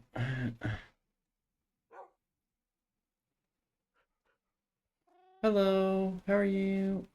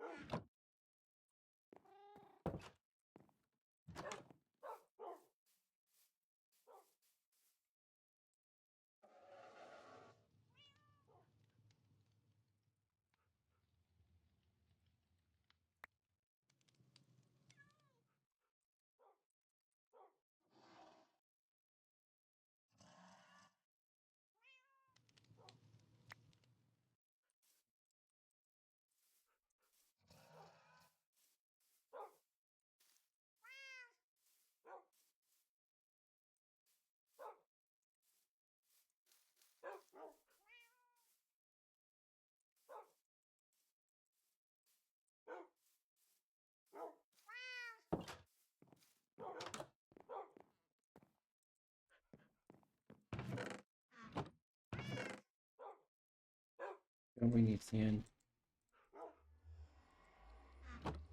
Well, not growing grass.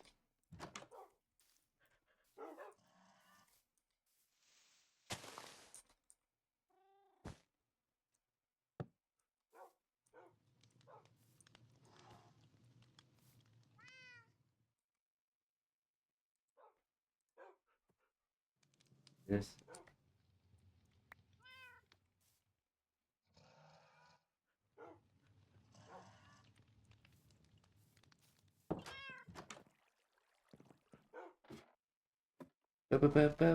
Oh yeah, chat. Yeah, I'm Filipino.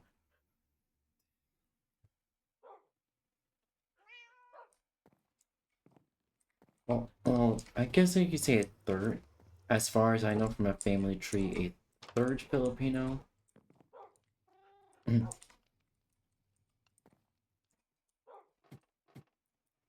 cannot see the other two because of current circumstances and person I shall not name.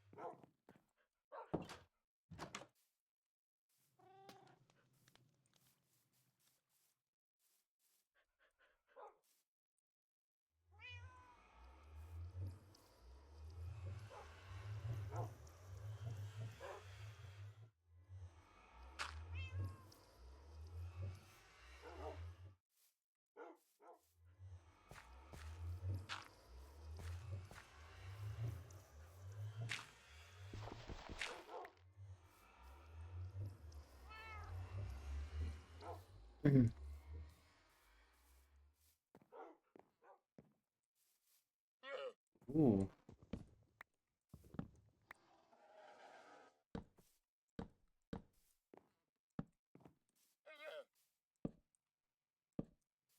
Fully grew.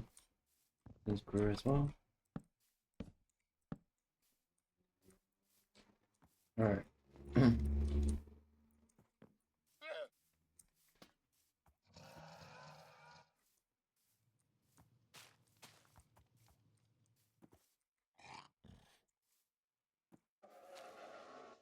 Hold on, do these just heal over time?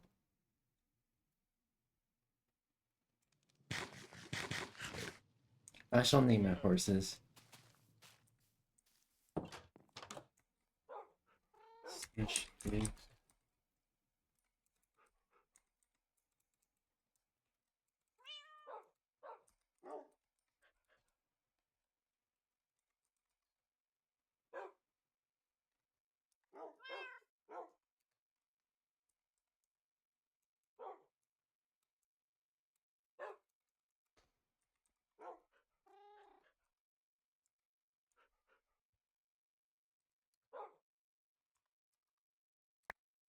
Alright, here we go. 3, 2, 1.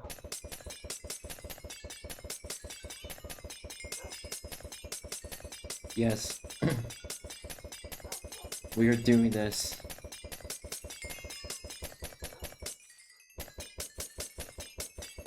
Give me thy experience.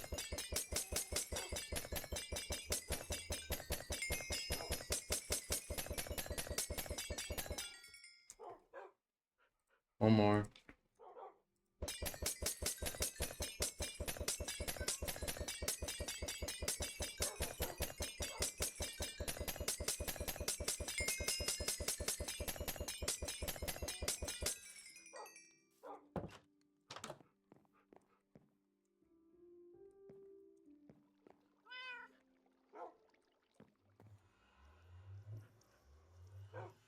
We'll probably need to let it make books.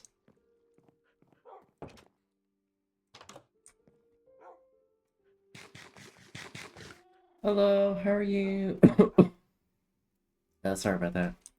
I'm confused about, did it update how skeleton horses work? From the last time I remember, I think it was, they accepted, you were able to feed wheat, skeleton horses wheat in earlier versions of Minecraft, but I guess they made changes to it.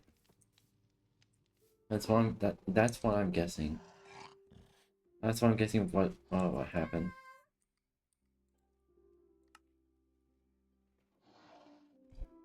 Alright. Oh yeah, I remember. Naming.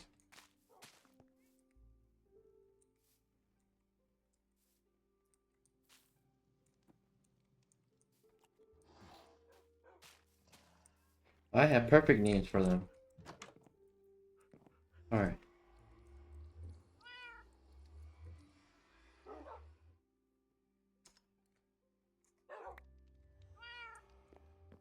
I have perfect names for them.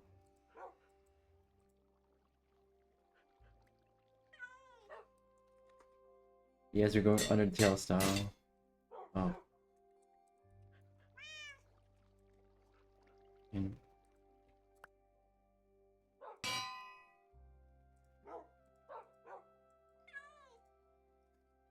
we're going Undertale style, everyone. Fire.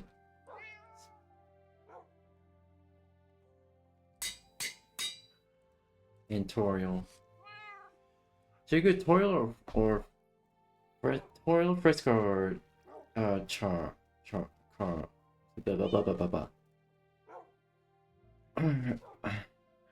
Which one? Should we go Toriel, Frisk, or Char?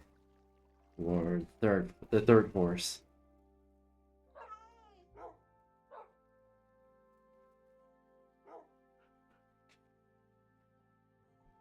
I kind of want to go Toriel or Frisk. Alright.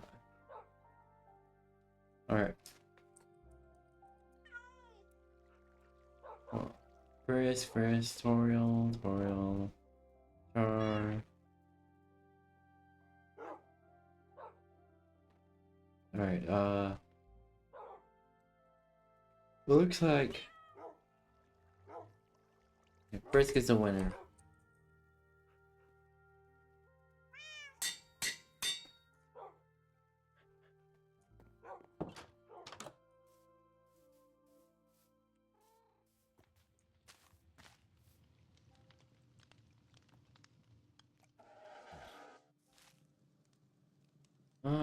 Frisk.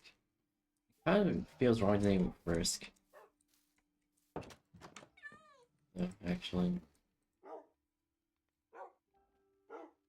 What?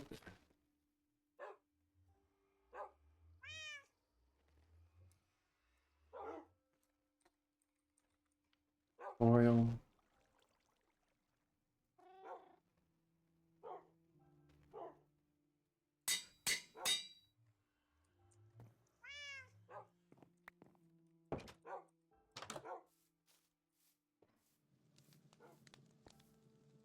Tutorial.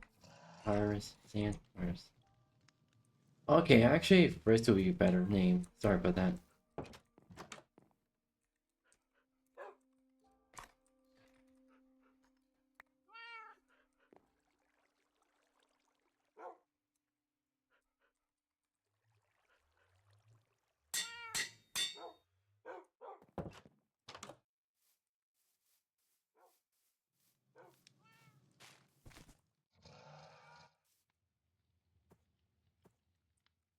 Frisk.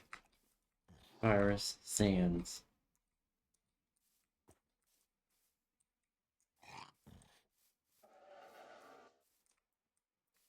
There you go.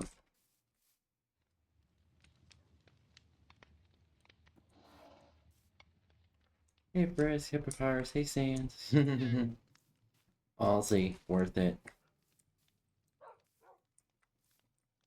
Classic advertising corporates. Classic. So yeah. Hello, how are you? Welcome, welcome. Okay, so almost been 4 hours. Alright, so I think I can revert this to a variety stream.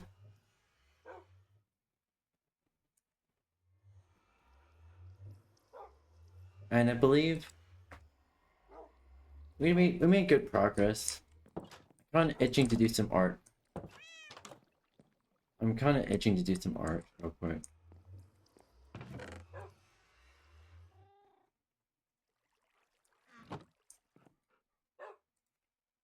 Let's totally get rid of these experience point bottles.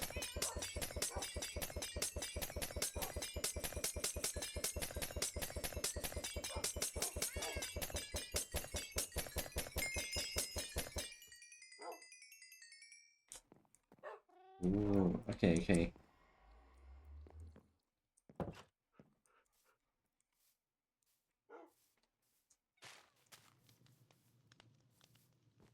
Create two trade allowance.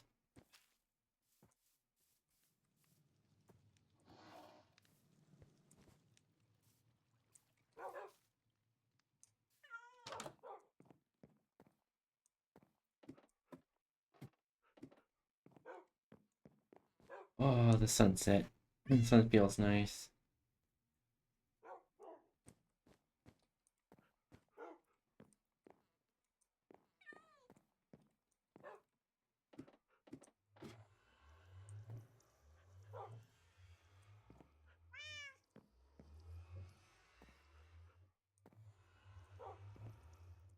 Maybe we'll put axolotls into the pond.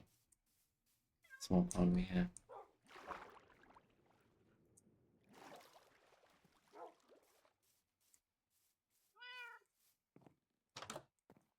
We should definitely give slash this name tag.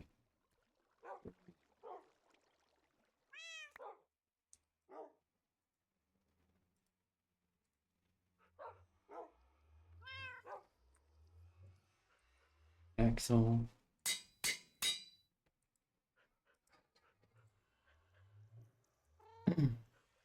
Ava. And Rico. Why? Reasons.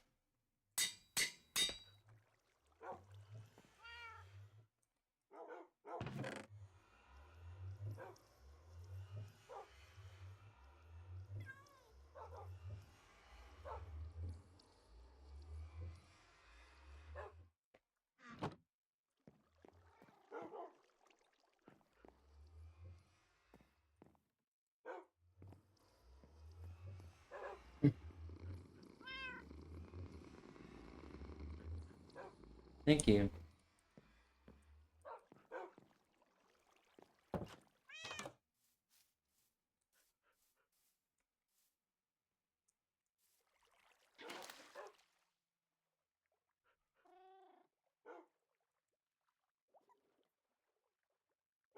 Ava.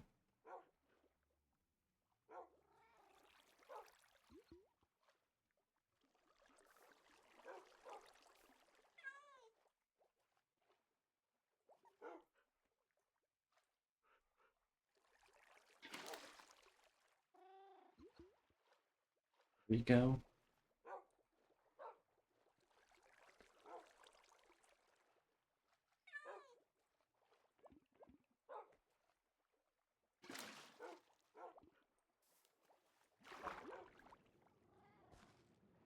Axel. Rico. Axel, Ava, and Rico.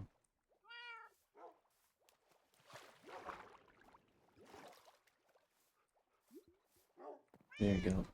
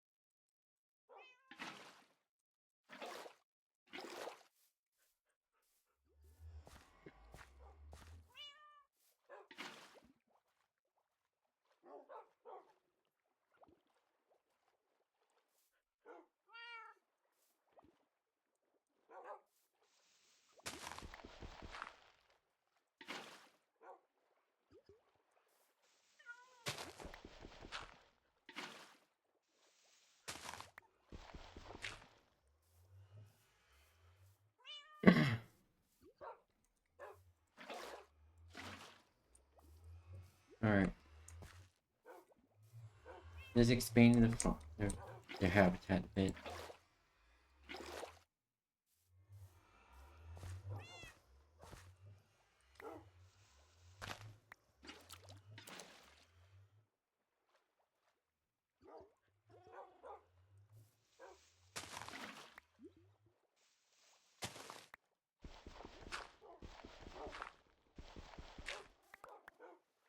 Or expand their habitat.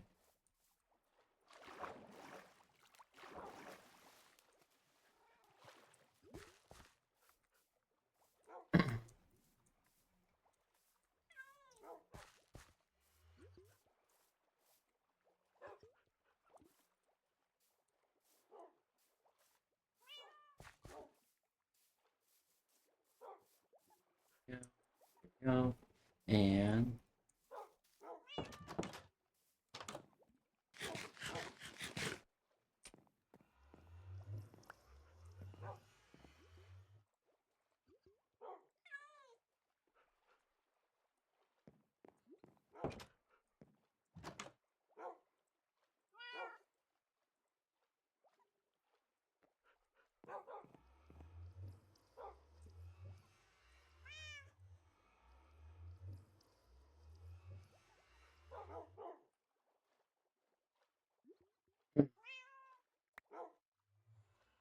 racial spots.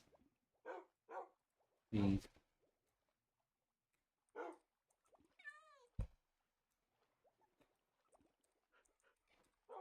Supplies. Hello. Oh, goodbye. Hello. Goodbye.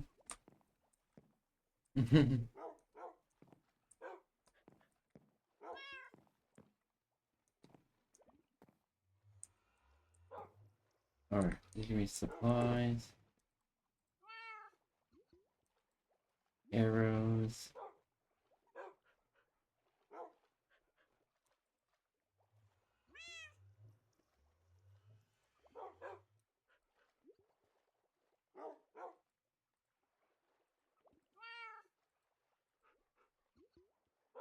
What's my 4?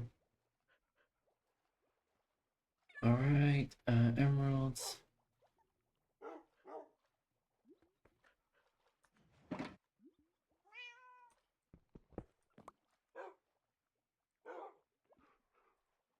Supplies, loot, ores, trash.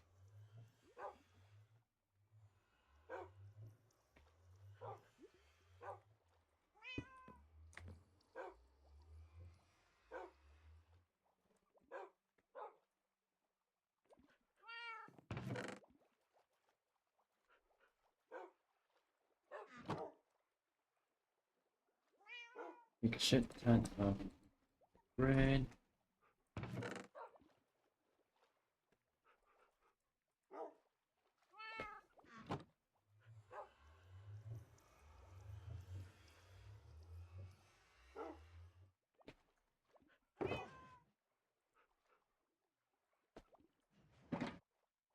Pop that in there.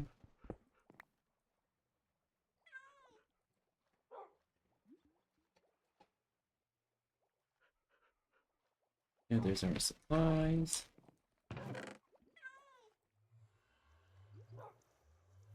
I promise this is the last one.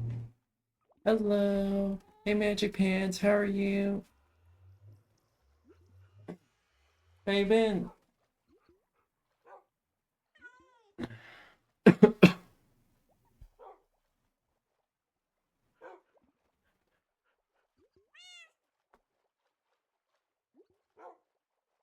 Honestly, I may just quickly switch this to variety stream. Quick.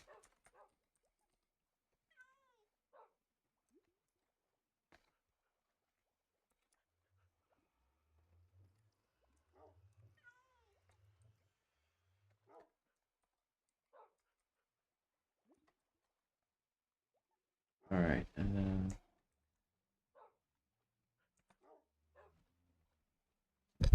oh, I almost knocked that over.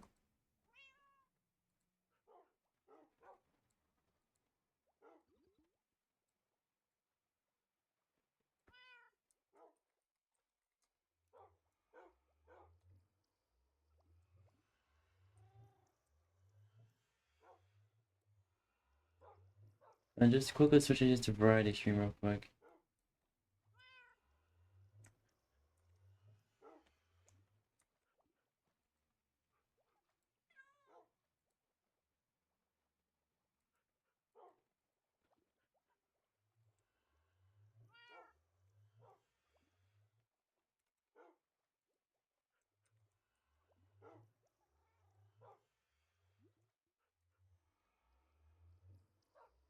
Alright, and probably want to switch one on YouTube to variety stream.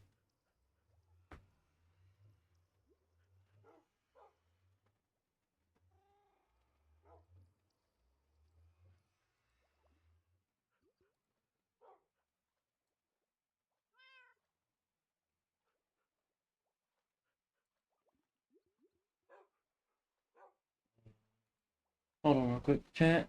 Gonna be content.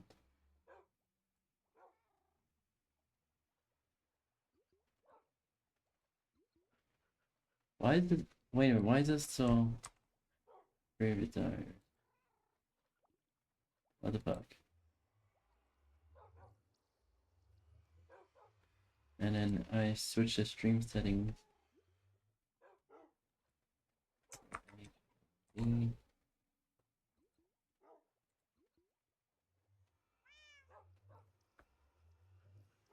Alright. There we go, chat.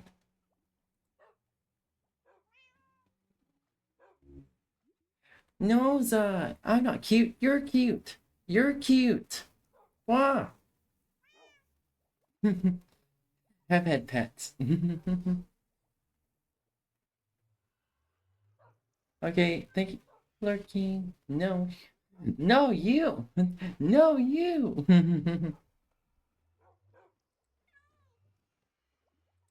Alright. Alright, chat. Let's see here.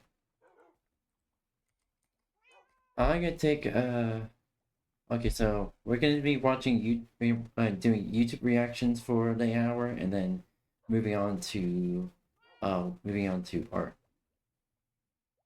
Alright? Alright. Let me get everything set up real quick for y'all. Alright, matinee.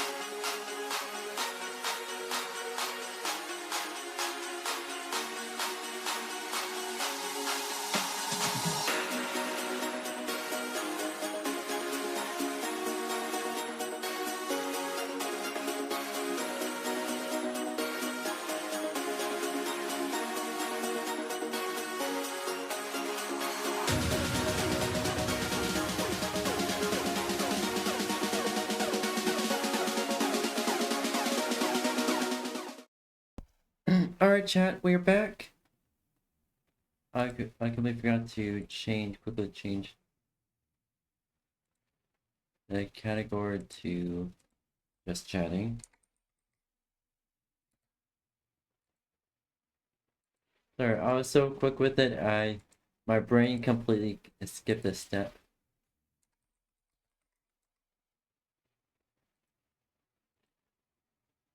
There we go. Wait, what the oh my fucking hell. There's my YT reaction. Properties. That's not what I fucking... I don't understand OBS. I don't fucking understand OBS. I clearly...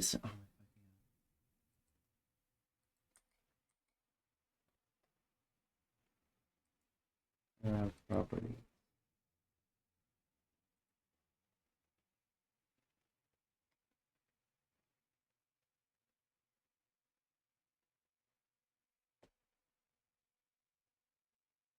Alright.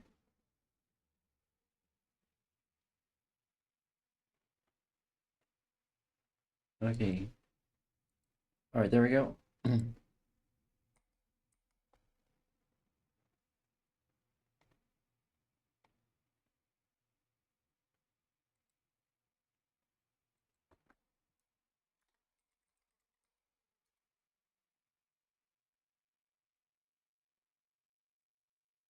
So I don't know why, try block links.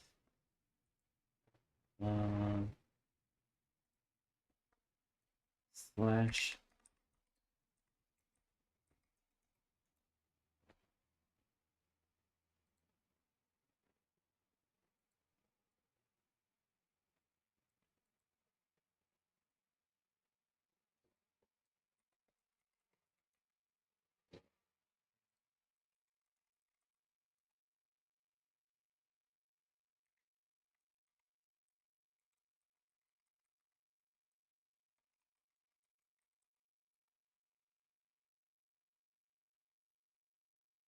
There we go. It should Stream should not be blocked anymore from sending the automatic links I coded in. Well, the affiliate links I coded in.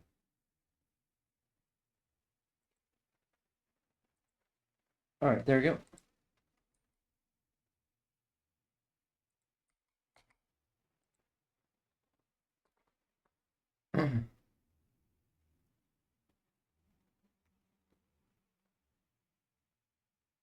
Don't want to say if you're gonna die.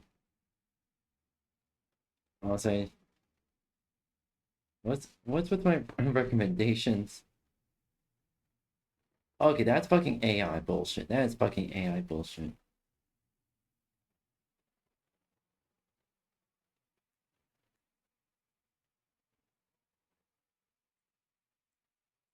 Skeletor hates crows. Oh, let's watch this one. Alright. Hello, Prover. How are you? Welcome, welcome. I'm currently watching YouTube. Let's watch this real quick.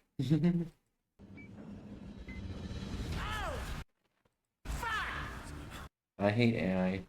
Yep, me too. Guys, I can't What's with the... run. I've got 10 Alright. stacks. Help! I left it in the node. What? Fuck! I've got this, guys. Going to what? Yeah. So, Who fucked it? I'm not mad. I just I'm want to good. know. You're really not mad? No, I'm fucking livid. None of you fuckholes know what you're doing. This raid just came out. No, it didn't. It's the same raid from Destiny 1. But I didn't play Destiny 1. Yeah, me neither. Same. Is this vault of glass? Evelyn, what about you? Evelyn? Oh, she's just gone AFK. It's fucking contest mode! Isn't this vault of glass? Why are we doing this raid and contest mode anyway? This is really hard. Don't say it like that. Don't say it like that. I want the emblem. I have a cat on the ledge. Aww, that means your cat loves you. And also, cat licking your hand means like cat is grooming you, making sure you're clean. Cat cares about you. It will. Wait, we're doing all this for We're a fucking emblem? Yes. So wait, you dragged us all into a raid where none of us know what we're doing on contest mode, all because you want an emblem that no one will recognize or care about? Think motherfucking excuse me. I actually planned on saving you all the trouble and tried LFGing this raid. Yeah? And how did that turn out? Why do I see people anywhere but here? Are you fucking stupid or fucking blind? There is one fucking place you're gonna be, and it is over here! So, unfortunately, you guys are That's the funny. best chance I've got. That's funny. There we go. Oh, what the fuck? Oh my fucking god. There we go.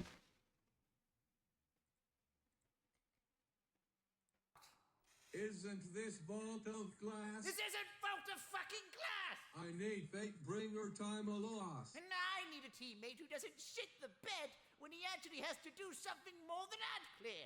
This is the first encounter of the raid. It's literally just a game of hot potato. Yeah, guys, if we just try our best, then I know we... Now shut the fuck up. Okay, look, we've only got a limited amount of time to do this. Aw, she jumped out of your lap. If only Cat said, okay, I'm done. there was someone out there who could teach us how to do this encounter in a quick and easy way. I said if only there was Yeah, I fucking heard. Jesus Christ. The goal here is to get all the way to the end of this Alright. maze filled with foam traps and lanterns before this timer hits 0. Once someone takes this chalice of light, they will start to build a meter. Once that meter is full, they must ask another Nice. member of the team to take the chalice off of them so that they can become enlightened. Being enlightened allows you to activate these lanterns throughout the maze, which will remove this debuff as you stand next to them. The more stacks you have of this, the slower you move. So stay near the activated lantern Nice. before moving on. So in a nutshell, your team will be trading the chalice off one another as you progress throughout the maze, activating lanterns all the way until you reach this plate. However, there are a few important things everyone needs to know. Once you have become enlightened and activated a lantern, you will become drained of light. This simply means that you will not be able to pick up this chalice again until this timer runs out. So make sure to do your part and help move the chalice around.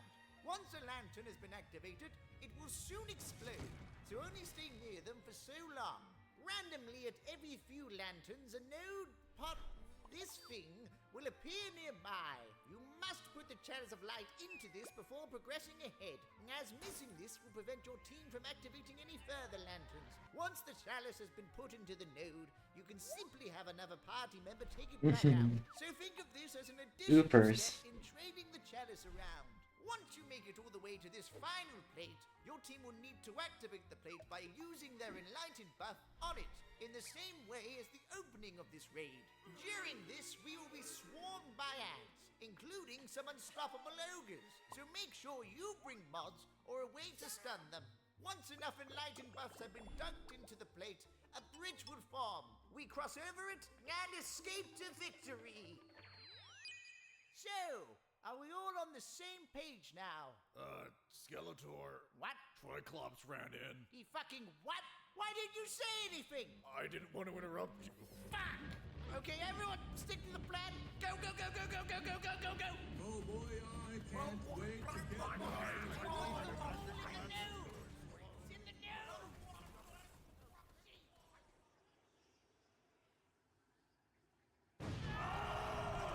Lol. Lol. Rip. Eat your live stream. No, don't eat my live stream.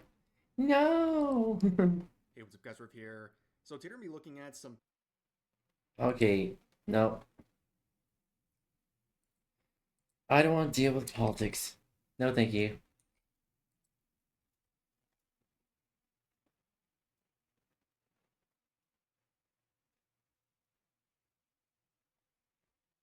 Okay, let's see here. Dark sum should not worth your wallet.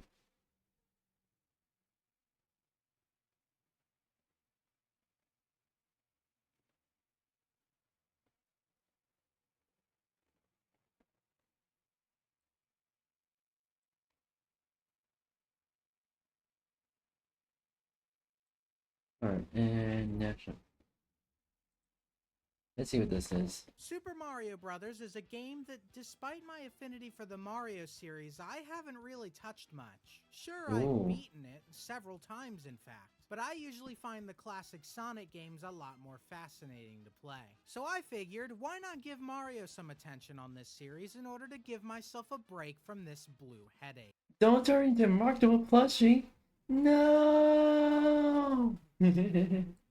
Today, I'm getting every achievement in Super Mario Bros. For the NES, a feat only possible by using the Retro Achievements website. On screen now are the 77 different achievements I'll have to get. I'm writing this intro before I actually start streaming the challenge. Thus, from what I can gather just by glancing at these achievements, while some of them seem pretty straightforward and easy to get, there are others that worry me. Mushroom Kingdom, Smashed Bestiary, and Fried Bestiary look like they're going to be the biggest time sinks to try and accomplish. Meanwhile, with several sets of achievements seemingly requiring me to play the entire game several times in different ways, including a set of deathless achievements, I'm definitely going to be memorizing this game in some form or fashion. Just how much am I going to have to learn about this game in order to master it? And will this knowledge make me like the game more? Hello, or make me welcome, wanna file a welcome. restraining order? Let's start Make from you the top, file a shall we? restraining order. You want to know something? The start of day one may go down as the most amount of achievements I'll ever get in the span of about a minute. Oh boy, welcome to Super Mario. I wonder how long it will take me. Oh god, I almost died immediately. I wonder how long it'll take me to get an achievement. Wow, that was fun. Maybe I should get another fun achievement. There it is. Oh yeah. I wonder how long to get Oh, another. and one up.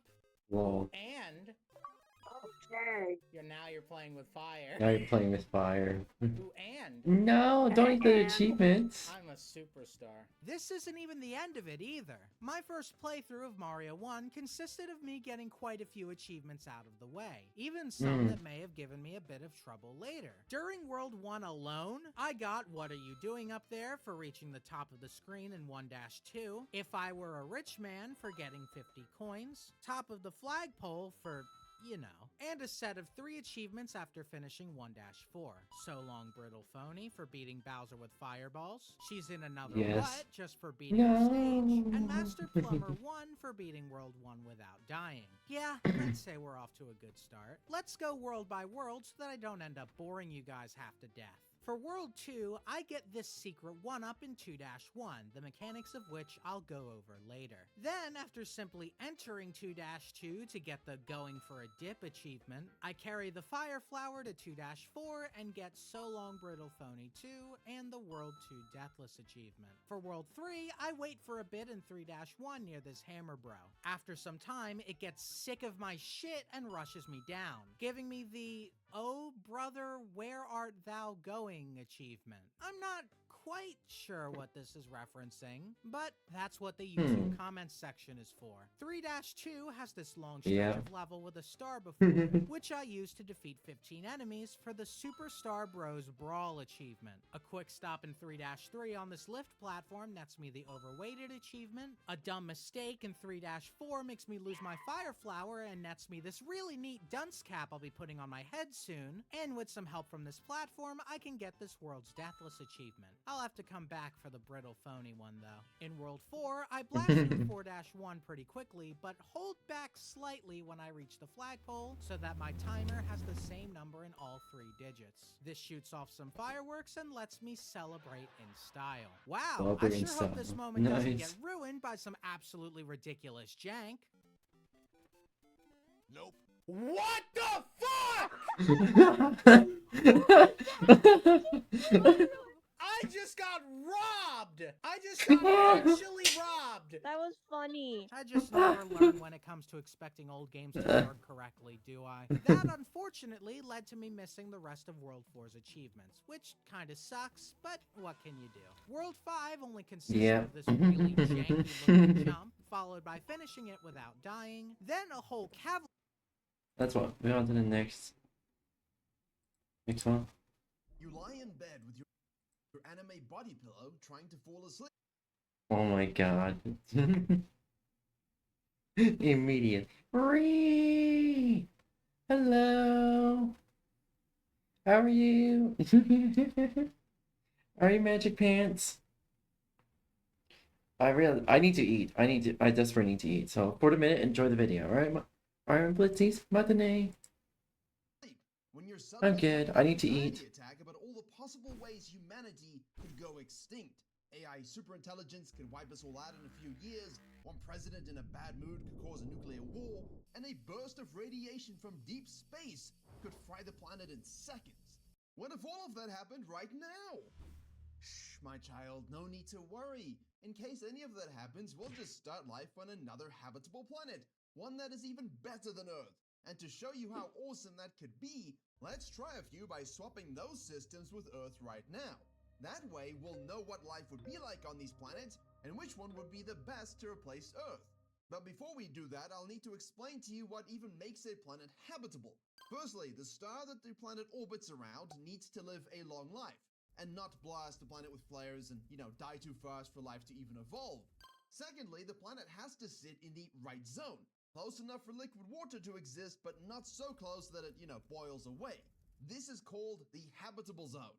Thirdly, as some of our viewers might have experienced in their dating life, size matters, because the planet has to be big enough to hold an atmosphere and to keep its core moving, but not so big that gravity crushes anything that lives on it. Fourth, it needs to have a stable atmosphere and magnetic field to protect the surface, with volcanoes and tectonics recycling nutrients around the planet. And finally, it requires the right chemistry and elements along with water, carbon, nitrogen, oxygen, phosphorus, sulfur, and so on. Get all of that, and you've got a world that can support life for billions of years. Maybe. So with that out of the way, let's first test out Kepler-22b, the very first I'm planet back. ever found inside the habitable zone of a sun-like star. This star is about 620 light years away from Earth, and what makes it different from our sun is that it is slightly smaller and cooler, and its planet takes 290 days to orbit. That means if you were to live on this planet, you'd be a lot older than you are now, Kyle. So like what, 52? But honestly, you 52. actually look 52 right now. Have you ever used sunscreen or a moisturizer? Gosh. Anyway, Kepler-22b is about 2.1 times the radius of the Earth, which makes it a super Earth. Its mass hasn't been directly measured, so we don't know if it's rocky or more.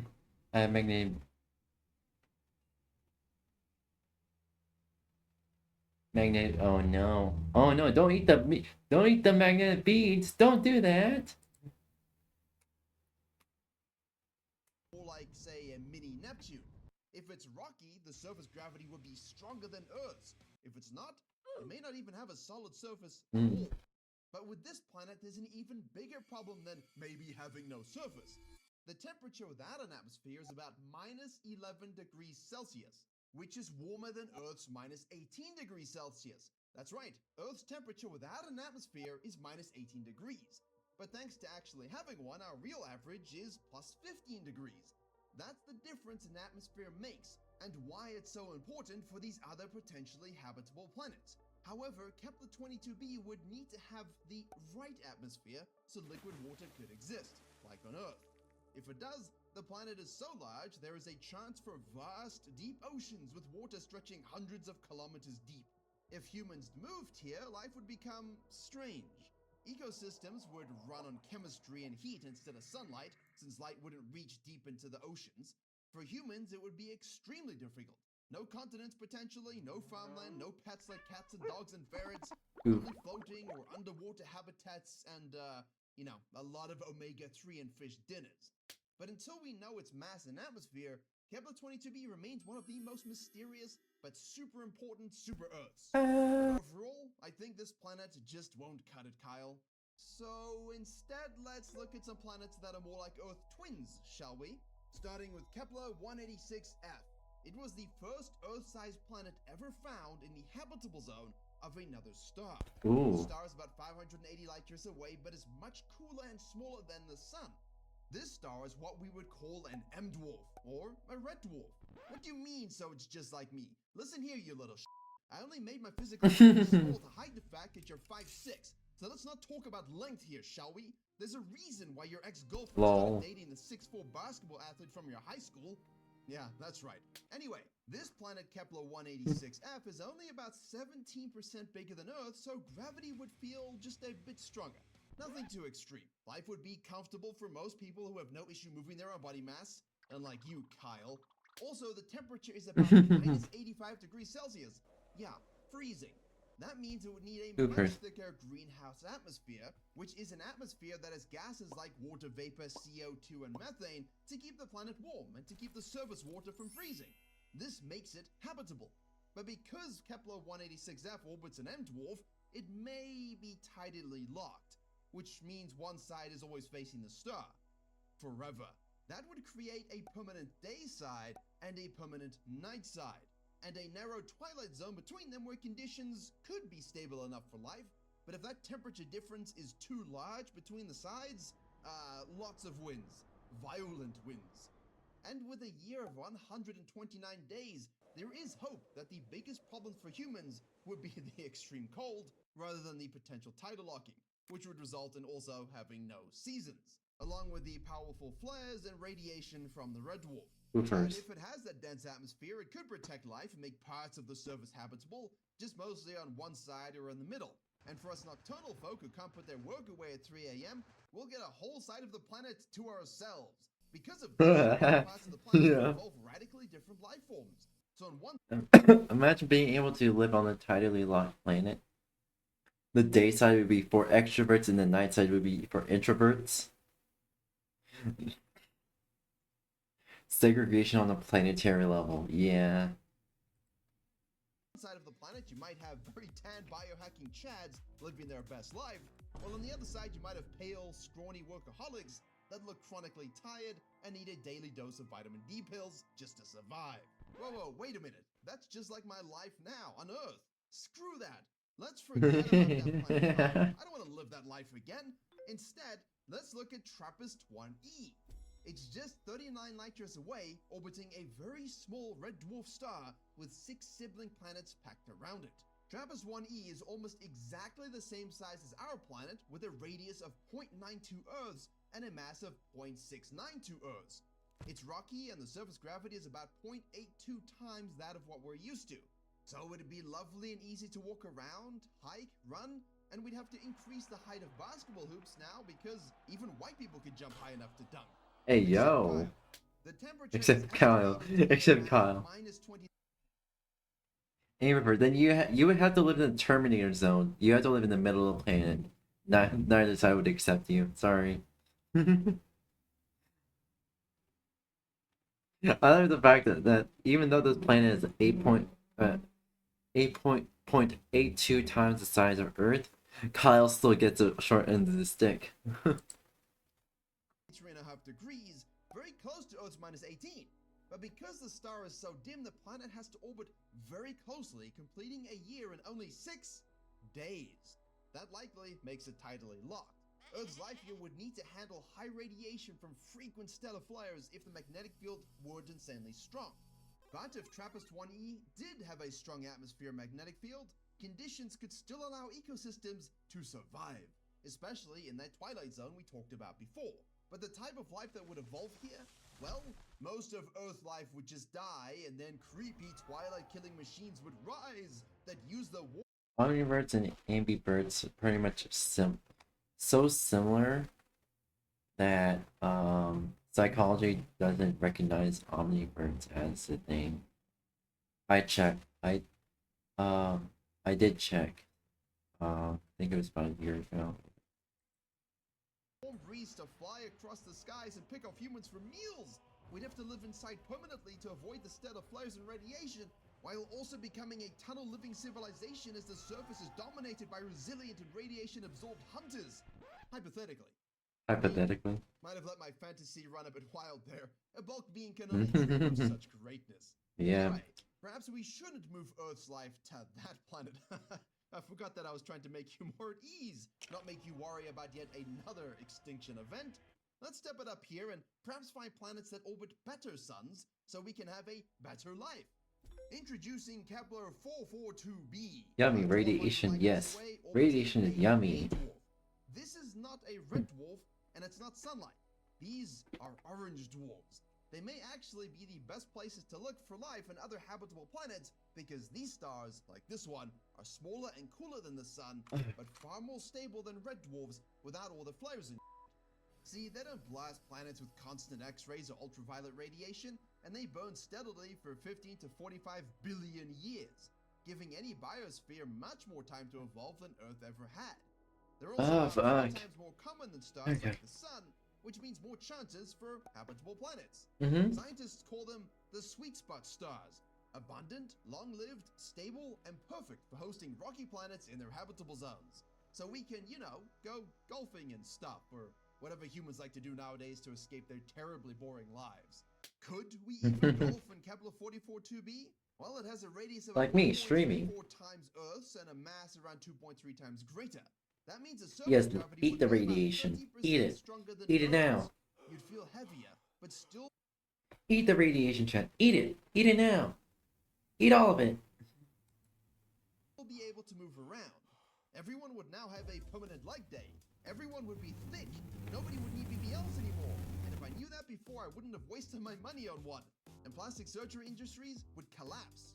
The temperature here as well, estimated to be around -2 degrees, just below freezing, which is perfectly good compared to the previous planets and warmer than Earth's by a lot. But because the planet is larger and more massive, it may also be more geologically active than Earth, with stronger volcanoes and tectonics to recycle its atmosphere and maintain climate stability. That's one reason 442b is often rated as one of the most promising super-Earths for life, but also potentially a bit more extreme than we'd like for humans. The fact it's labeled as a super Earth, I believe the Helldiver community will claim it first, and then shoot down everyone who tries to colonize it. Roblox mob sounds, yeah. And goats. Overall, for the many Kyles out there like you, the stronger gravity and slightly colder climate would be challenges, but not impossible. For ecosystems, the long-lived K-dwarf star could allow life to evolve slowly and steadily, perhaps becoming more complex than anything on Earth given enough time. Mostly because every version of life would have to either be lighter to be able to fly due to the intense gravity, or stronger to be able to walk and climb. Actually, wait, that sounds awesome! Look at me fly, Kyle! Woo! My apologies, you're right, this is a serious video, and I'm not 12 anymore. Let's move on, because we're almost at the best habitable planet yet. Because there are more planets orbiting these awesome orange dwarf stars that might have exactly what we need to thrive, yes, finally, we are at potential super habitable planets. Meet 𝙂𝙚𝙣𝙚𝙖𝙯.01, the worst name yet, but it's estimated to be about 1.9 times Earth's radius. If it's rocky, it would most likely have a mass of around 5 to 6 times Earth's, which means surface gravity would be nearly twice as strong. Why? Because gravity depends on both mass and radius. Add more mass without stretching the planet too much, and gravity at the surface rises. Stronger gravity also means more pressure inside, which keeps the insides hotter. That could then drive more volcanoes and more frequent earthquakes than we see on, well, Earth. And it would happen on most of the largest super-Earths, in theory. See, In theory. the completes an orbit every 190 Well, yeah, the days, worst. and a distance of Exactly. about 0.6 AU from its star. Earth is about 1 AU away. That puts it comfortably in the habitable zone. But gravity really is a here. Humans and all Earth life would instantly feel the weight. Every step would be exhausting, and long-term survival would need major changes. Way more than the other planets. And like Kepler-44-2b, plants would likely thrive under the stable orange light from the star, though they might evolve to use pigments better tuned to the slightly redder spectrum. What does that even mean, you ask? Well, on Earth, plants are green because they use sunlight in a special way, photosynthesis. But if you lived on a planet around an orange star, the light would be more red than what we get from our sun. That means plants there might not be green at all. They could be red, purple, or even black, so they can soak up as much of the red light as possible to make food, which you kinda need to breathe. So, we hope they are more successful than the time I tried to raise funds for my new crypto coin, Gravicoin. It would have been huge if the FTC hadn't immediately filed a lawsuit against me and put me in crippling debt. It always comes from below, I swear, brokies. On Coin, it's still debt-free, and a stronger gravity would push animals to be shorter and stockier than on Earth, but not in a cool way like before. Way more extreme.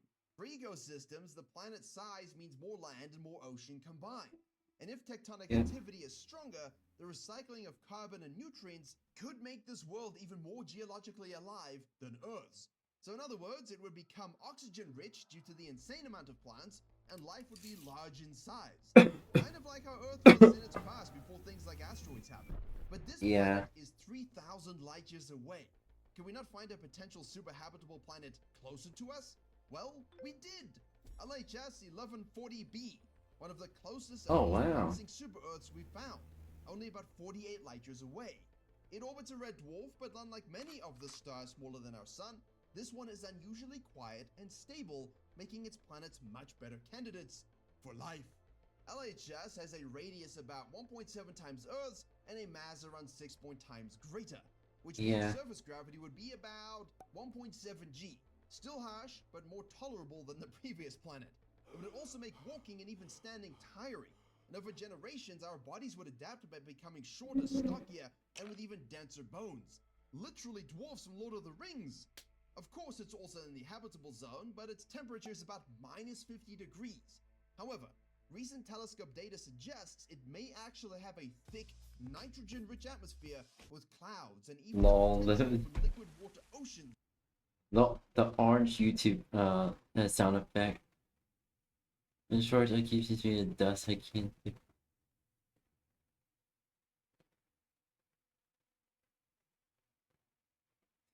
Yes, do it on a tablet. Fun. On its surface. The massive downside is that it's also known as the eyeball planet, because it might only have a small area of liquid ocean available, meaning limited livable space, higher rents than those $2,000 per month prison cell apartments in New York, and a few world wars over who can live where. Yay! Yay! Considering you couldn't even win a prize at the fair for your ex-girlfriend as you kept missing the targets at that shooting game, means your fate would be hopeless, Kyle. So since literally no one wants to see you shoot a gun, we might need to find the ultimate Earth super habitable mega living rock planet Earth 2.0 from somewhere else. Of course, the absolute best candidate we have so far. Silly me, Kepler-452b. Kepler. Earth's cousin, or literally Earth 2.0. It was discovered in 2015 and orbits a G-type star very similar to our sun.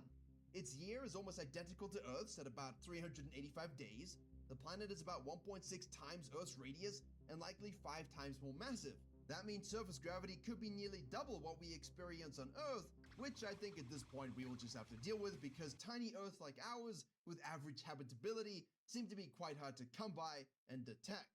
The temperature is estimated to be about minus 8 degrees, but here's the catch. Its star is about 20% brighter and older than the sun. Over time, that extra energy may push Kepler-452b into a runaway greenhouse effect, slowly boiling away oceans and leaving the surface uninhabitable, full of despair and agony. So, if Earth life were transported here today, plants would likely thrive in the redder, slightly hotter light. But humans and other animals would face harsh challenges to combat the increased risk of skin cancer from a brighter sun, the breaking of bones from not having billions of years to chill and adapt, because the star will make the system relatively uninhabitable relatively soon, and also the harsh Longer school year, yes. reality of having a heavier atmosphere, which means higher pressure, which means more eyeballs exploding out of skulls if it were ever to reach that much. You know, maybe. Also, the usual Maybe. increased volcanoes and earthquakes to make everything feel like a repeat day of the apocalyptic ending on the very earth we are currently living on. So, you know what? I might not actually have a solution for your extinction event anxiety, Kyle. Sorry. I guess you're just going to have to deal with it. Or perhaps there might be another way to survive. Maybe it's the Milky Way's fault. Yeah, let's instead swap to another galaxy. Oh no. Oh no. There's an extra video on that. Oh.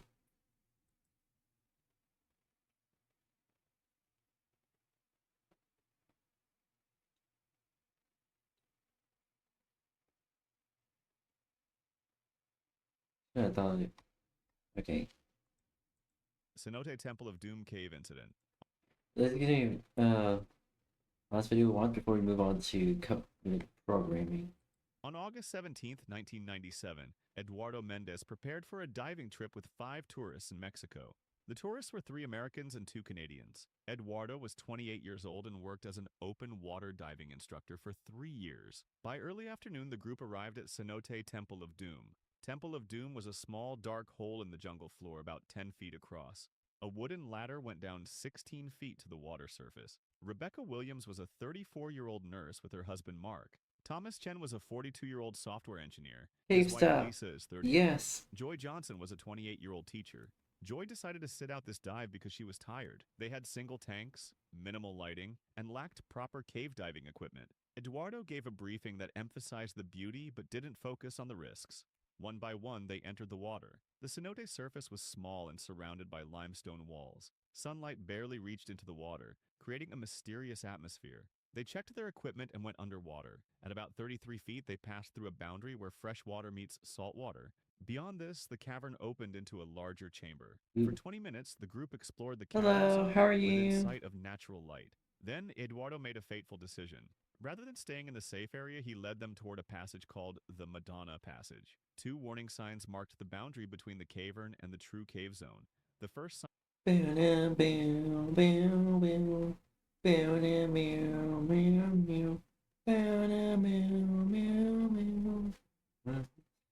as soon as I heard Madonna, I honestly thought of the song. showed a diver with a red slash through it. No, The second sign don't eat said, my "Stop, hoses." prevent your death. Go no further." Eduardo swam past these warnings without stopping. His clients, trusting his judgment, followed. The Madonna Passage narrowed to about 5 feet wide and 6.5 feet high. As they went forward, the light from the entrance vanished. After 10 minutes in the passage, they were about 394 feet from the entrance. Their single tanks were running low due to depth, effort, and anxiety. Thomas Chen was the first to signal a problem with his air supply. Oh, fuck. Eduardo finally recognized the danger and signaled for the group to turn back. In the narrow passage, turning around with 5 divers created confusion. Who first? Oh, let me. There we go. Their movement disturbed silt from the cave floor. Eduardo headed toward the exit, assuming the group was following. Rebecca and Mark Williams became separated in the sudden darkness. Thomas and Lisa Chen, staying together but equally lost, moved in another direction. When Eduardo reached the cavern zone, he realized only he had emerged from the passage. His tank was approaching empty levels. He surfaced quickly and explained the situation to Joy. Eduardo swapped his nearly empty tank for Joy's full one. Without waiting for help, he went back into the water. About 295 feet in, he found Lisa Chen with her regulator out of her mouth. Thomas's air gauge showed near empty. Eduardo immediately shared his air with Lisa and began guiding them out. Thomas followed them. Upon reaching the cavern zone, Eduardo sent the Chens to the surface. Eduardo immediately returned to search for the Williams couple. 50 feet into the passage, he found Rebecca Williams unconscious with an empty tank. He grabbed her and brought her to the surface. Eduardo continued his search and found Mark Williams. Mark was floating motionless with an empty tank. There was nothing Eduardo could do for him. Emergency services arrived and Rebecca Williams was taken to the hospital. Despite medical care, Rebecca died later that evening from drowning and oxygen loss. Fault Cave incident. On March 21st, 1996, Randy, Sam, and Eric set out for a day of Daisy Bell, Daisy Bell.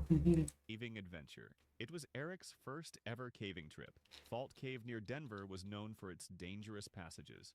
Part of the cave was nicknamed the Crack of Doom. a narrow slot that had trapped many people before. They had little more than torches and basic gear. Randy had done a few caving trips before, but for Eric, this was completely new. How about don't put a new person, don't put a person who's new to caving in a technical expedition. That's a recipe for disaster.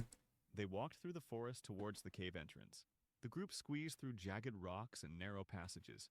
As they moved deeper, the tight passages became more confining with every crawl. The cave walls pressed in on all sides, but Eric kept going. Then they reached the Crack of Doom, a narrow slot in the cave. Eric attempted to squeeze through, but his body slipped into a head-down position. With each movement, he became more stuck. All the pressure was coming toward his neck and head. Sam and Randy tried desperately to pull him out, but Eric's position, head down and wedged tight, made it impossible. Each deep breath made him feel like his heart would stop. His companions knew they couldn't free him on their own. Randy quickly scrambled out of the cave to get help. Randy used his cell phone to call a local caver, Jim Neely. Jim quickly organized a rescue team. The situation was serious. Eric had been stuck for hours and his strength was fading. The rescue was a slow, careful process.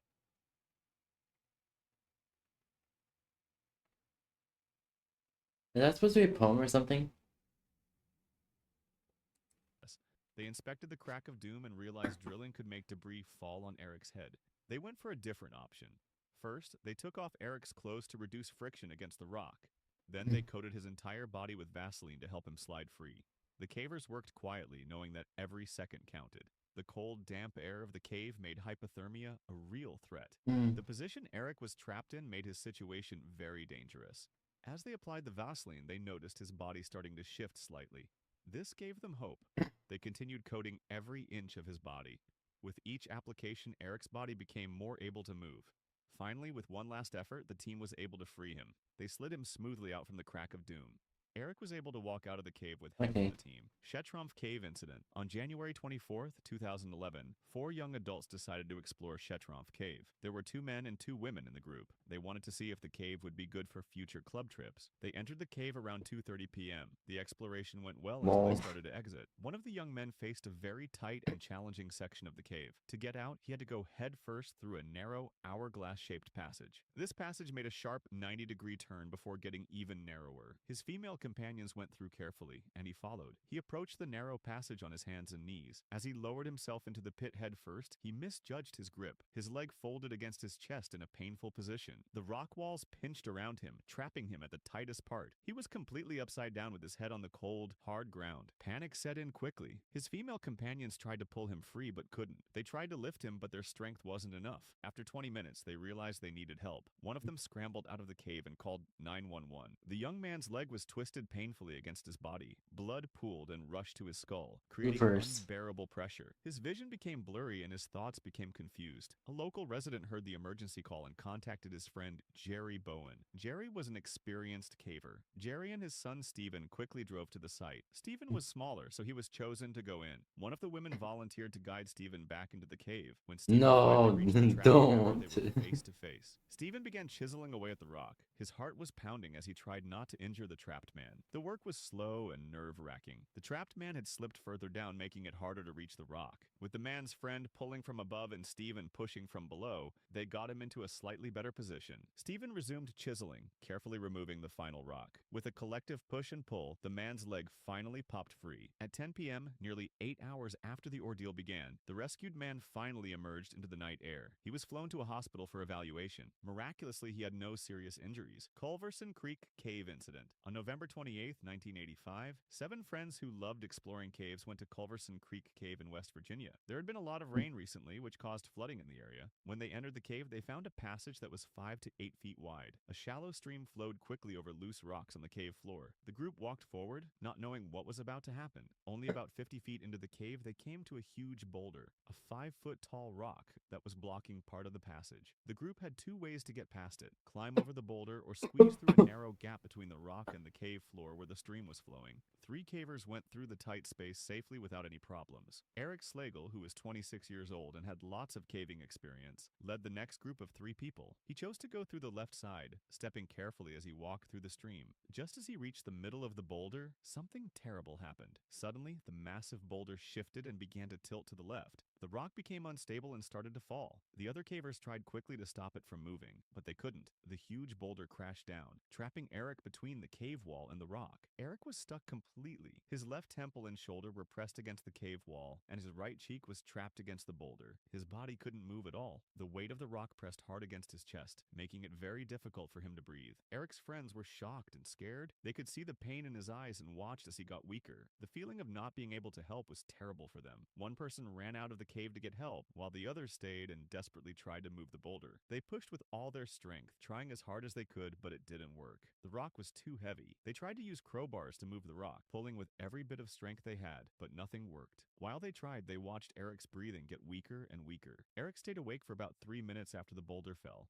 Soon his body stopped moving. A small amount of blood came from his nose and his pulse was getting weaker. One of the cavers tried to hold him up, hoping to take some pressure off him, but it didn't help much. At 4:20 in the afternoon, nearly an hour after the accident, they finally had a hydraulic jack. With a team of rescuers, crowbars, and the jack, they managed to move the boulder just enough to free Eric's body. His friends carried him to a drier part of the cave, just 20 feet away, and immediately started CPR. With every chest compression and every breath they tried to give him, they hoped they could bring him back. But Eric wasn't responding. His skin had turned pale, and although his body was still warm, his life was slipping away. At 5:25 in the evening, Eric was finally carried out of the cave on a stretcher. He was rushed to the hospital. Despite everyone's best efforts, it was too late. Eric Slagle died from his injuries. Ice rink cave incident. On May 25, 2003, Chris Molyneux planned a cave trip. Chris was 36 years old and had explored caves before. He wanted to take his family to Ice Rink Cave in Washington. Chris brought his wife Michelle and their 3 children. They drove to the mountains in their car.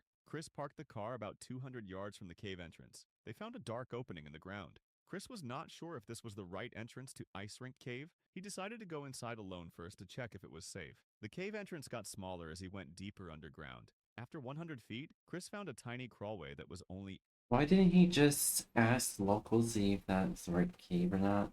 18 inches high. He looked at his cave map with his headlamp. Chris thought the crawlway would lead.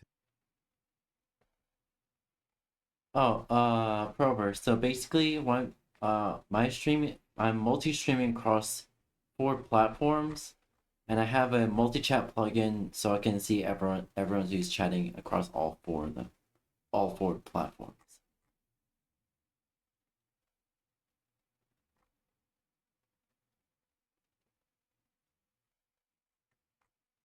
Got some people who's chatting in Twitch. I have you chatting in YouTube.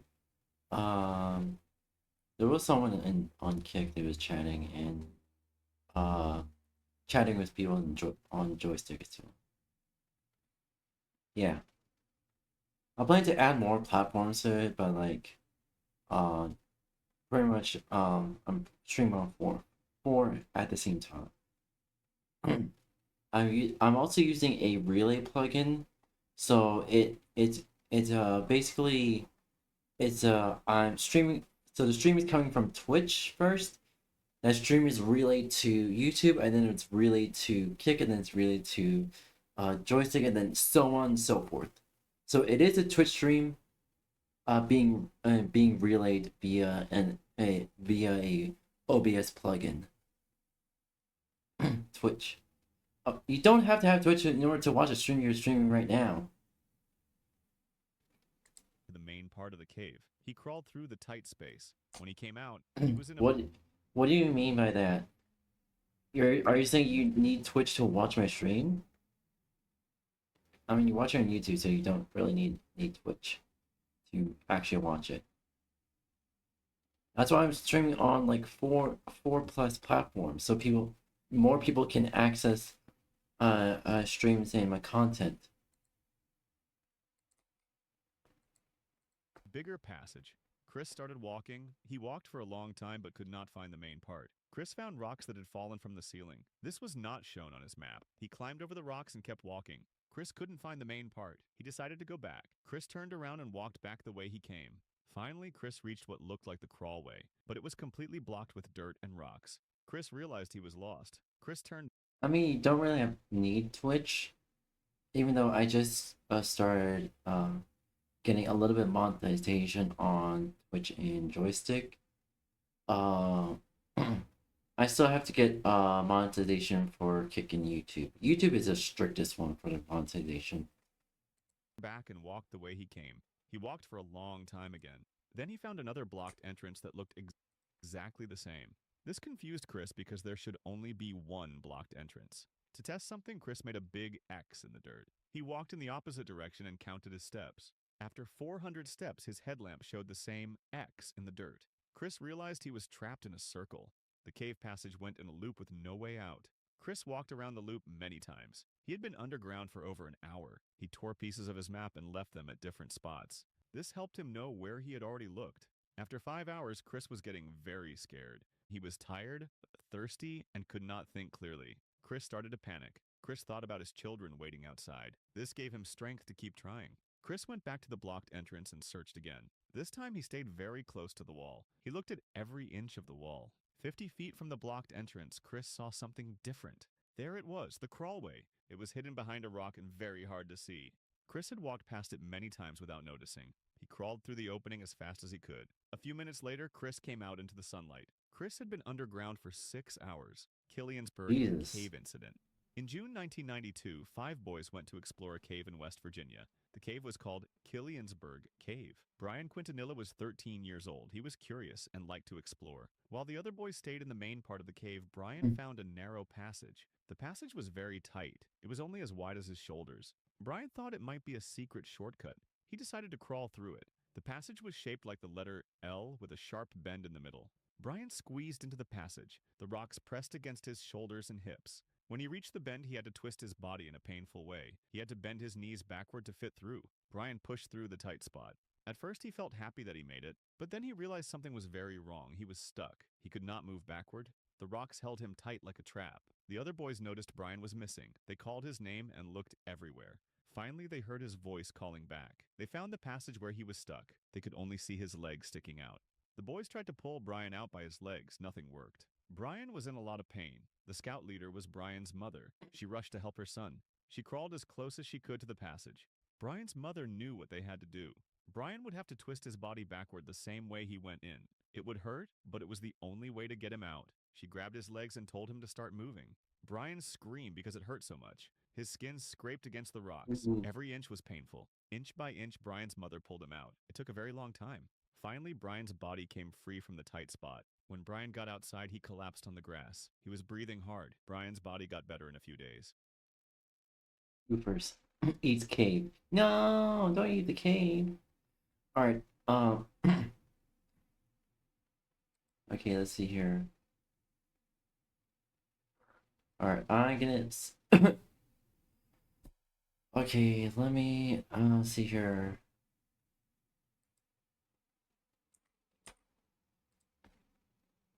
Quickly swap over.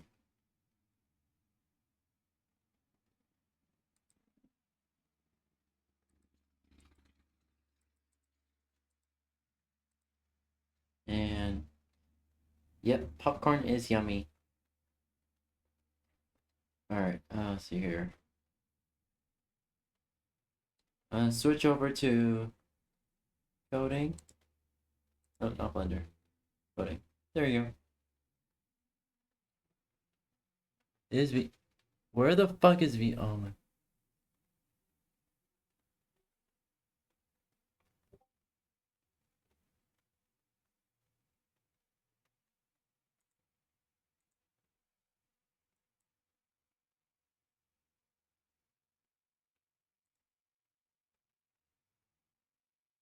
Hold on.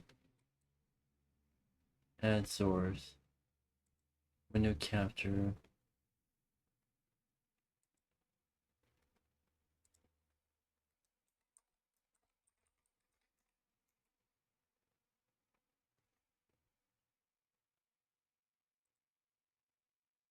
That window. There we go.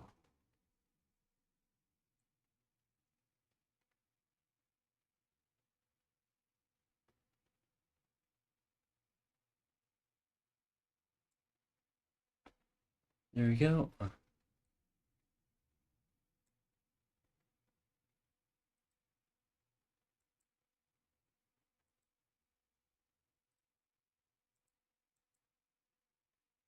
Property. Okay. We need to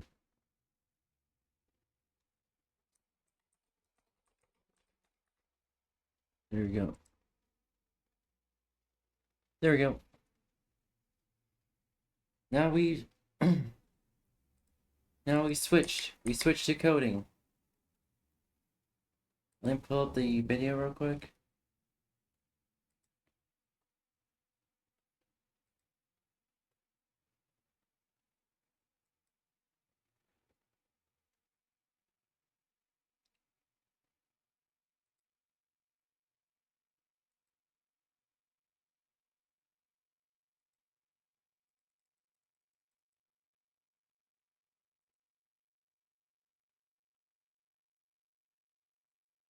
and combine them with our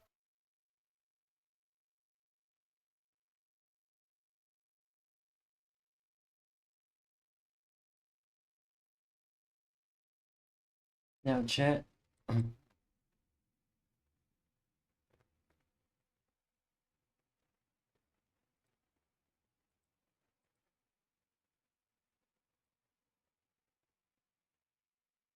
on.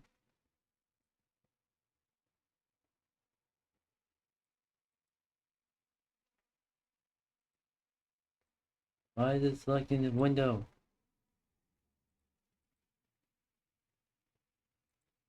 There we go.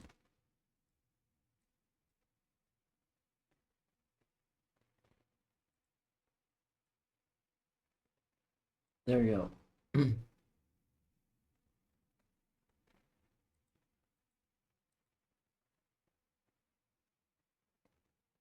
Eh. Zyra's lurking. Magic Pants is lurking. Someone's watching on joystick. Yeah, we got some activity on all 4 platforms. Now, time for coding.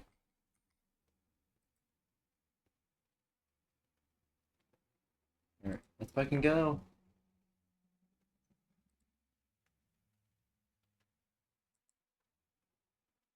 New folder. 3. Exceptions.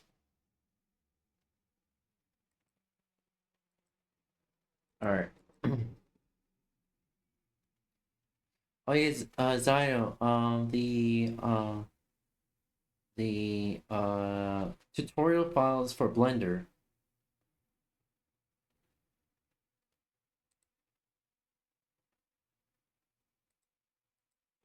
functions and variables, we really now have most of the building blocks we need to solve much larger, much more interesting, much more personal questions. So in the weeks to come, we'll start to see exactly what could go wrong, though, when we do so, but we'll introduce you to all the more tools via which you can troubleshoot those same problems. Exceptions. Let's go.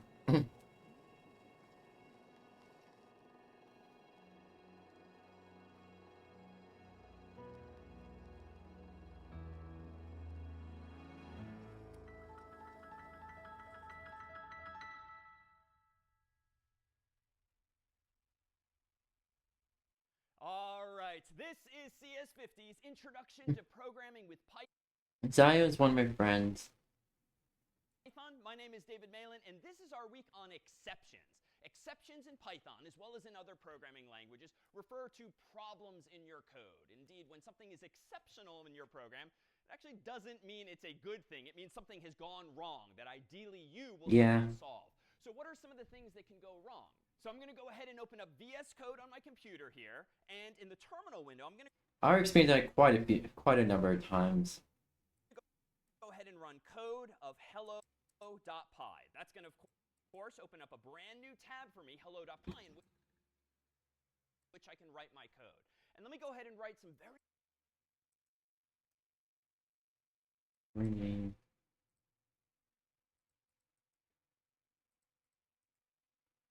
New file.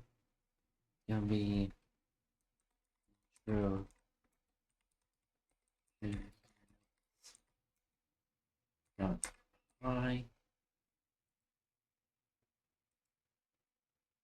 Rename.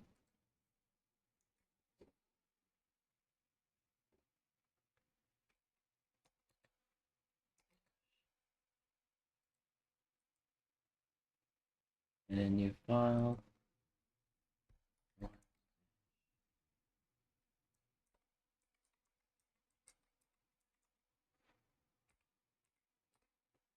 Fine.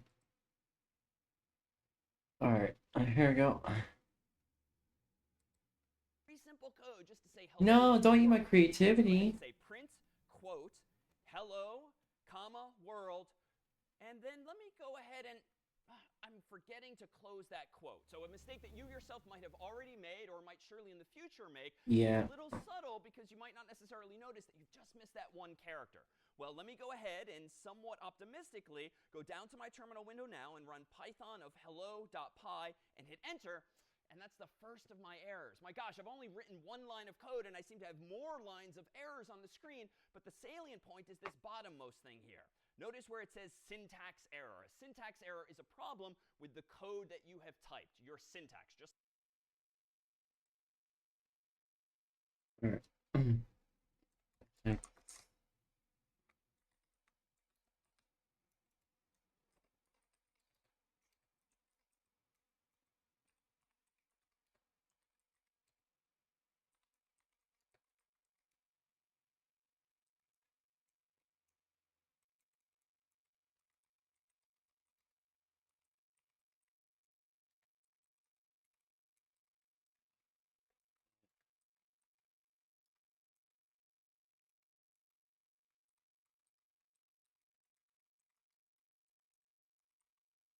Alright, there we go. Here we go.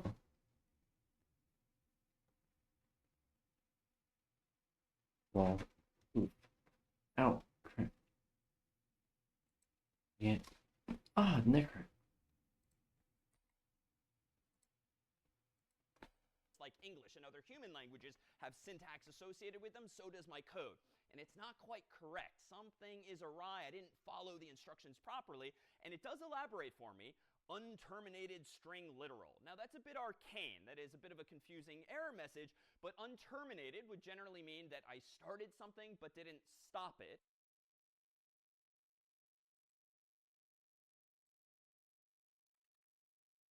Hashtag. Fine.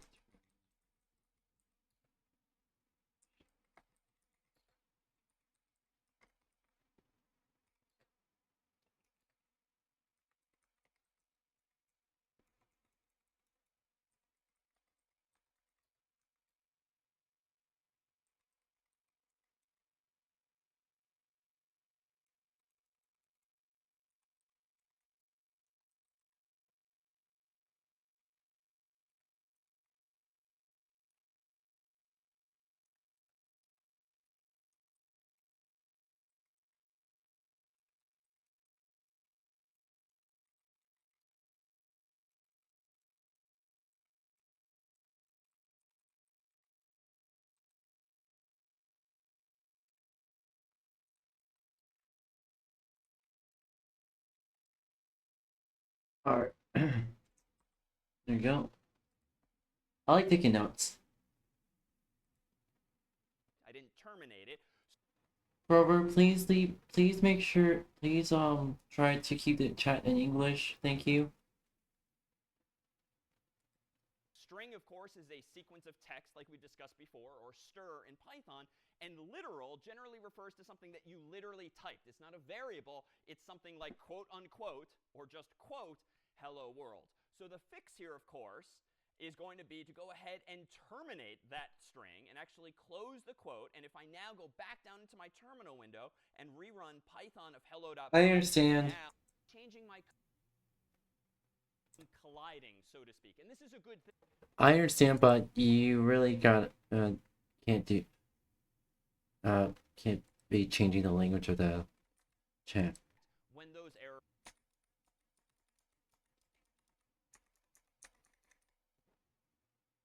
Alright. There we go.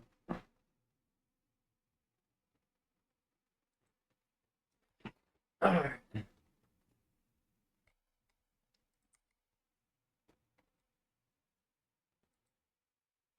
Alright. That we take a look at a new file. Creeper? Oh man. Together, I'm going to close hello.py, and I'm going to write code of, say, number.py. So let's play around with some numbers in Python. And the first thing I'm going to go ahead here and do with number.py after opening this new tab is I think I'm going to go ahead and type up a relatively simple program.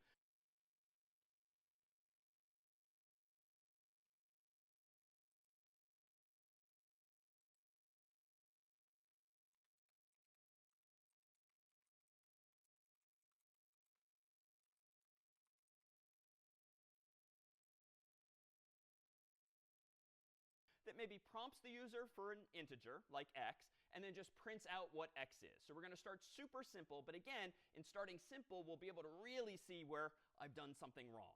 Well, here we go. I'm going to go ahead and say a variable called x is going to get assigned the value.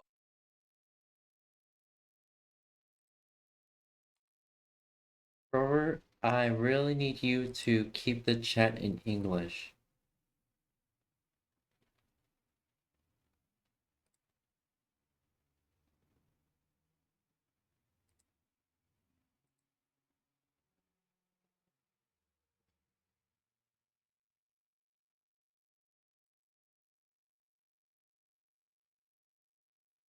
Keep the chat in English.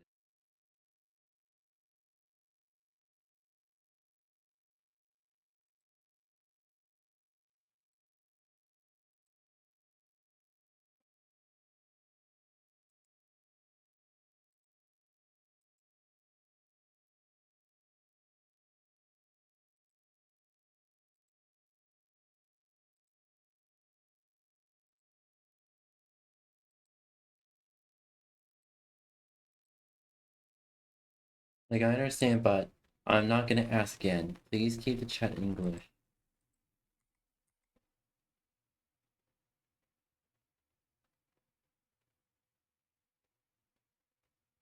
No, it doesn't matter. Even if you say English first, I don't care. I'm not, no tolerance rule for, um, you, yeah, speaking another language. No tolerance for that. If, like, I would understand if they can't speak English, I would have one of my mods translate for them and say, hey, this is an English only chat. If you can just use a Google Translator.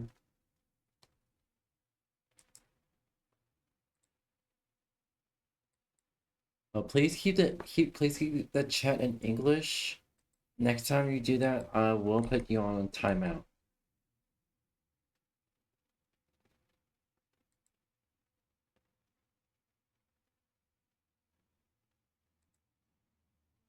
Alright. I understand what you're trying to do, but I already asked 3 times. I already asked 3 times. Please don't make me ask again. Alright, bye-bye. Of the return value of input, quote unquote, what's x question mark, and I'm going to include a space to move the cursor over a little bit, and then ultimately I'm going to go ahead and, oh, wait a minute, if I'm wanting to get an int from the user, recall that I need to do something proactively. I need to actually convert that input to an integer using the int function in Python. So now I'm passing the return value of input as the argument to int, and that will store in x ultimately an integer, not a string that looks like an integer. All right, let me go ahead now and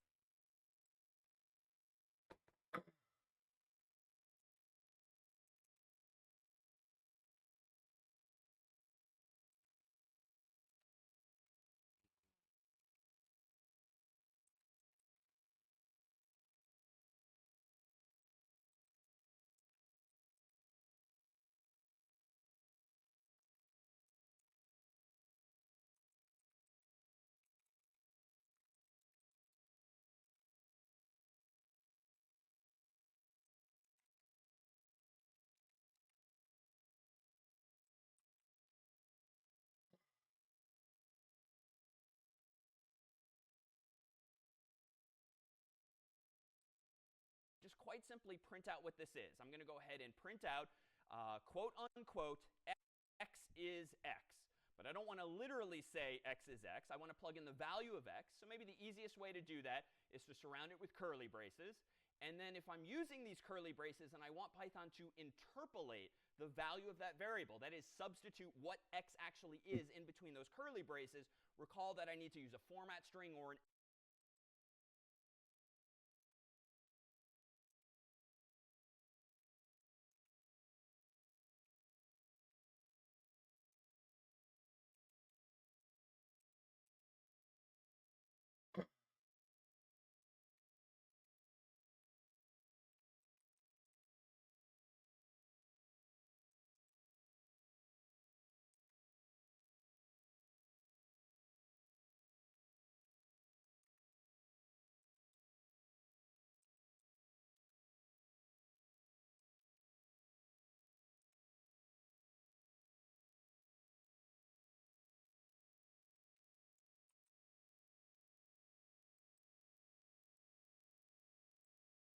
f string by prefixing this whole thing with an f.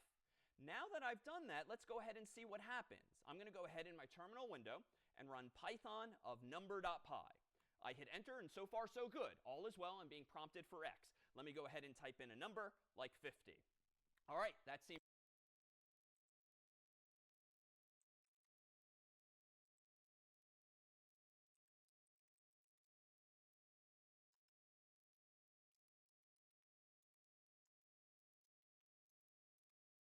This x 5. X is 5. Alright. to work. Program seems to be correct. Or is it? What could go wrong in this program, even though nothing did just go wrong? But if I run it and run it and run it again, during the running of my program, what could still go wrong, especially if I'm not the human interacting with it, but some other human instead? Any volunteers here for this one? What could go wrong, and in what way is this program not really correct, even though at first glance it seems so? Oh. What is an interpreter? So, when we code in a integrated IDE, we can't code in an interpreter. So I'm not calling an integer. I'm still having trouble hearing you, but what I think I heard is that if what the user types in is not, in fact, an integer, I can't just blindly convert it to an int. If I'm not putting too many words into your mouth, I think what I should perhaps do here is be a little defensive, and let me see if I can't simulate exactly the problem that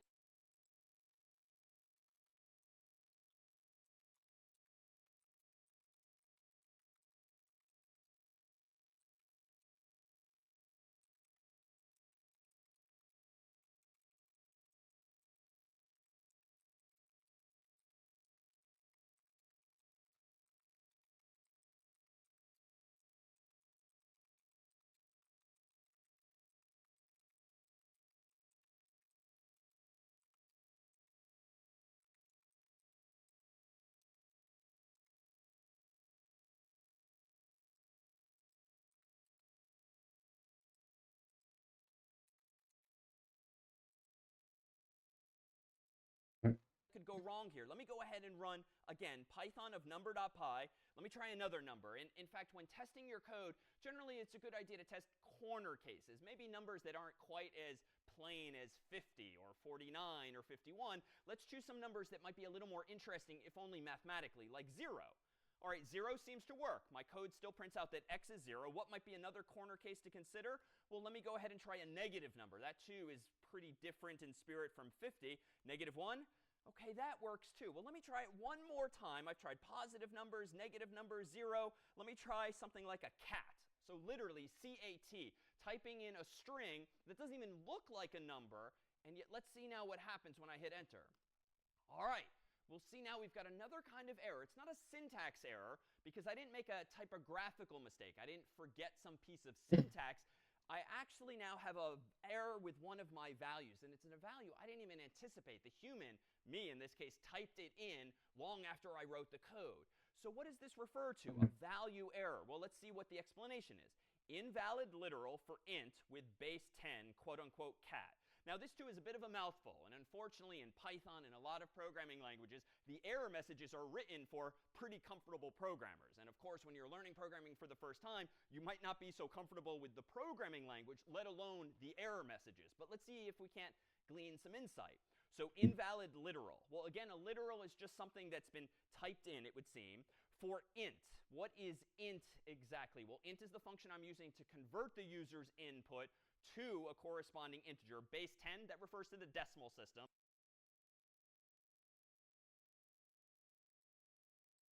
All right.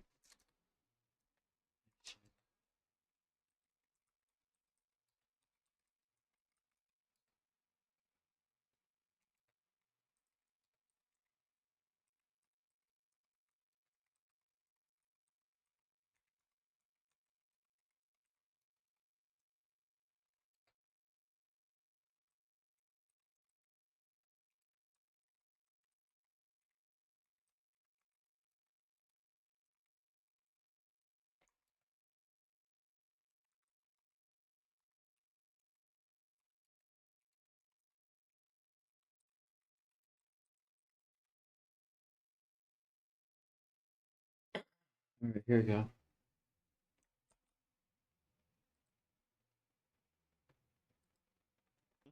Which is the default that Python's using. And it looks like at the end of the day, what Python really doesn't like is that I passed cat, quote unquote, to the int function.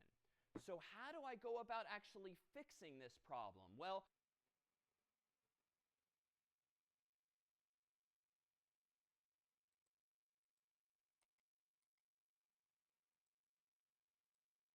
I could just add instructions in my program. Maybe I could add a line of print telling the user more explicitly, be sure to type an integer, or please don't type cat, please don't type strings. Of course, the user might still not oblige. They might not be reading the instructions. So that, too, is probably not an effective strategy. What we really want to do is write our code with error handling in mind. We want to write lines of code that not only accomplish the problems we care about, but that also handle errors that might unexpectedly happen. And in general, when programming defensively, assume that the users aren't going to be paying attention, or worse, they're malicious. They're trying to crash your program, so we want to handle as many errors as we can.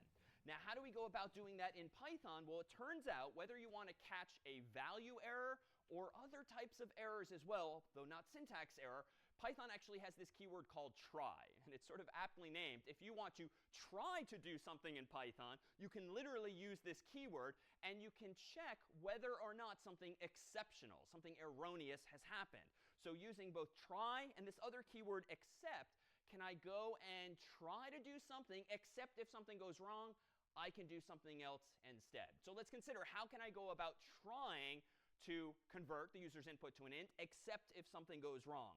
Well, let me go back to my code here, and let me propose that I now modify this example as follows. Let me go ahead and above my first line of code, I literally write try and a colon, telling Python, try to do the following. I'm going to go ahead and indent my existing lines of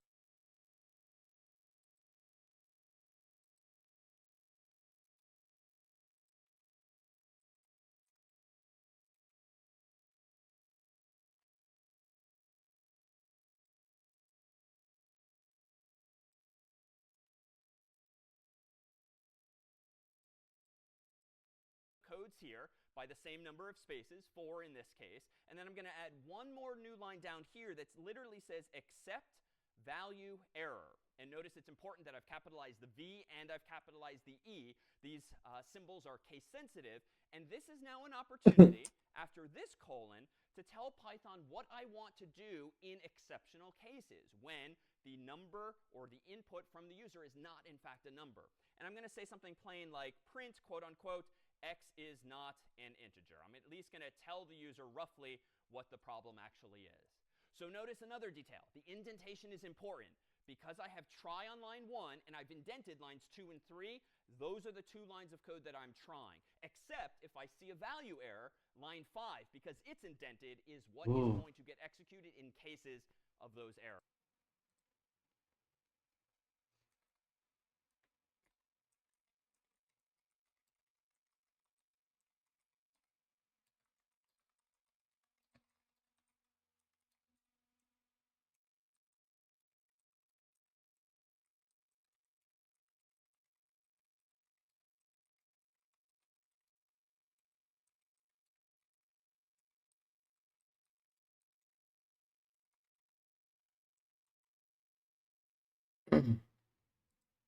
All right, here we go.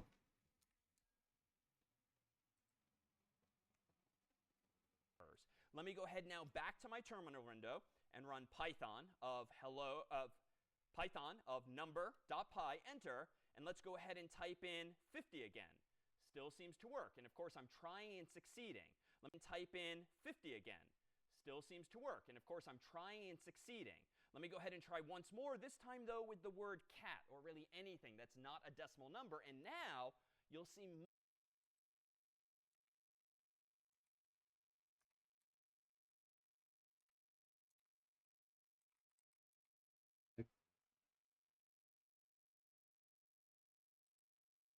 much more cleanly, x is not an integer. I'm not seeing some scary error message that I, as a user, am going to have no idea how to handle. Now you, the programmer, have anticipated that something exceptional can happen, and you've gone about actually handling the error for the user, giving them an appropriate error message instead. Let me pause here and see, are there any questions now on what we've just done by introducing try and except to handle this value error? Is value error the only type of error you can get, or are there other types? Is value error the only thing you can catch? There are other errors as well, and we'll see a few of them today, and there's many, many more, honestly, that if you continue programming in Python, you're going to see a lot of them over the weeks, the months, the years to come, but the technique for handling them is going to be largely the same. Other questions on try, except, or these exceptions more generally? Yes. Sir, actually, to use the except block, you need to know the type of error, right? Like here you knew it was a value error. What if you can't anticipate this particular type of the error? A really good question. So I'm being very good about catching, so to speak, the very error that I know might happen. I don't know when it might happen, because it's going to depend on the user, but I know what kind of error will happen from the int function. There is a way in Python where you can say except if anything goes wrong, and you can literally omit value error and just catch everything.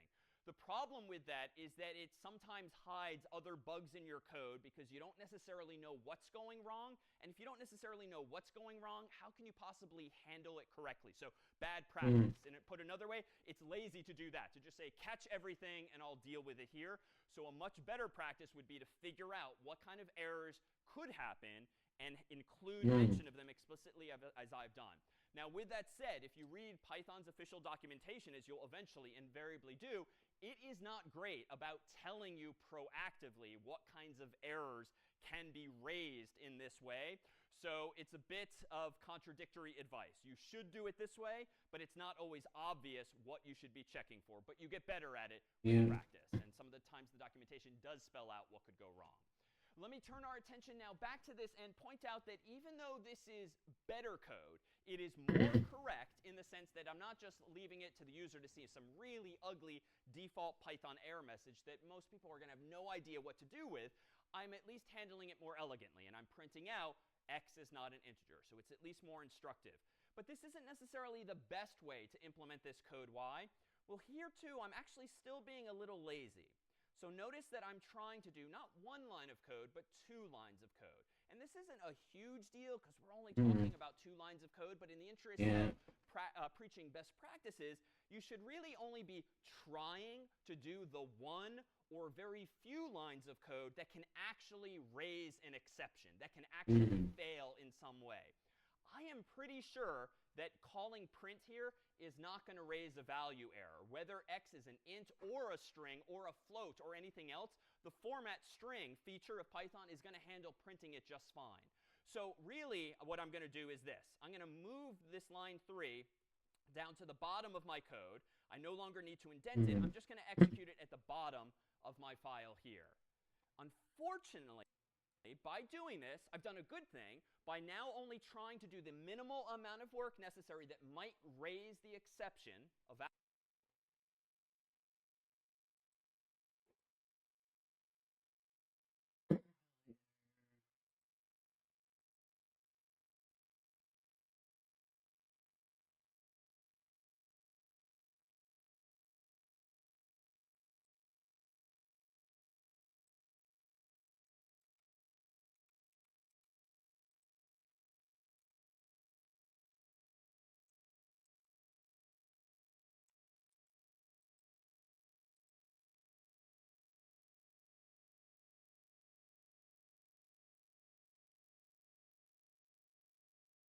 Okay. Oh, alright. Hello, how are you? Welcome. Value error, but I fear I've introduced a new mistake. Well, let's see. What is now incorrect? Let me go ahead and again run Python of number.py, enter.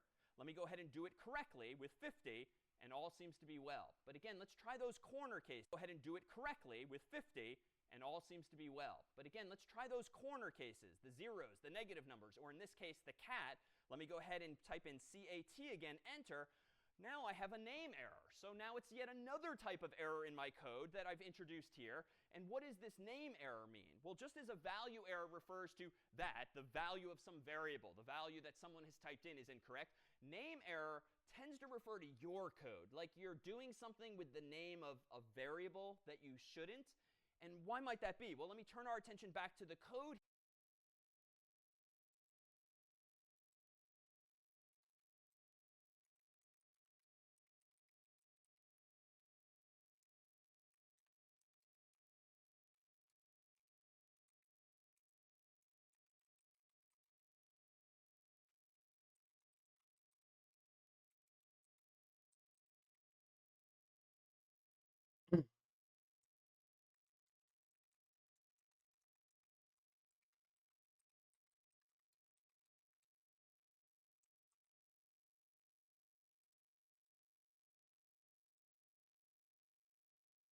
Here and consider what is it, why might that be? Well, let me turn our attention back to the code here and consider what is it complaining about? Well, the name error is what I see down here, and it's telling me name, quote unquote, X is not defined. And notice if I look further here, it is mentioning line 6. So I know the problem is with my code on line 6. And that worked a moment ago, and I'm defining X on line 2. But let me ask the group here, why does X not, in fact, exist on line 6? Why is it not defined, even though I'm pretty sure I was intending to define it on line 2? Maybe the scope of the variable is between the try block. So good terminology. Scope refers to the portion of code in which a variable exists. That, too, though, isn't quite right in Python. That would be true in C, C++, and Java, where indentation or curly braces tend to define the scope of a variable. But again, here in general, and this worked a moment ago, X exists once it's defined on line 2, because remember, I printed out X is 50 a little bit ago. Let's try one more hypothesis here. One more hand. Why is X somehow still not defined? Yeah, so is it because it's local variable, meaning that like it doesn't define outside of the scope? Because like what people have mentioned, it prompts the input in try, right? But outside of it, it's undefined. So still good instincts and good terminology, too. There's this notion of local variables, which tend to exist inside of functions, for instance. Global variables, which tend to exist in entire files.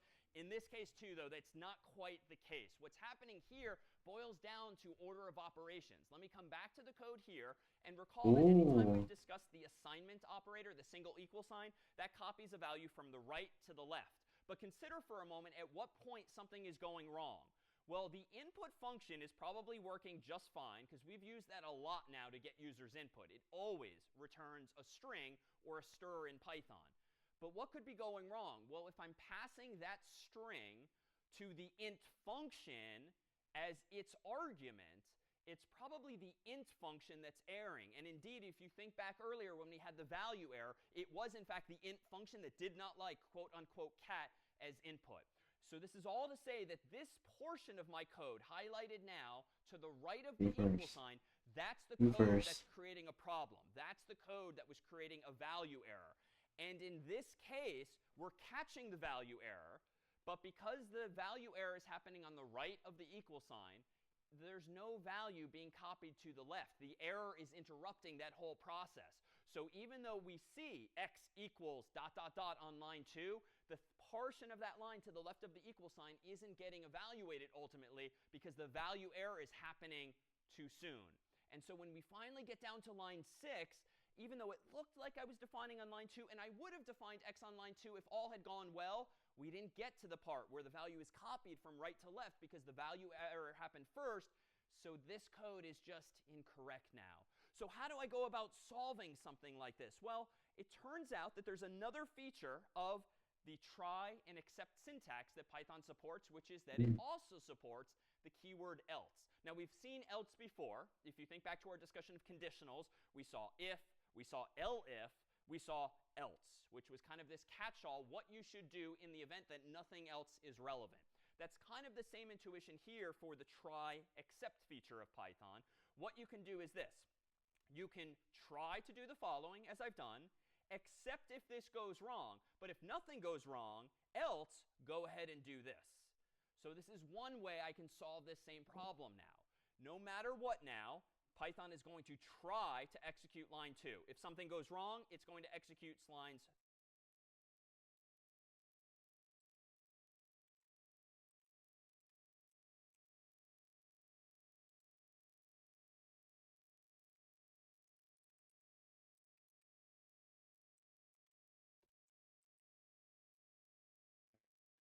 Ooh. 3 and 4 to handle that value error. However, if you try 3 and 4 to handle that value error. However, if you try and this code succeeds, then there is no exception to handle, so you're then going to execute this line here. So it's a little confusing perhaps in that we're now using else both for conditionals, if, elif, elif, elif, else, and we're also using else with these try except blocks, but that's okay. That's part of the language. That's one of the features. So now if I rerun this code in my terminal window, Python of number.py, let's do something correct, like 50, I see that x is 50. So line 1 is executed. We're trying to do the following. Line 2 is executed because the conversion happened successfully and the number 50 gets copied from right to left. The exception does not happen, so we ignore lines 3 and 4, Coding is jump fun. immediately to line 5 and 6, which prints out the result. By contrast, though, let's do this one last time. Python of number.py, let's type in cat, or again, any other word, and hit enter now. We don't see what x is. Rather, we see, quote unquote, x is not an integer, which is what's being handled in my except clause. All right, let me pause here, because that's a lot of new syntax, and see here if there's any questions. Try, on except, on else, name error, or value error. Can you please repeat try function? Repeat the name error. What's the problem with the name error? Yes, yes. Yeah, so let's just rewind a couple of lines here before I fix this problem by now getting rid of the else. A moment ago, we had code that looked like this, whereby I was getting a name error, Python of number.py, enter, typing in cat, that looked like this, where name x is not defined, and the problem was on line 6, according to this output in Python. Well, let's think about this now deductively. Let's try a different approach. On line 6, I'm seeing an error that name x is not defined. Okay, Python's already telling me x does not exist at that point. So how could that possibly be? Well, where should x be defined? Well, presumably x is defined on line 2 up here. So what could go wrong? Well, if the user has inputted something that doesn't look like a number, like the word cat, passing cat, the return value of input, as the argument to int, to convert the word to an int makes no sense. You can't convert a cat, C-A-T, to an integer at all. So the int function is raising a value error at that point, and the error is being handled with this code here. But notice, this line 6 is not indented. It's left aligned with the rest of my code, which means no matter what, line 6 is going to execute. It's going to execute whether I typed in 50 or I typed in cat. But if I typed in cat, again, x never gets a value, so it's not defined here on line 6. So when I introduced finally the else statement, that makes sure that these things are mutually exclusive. I only execute the else if I tried and succeeded up above. Well, let me propose that we refine this just a little bit further as well and consider how we might improve this example a little bit more. It's a little unfriendly of me to be rejecting the user's input after they fail to provide an integer and just quitting the program, really, right? It'd be more user-friendly if I just prompt or reprompt the user again and again. And in the chat, if you could, what's the feature of Python that you can use if you want to do something again and again and again until such time as the user cooperates and gives you what you're looking for, like a number. So yeah, loop, loop, loop. So a loop is something that happens again and again and again, and maybe we can use that same mechanism, a loop, in order to prompt the user for X, and if they don't give us a number, prompt them again, and if they don't, prompt them again and again and again. We don't need to just quit out of the program so quickly. So let me propose this. Let me propose here that I improve this code by deliberately doing this. Let me induce a infinite loop at the very top of my code with while true. Recall that the while keyword induces a loop, a cycle that behaves like this, and it asks a question, a Boolean expression that needs to evaluate either to true or false. Well, if I want this thing to loop forever, at least initially, we'll just say while true, because true is true, so this has the effect of doing something no matter what forever, unless we break out of it early. Now I'm going to go ahead and do this. I'm going to go ahead and move my try except code indented underneath this loop, so that I'm trying to get an X. If I have a value error instead, I print out X is not an integer. But this time, what do I want to do if the user does try and succeed in giving me a number? Well, I can do this. I can just break out of my code here. And down here now, I can use that same line of code from before, an F string that says X is, and then in cursive,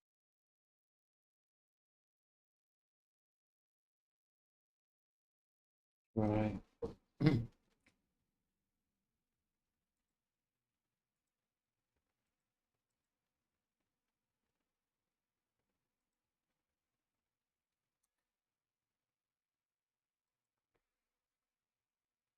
While true.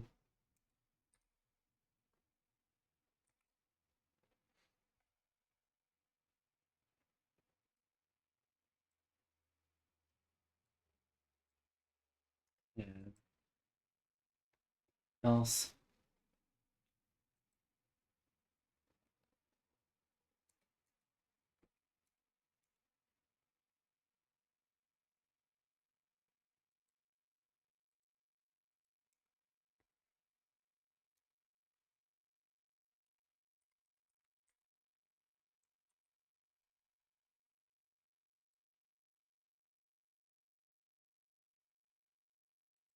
curly braces, X again.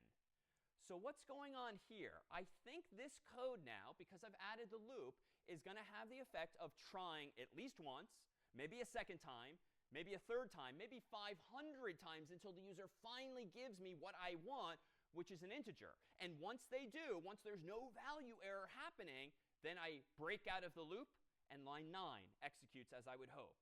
So let me go ahead and try executing this version. Python of number.py, enter. What's X? Let me go ahead and type in the easy thing first, 50.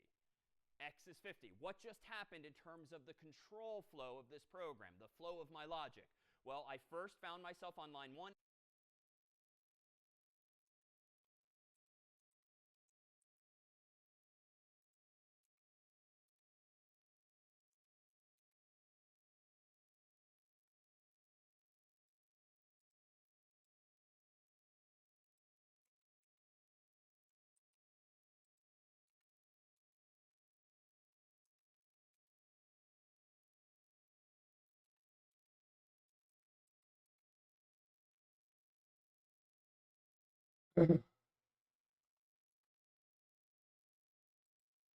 Inside of the loop. Hopefully I'll get out of this loop.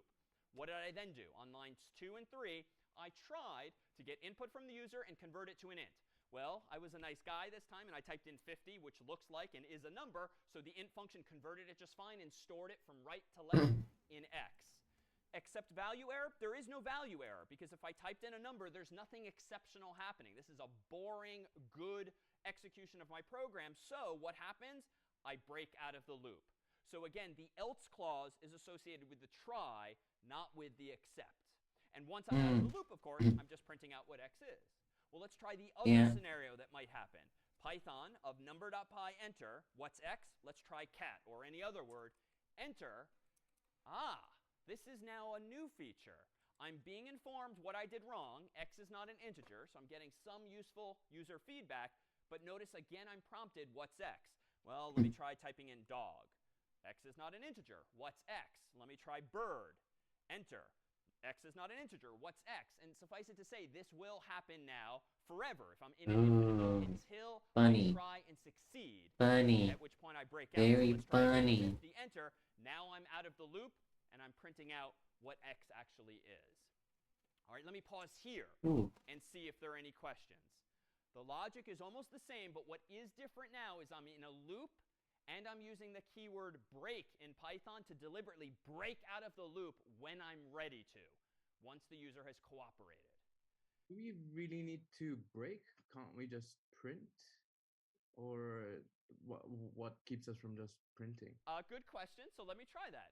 Couldn't I just print? Well, let's see what happens if I do that. Let me move this print line at the end into my loop here, thereby shortening the program. And in general, that's been a good thing. Python of number.py, enter. Let me go ahead and type in 50. OK, X is 50. What's X? OK, maybe it's 49. X is 49. OK, maybe 48. Unfortunately, I think you're laughing. You see it. I never break out of the loop, which maybe that's a feature. Maybe you want this to be your program, but I didn't. I'd eventually like this game to stop. So I need to break out in that way. But I can do it a little differently. And let me propose that we modify this a little bit. But first, any other questions on this syntax here? Let me rewind to the prior version. Hi. Can I use break or in exception, except in else? For example, in another print, when you use print in the else, you can use print together with break or something like this? So you can use break inside of loops to break out of loops. And you can use it inside of a conditional, like an if, an elif, or an else. You can do it inside of a try, except, else statement too. Anytime you're in a loop that you want to break out of, you can use this keyword break. I'm using it in the context of exceptions, but it's not restricted to that. And let me show you too, it doesn't even have to be in the else. If I wanted to, I could actually do this. I could get rid of my else, and I could go back to line 3, add another line that's indented, line 4, and break out here. Now, why is this logically okay? Well, consider what I'm now trying to do. I'm trying to execute line 3 and converting the user's input to an int, and I'm trying to store the result from right to left in X.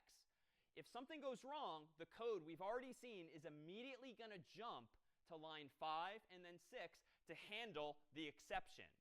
But if nothing goes wrong, my code presumably should just keep on executing line by line. So I could technically, logically put the break here and watch what happens when I run this version. Python of number.py, 50, enter. It worked. I broke out of the loop. Now, which way is better? Honestly, I think it could go either way at this point. This program's so relatively short that even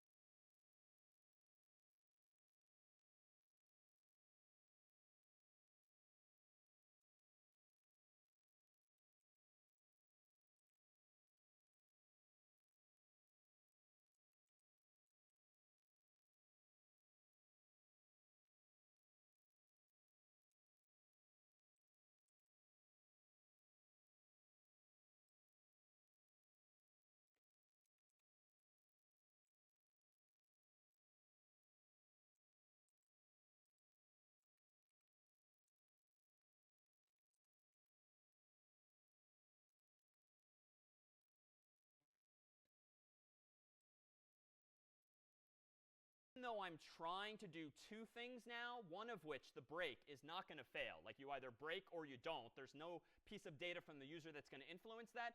We don't strictly need to have those two lines of code there, but it's only 2 lines, so I think it's OK. And if you recall our discussion in the past, not just of correctness, does the code work as it should, but design, I think you could argue it either way. If you prefer the readability of this and the fact that you don't have an else, that's fine. If, though, you prefer to minimize just how many lines of code you're trying to execute in case something goes wrong, the else is a reasonable approach too. Well, allow me to propose 2 now that we refine this further. I think we're at the point where it's pretty darn correct Ooh. But suppose now that I find myself today and tomorrow trying to get numbers from the user quite a bit. It would be nice, as we've seen, to maybe just invent my own function, getInt, to get an integer from the user both today and tomorrow and beyond. And heck, maybe I can even share that function with other people if they want to write programs that get integers from users. So how might I go about doing this? Well, let me go ahead and propose that we do this. Let me get rid of the print line, but keep most of my loop here. Let me define a function called getInt that takes no arguments for now. And I'm going to go ahead and indent all of the code I already wrote underneath getInt. So now I have a function called getInt that tries to do the following. Try to get an int from the user.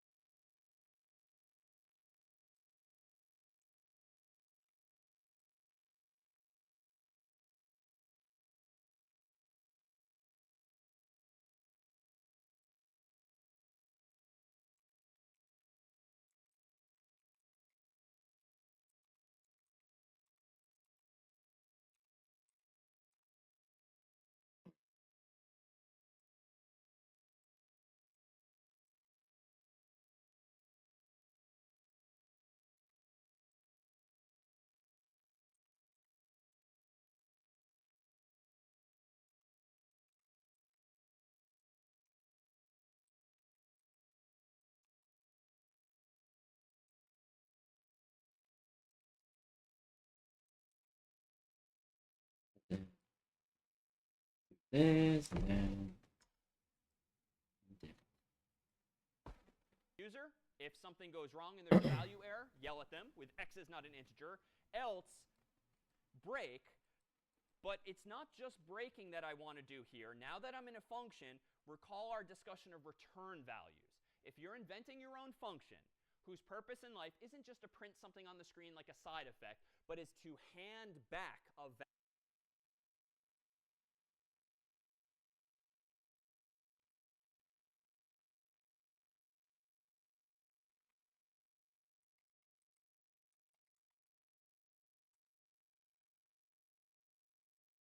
Alright.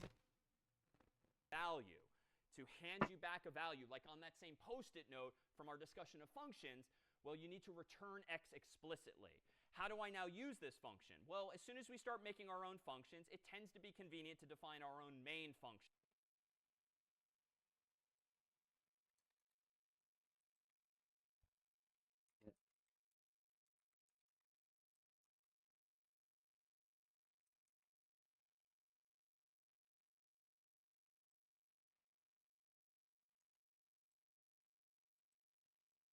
As well. That's the main part of our program, and I'm going to keep this simple.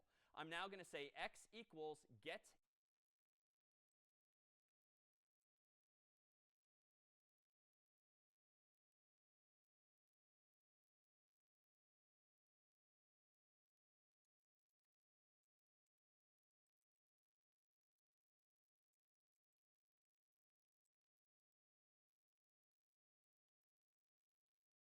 int. And then on the next line, I'm going to do that print from before, quote unquote, x is, in curly braces, x. I'm invoking my main function after every program. Recall,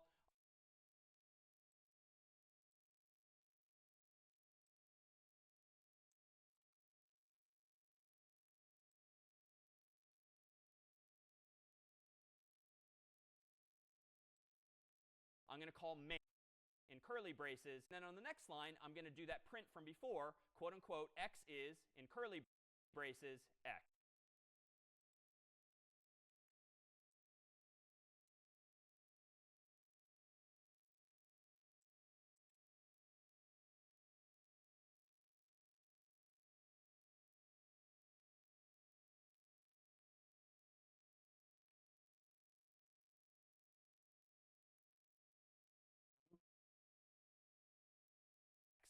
And at the very bottom of my program, recall, I'm going to call main, so that no matter what,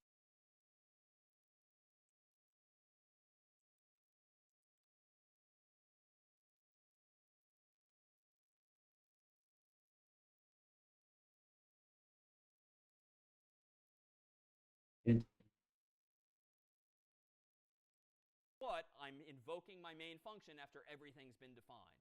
Well, let's see how this works. Let me go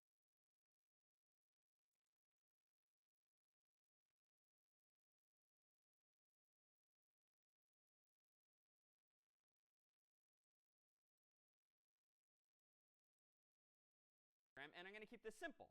I'm now going to say x equals get int, and then on the next line, I'm going to do that print from before.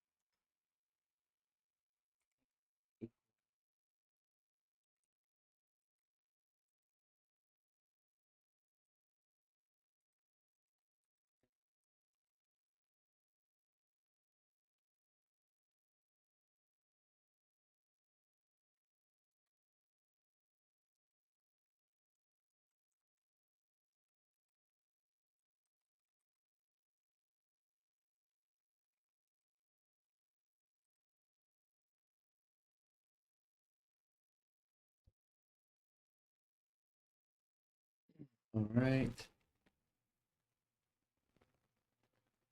Hello, you good?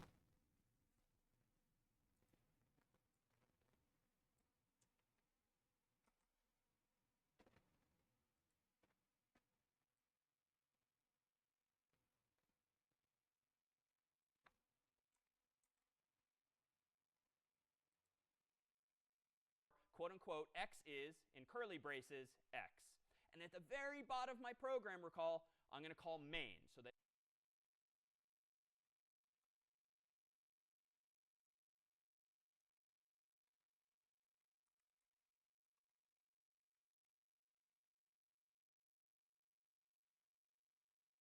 no matter what, I'm invoking my main function after everything's been defined. Well, let's see how this works. Let me go ahead and run Python of number.py, enter. Let's type in 50, and it seems to work as before. Let's go ahead and run it again, typing in cat, C-A-T this time. X is not an integer, and I'm being prompted.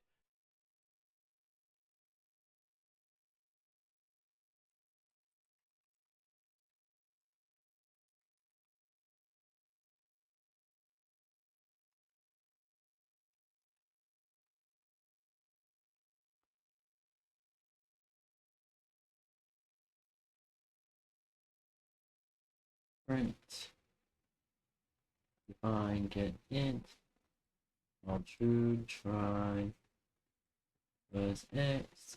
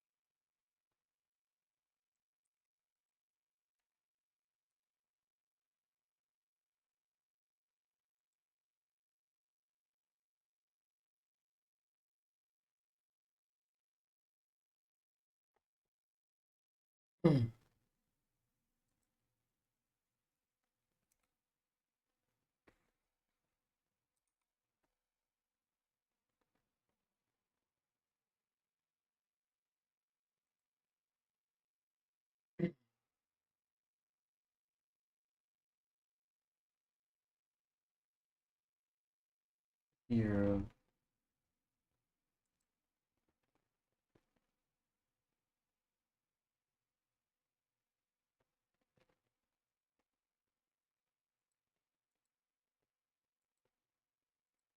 Enter. See how this no maps x. Next line, I'm going to keep ends to be explicit on that same post-it note from our discussion of functions.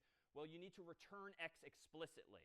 How do I now use this function? Well, as soon as we start making our own functions, it tends to be convenient to define our own main function as well. That's the main part of our program, and I'm going to keep this simple. I'm now going to say x equals get int. All right. And then on the next line, I'm going to do that print from before, quote unquote, x is, in curly braces, x. And at the very bottom of my program, recall, I'm going to call main, so that no matter what, I'm invoking my main function after everything's been defined. Well, let's see how this works. Let me go ahead and run Python. Alright, let's see here. Alright, fuck. There we go. Here, Python.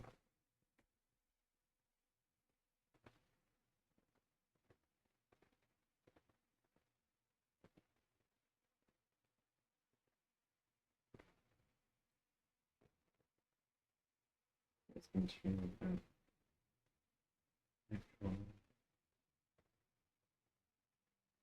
Alright. Alright. Alright, on that card.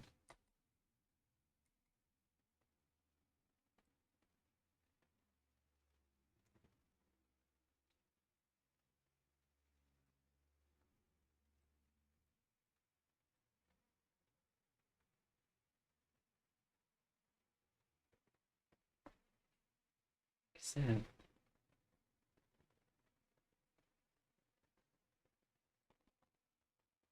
tab back up.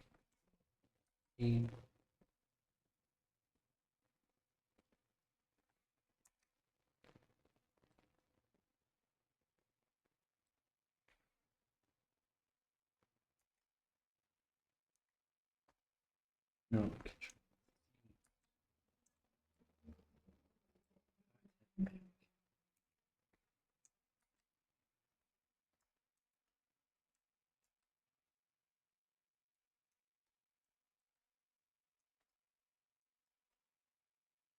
Shift tab, there we go.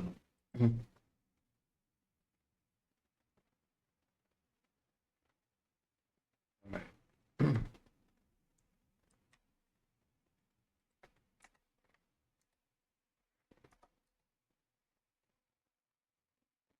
Then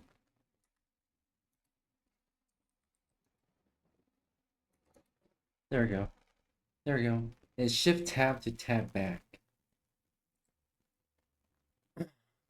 Of number.py, enter. Let's type in 50, and it seems to work as before. Let's go ahead and run it again, typing in cat, C-A-T this time. X is not an integer, and I'm being prompted. Dog, and I'm being prompted. Bird, and I'm being prompted. Fine, fine, fine. 50, that's an int, and so it is printed. So what's worth noting here? Well, I'm manifesting a couple of good properties here. One, I've kind of abstracted away this notion of getting an integer. And even though I just artificially hit enter a whole bunch of times just to hide that function for now, it needs to be there, but we don't need to see it at this point.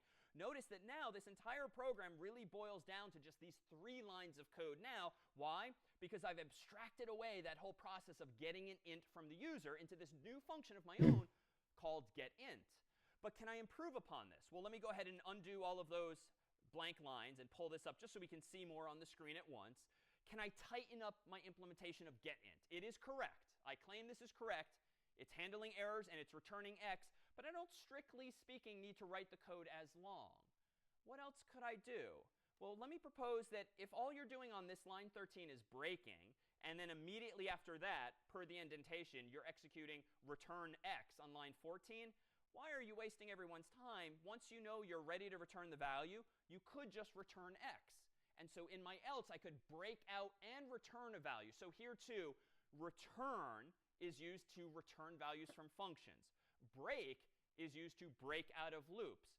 But it turns out that return is sort of stronger than break. It will not only break you out of a loop, it will also return a value for you. So it's doing 2 things for once, if you will.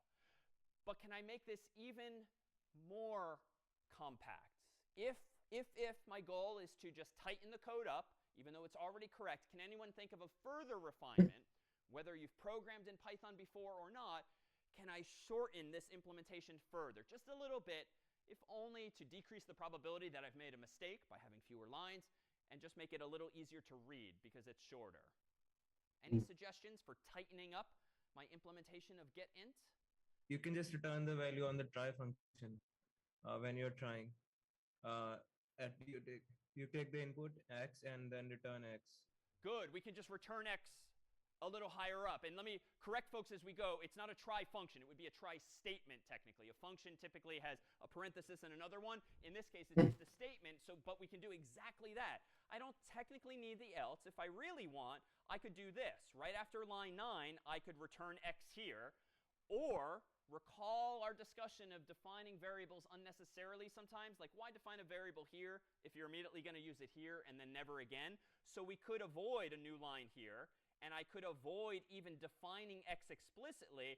I could just say something like this. I could return int input, quote unquote, what's x. I can do it all at once. Now, which is better? I don't know. I mean, again, this is where reasonable people might disagree. I'd argue that on the one hand, we're tightening up the code.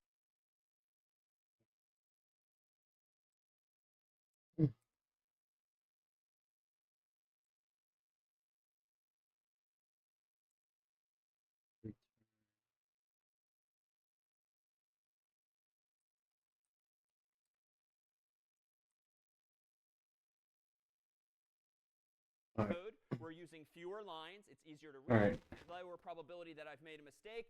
On the other hand, it's a little more complicated to understand, perhaps. It's a little less obvious where I'm returning from. So I think arguments can be made either way. At the end of the day, what's important is that you've done this consciously. You've made a decision to do it this way or this way, and you can justify it in your mind.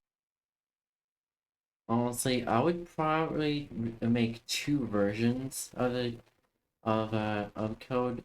One that's readable for the community, and the second version that is super succinct and super tight. Which version do you want?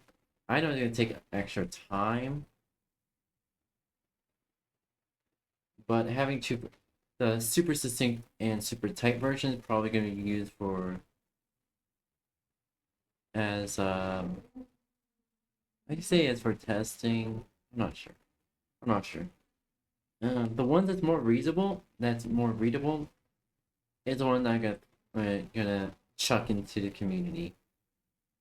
While my personal version is super succinct and super tight. That's the version I use. So I have a whole separate version just for myself, and the community has the more readable version. You know what I'm saying? Not that your answer is, it worked, so I left it alone. Like, have a good reason. Come up with a good reason, and that will come with experience and practice. Ooh. Let me propose, too, that we make...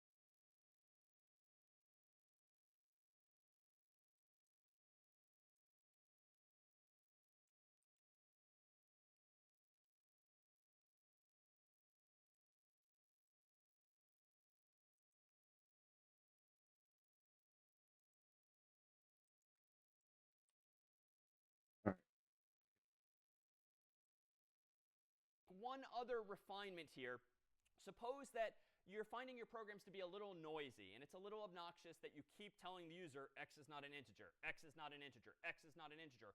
What if you want to make things a little gentler and just prompt the user again with the same words, what's x, what is x, what's x, again and again? Well, you can do that as well. And it turns out that if you want to handle an exception in Python, but you want to pass on doing anything with it, so you want to catch it, but you essentially want to ignore it. You don't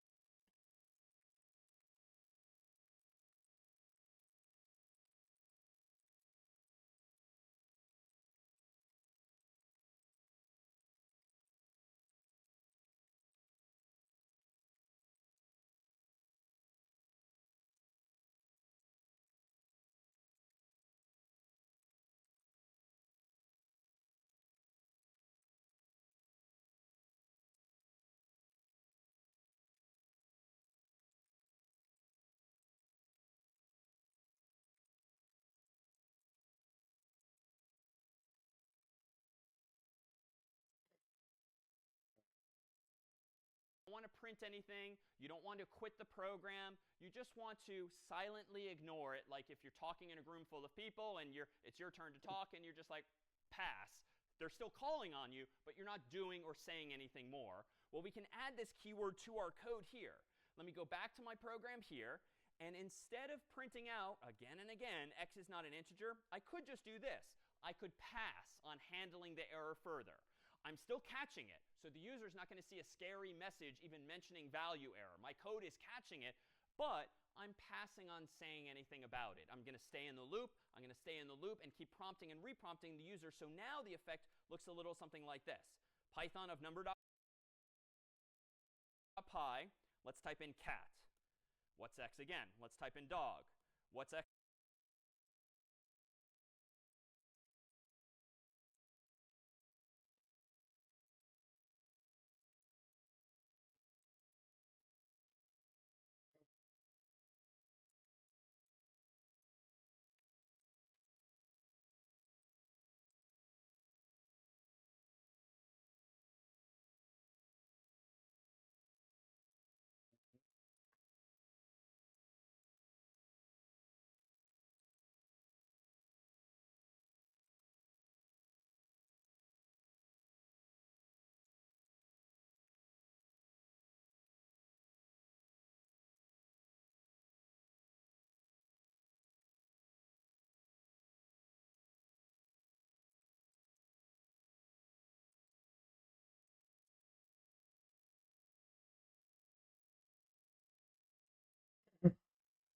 Alright, there we go.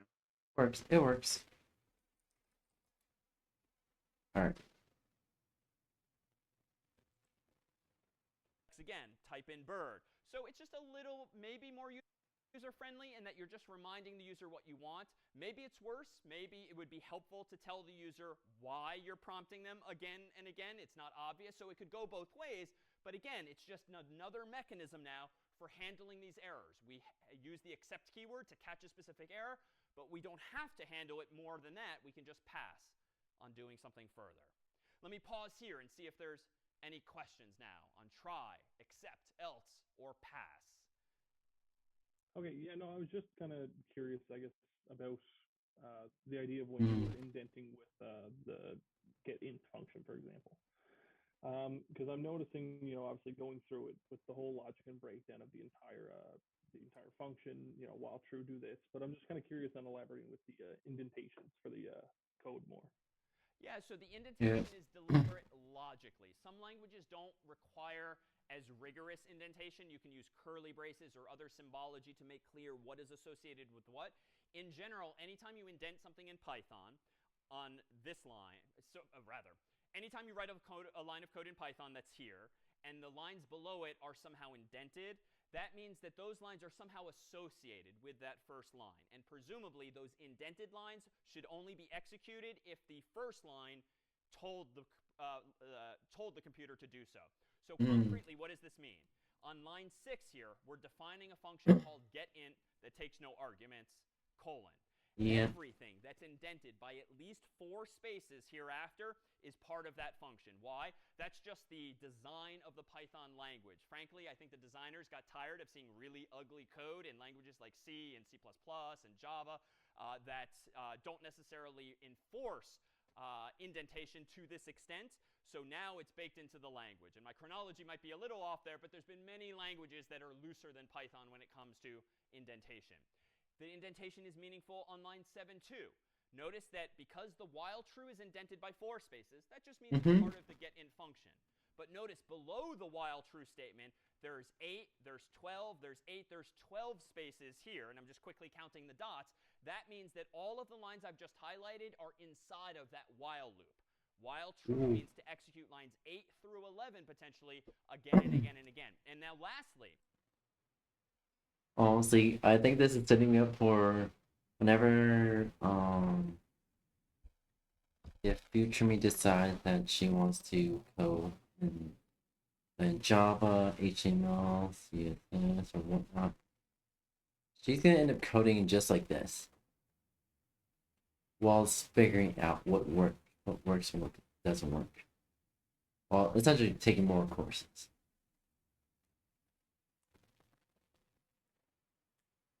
Yep. There are, even though most languages function relatively similar, there are differences. Especially there are formatting differences as well. So we gotta watch out for that.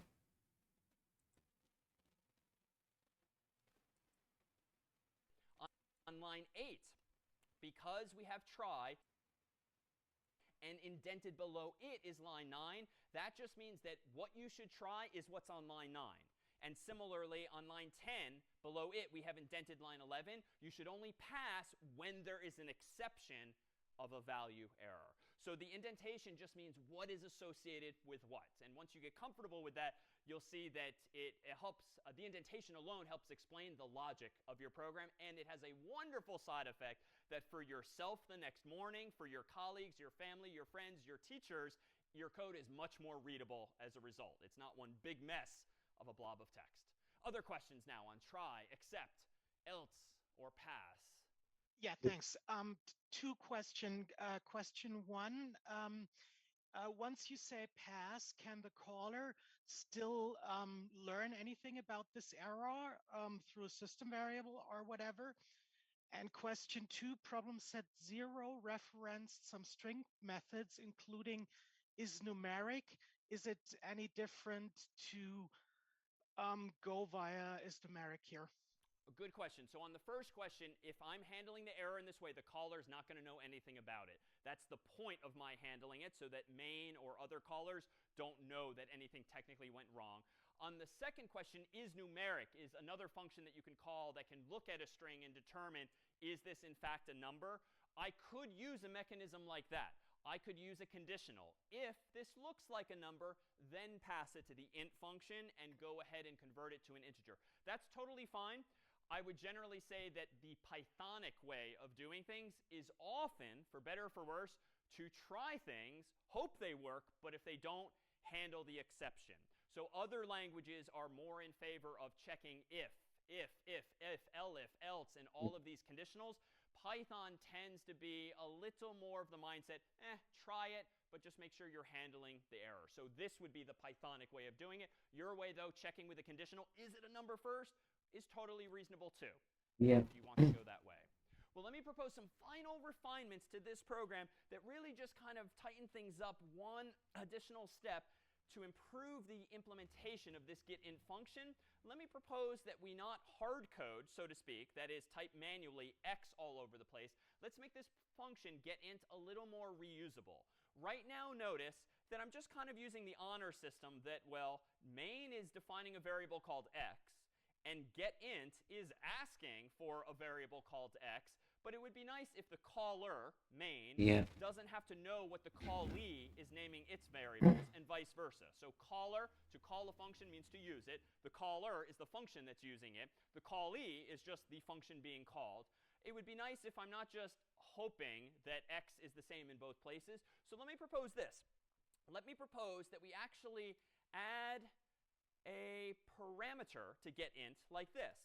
What's x?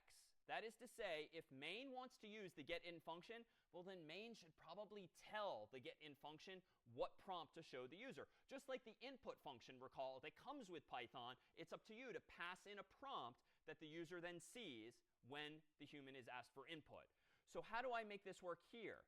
I can go down to my definition of getInt, and I can say, all right, getInt is going to take a parameter now called prompt. I could call it anything I want, but prompt in English is pretty self-explanatory. It means what do you want, the message the user will see. And now down here, when I actually use input, I don't have to presumptuously say what's x, because what if the program, the caller, wants to ask for y or z or some other variable? I can just pass to input whatever prompt the caller has provided. So now I'm making more reusable code. It still works just the same. I haven't changed the functionality per se, but now it's a little more dynamic, because now getInt doesn't have to know or care what variable is being asked for, what's being asked for. It just needs to know what prompt it should show to the user. So if I now run this program down here again, prompt number.py, enter, what's x? 50, still seems to work. Let's run it again. Let's type in cat. It still seems to work. And if I type in cat, dog, bird, or anything,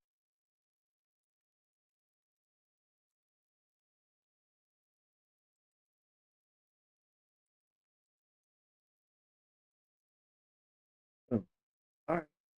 That actually works. Okay, I'm learning chat, see? That also means I probably, after every lesson, I should be start doing this, but try to make my own version, I guess. else, it will keep prompting me with that same prompt, making this code, therefore, all the more usable. Now, it turns out, too, you can even raise exceptions yourself using Python's raise keyword, but more on that another time. So in the coming days, the coming weeks, the coming months, as you write more code in Python, you'll see that errors are inevitable. Sometimes there's syntax errors, which you got to just fix if you even want to run your program at all. But they could be name errors, for instance, variables that you meant to define but somehow didn't. Value errors, where maybe the user didn't cooperate and provided you with something that you weren't expecting, or a whole list of other possible errors or exceptions. But now, hopefully, you know how you can handle these errors and respond to them in any way you like. This, then, was our look at exceptions, and we'll see you next time. Let's go. Hold on. I'm thinking.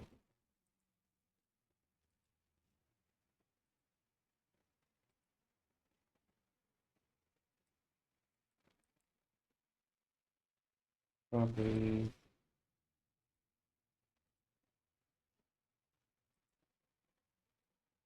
Properties.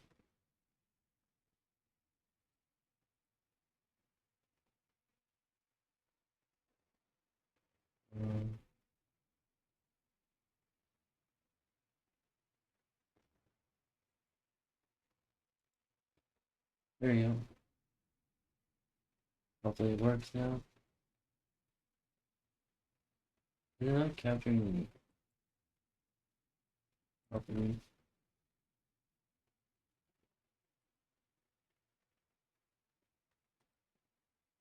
Oh, there you go. Yep. There you go. Yeah. I'm pretty happy about the progress we made. Alright, let me. Alright, chat.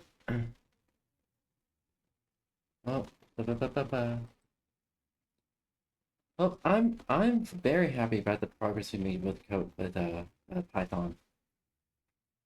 And like I said, probably the approach I will be taking is make a readable version for the community, and then my version that I'll be personally using is going to be super succinct and super tight.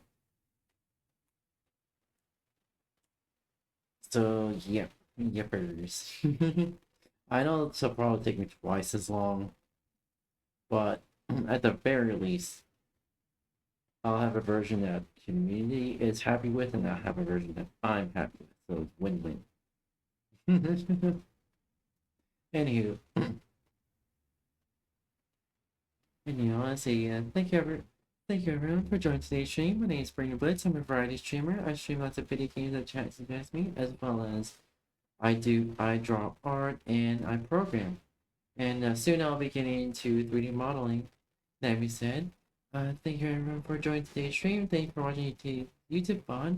I hope you're all having a wonderful day, evening, night, or time zone. And make sure you're eating, make sure you're hydrating, make sure you're stretching, and make sure you're relaxing as well. And don't forget to use the bathroom, because I already know you haven't used the bathroom in over 6 hours.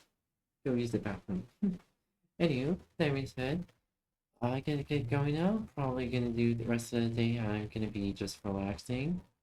And chat, also make sure you get a good night's sleep as well. Especially if it's like 3 a.m. and 3 a.m. whenever you're I was supposed to say if it's also late at night. That being said, I gotta get going now, Blitzy. Bye bye, matinee.